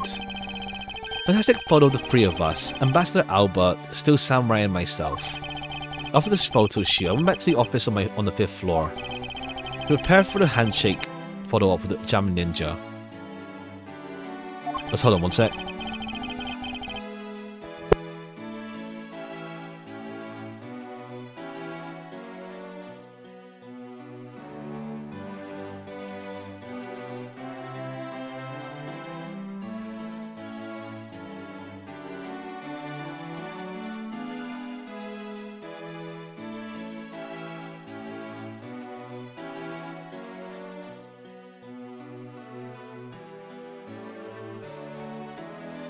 Alright. Going for a bit more. When I got to my office, that's when the first fire broke out and I escaped down the stairs.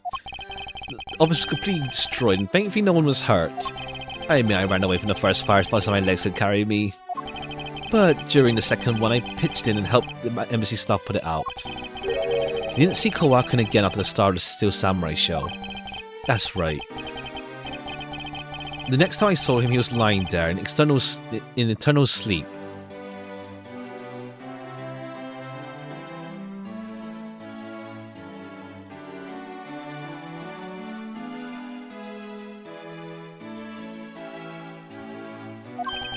I see. Ambassador Paleno, I thank you very much for your help. I'm sorry I couldn't be of much more assistance, Mr. Edgeworth. Please don't hesitate to ask, alright? Alright, the ink. What's the deal with the ink? I wonder if you might tell me what you know about Kowakun's ink. I just thought of it right now, but... During the second fire, Manny was worried about his office, so he came rushing back to it. I called out to him and when I received no reply, I used my spare key to open the door. But when I did, I was greeted by roaring green flames. The flames were so big I wasn't able to see into the room at all. Hold it! The fire was green. What was the cause? Okay, it's the ink, yeah. The wick crystal oil burned green when lit, as you can see by the lantern. And Babbli's ink is made from the same oil, which means it would also burn green. You know...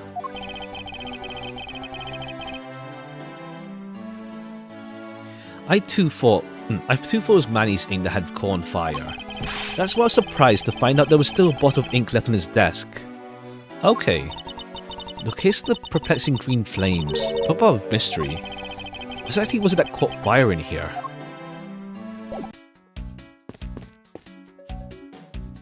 Here's the safe again. The safe wasn't open at the time of the fire. You could tell because the inside wasn't burnt, right? Hold on.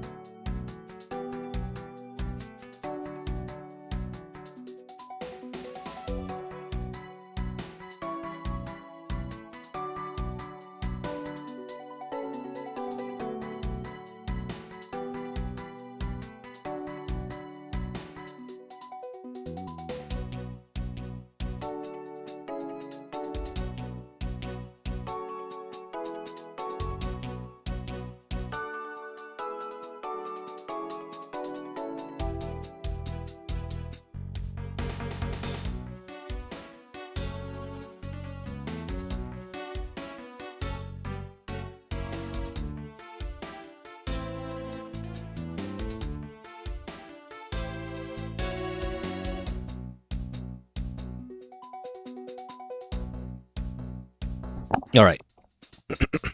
Go on for a little bit. Oops, wrong one. This says fire resistance. The smuggling evidence was preserved. Aren't safes great? They always hold the wonderful promise of treasure within.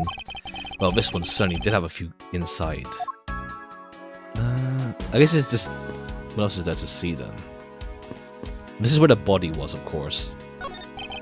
It appears that Kowakun's body was taken into autopsy. The white outline is all that's left to tell the tale of his murder.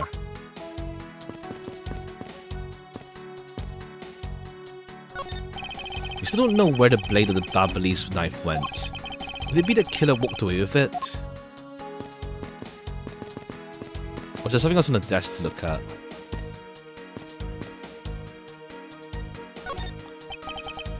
Okay, we're not done yet. A bunch of flyers with coupons attached to them. Babble, she gives away a lot of different coupons. I should create one of my own. I could call it the Great Thief Coupon. What kind of discount would you give? The 5-pin kind? What else? And I'd steal an extra thing or two for the bearer. Things such as... the truth. What else would I steal? Well, I wouldn't give to have most of your coupons right now. The open desk. This desk also fell victim to the fire. Doesn't look like it looked damaged. Well, I think we can rifle through the drawers a bit. Suppose we really should take a look. Oh, okay, it's this thing. This is a rather unusual shape for a notepad. Must be another souvenir from somewhere. The deuce. Contents of this drawer survived the fire rather well. And a study desk. This is the value of solid wood construction. Anything else useful left in here? Let's see if there's anything else. Maybe this thing is with this? Is this weird guitar pick thingy? Oh no! The note. Eureka! Yeah, so wait, why did the guy just use such a weird ass notepad? Like, that's all we had left to give as a note. See, with this notepad matches the shape of this note we found. Hey, you're right. What is it? It looks like there's something straight out of Monument Valley. Ah yes, that notepad is a souvenir from somewhere in your country. You've been collecting them for the purpose of studying them, you see. I do. You do seem quite passionate about it. Oh, would you see my souvenir collection? I'd have to show it to you. Are you sure they haven't been burnt to a crisp by the fires? Ambassador, I wonder if you might recognize the handwriting on this note. This is Manny's handwriting. I see, in that case. Did you figure something out? This note was found in Alabast. Specifically, it was found being firmly grasped by the murdered Damas II. Damas II? When this note... Yes, it was a request from Coacan for Damas II to steal the Primaducts. What? Manny tried to steal Alabast Primaducts? We don't know. We would know for sure if we could run a handwriting analysis. Ambassador, do you have any documents that were written by Coacan? Yes, I can gather a few and give them to you. I'll have to ask Gumshoe later to run an analysis. Can't believe he would even think of doing something like this.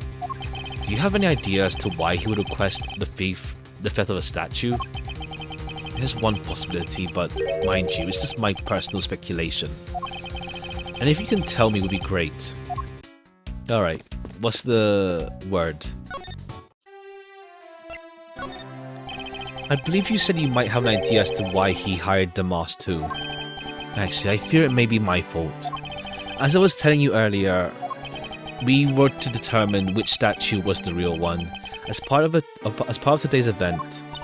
But because of the Yatagarasu and the fire here, that got cancelled, didn't it? I'm actually relieved the rest of the event has to be cancelled. For you see, Babu's statue is a replica.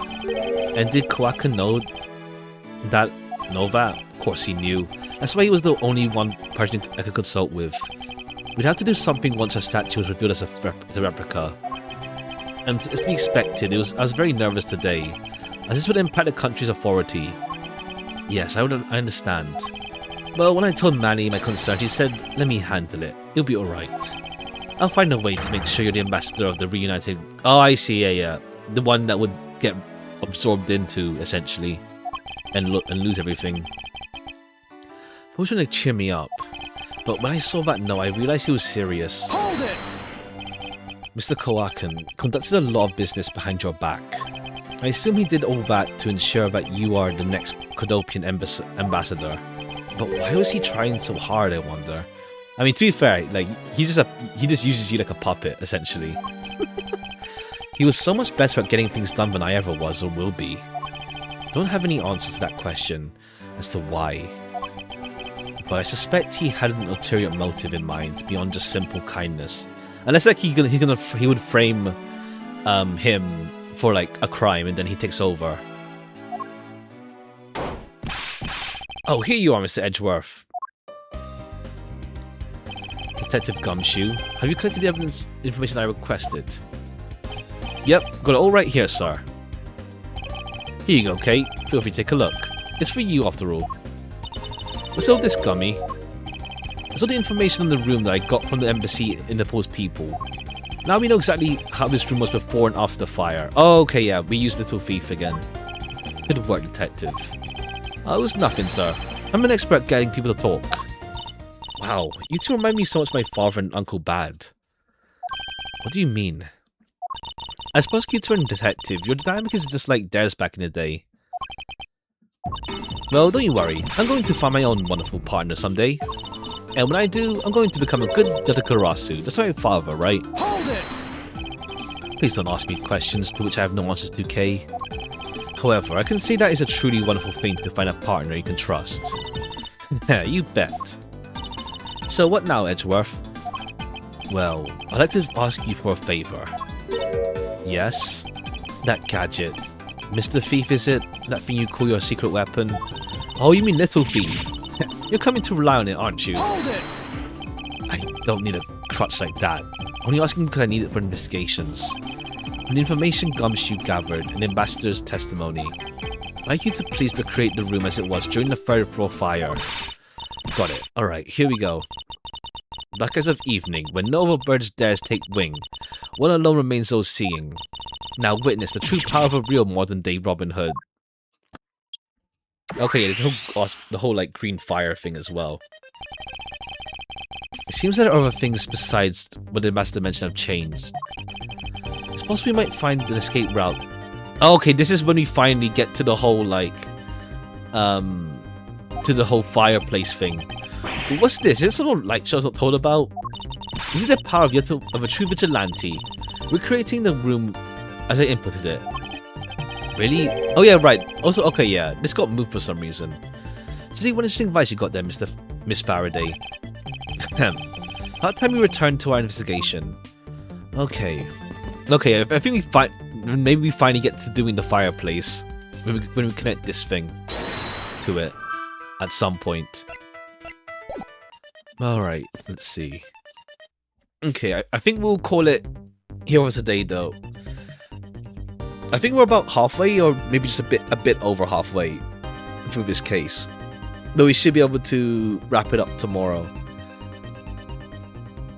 Because we won't finish today anyway, so it works out. And I gotta do something in a bit. Let's see. But yeah, we'll wrap up this case tomorrow then. Let me save. I forgot to do that. Thank you for stream. Cheers for coming by as well. We'll wrap up the first Edgeworth game tomorrow, and then next week we'll get started with the next Edgeworth game. Well, yeah, the second one. AAI 2. But yeah, what else is there? But then yeah, Thursday, Friday, look outside. Okay, cool. Cheers for coming by, and yeah, on to tomorrow as we wrap this case up. We're now we're not really in like a climax or anything, really. I mean, I guess like it's like we already know Koakan maybe did the whole murder of the mask, but then it's like the only one left is like Callisto. But we'll see. We'll see how this one makes its twists and turns. It's like it feels we're halfway, but like it doesn't feel like we're like anywhere close to definitive yet, let's say. Alright, cool. Catch you another time. Well, we'll back with this tomorrow. Bye bye for now. Bye bye. Bye bye.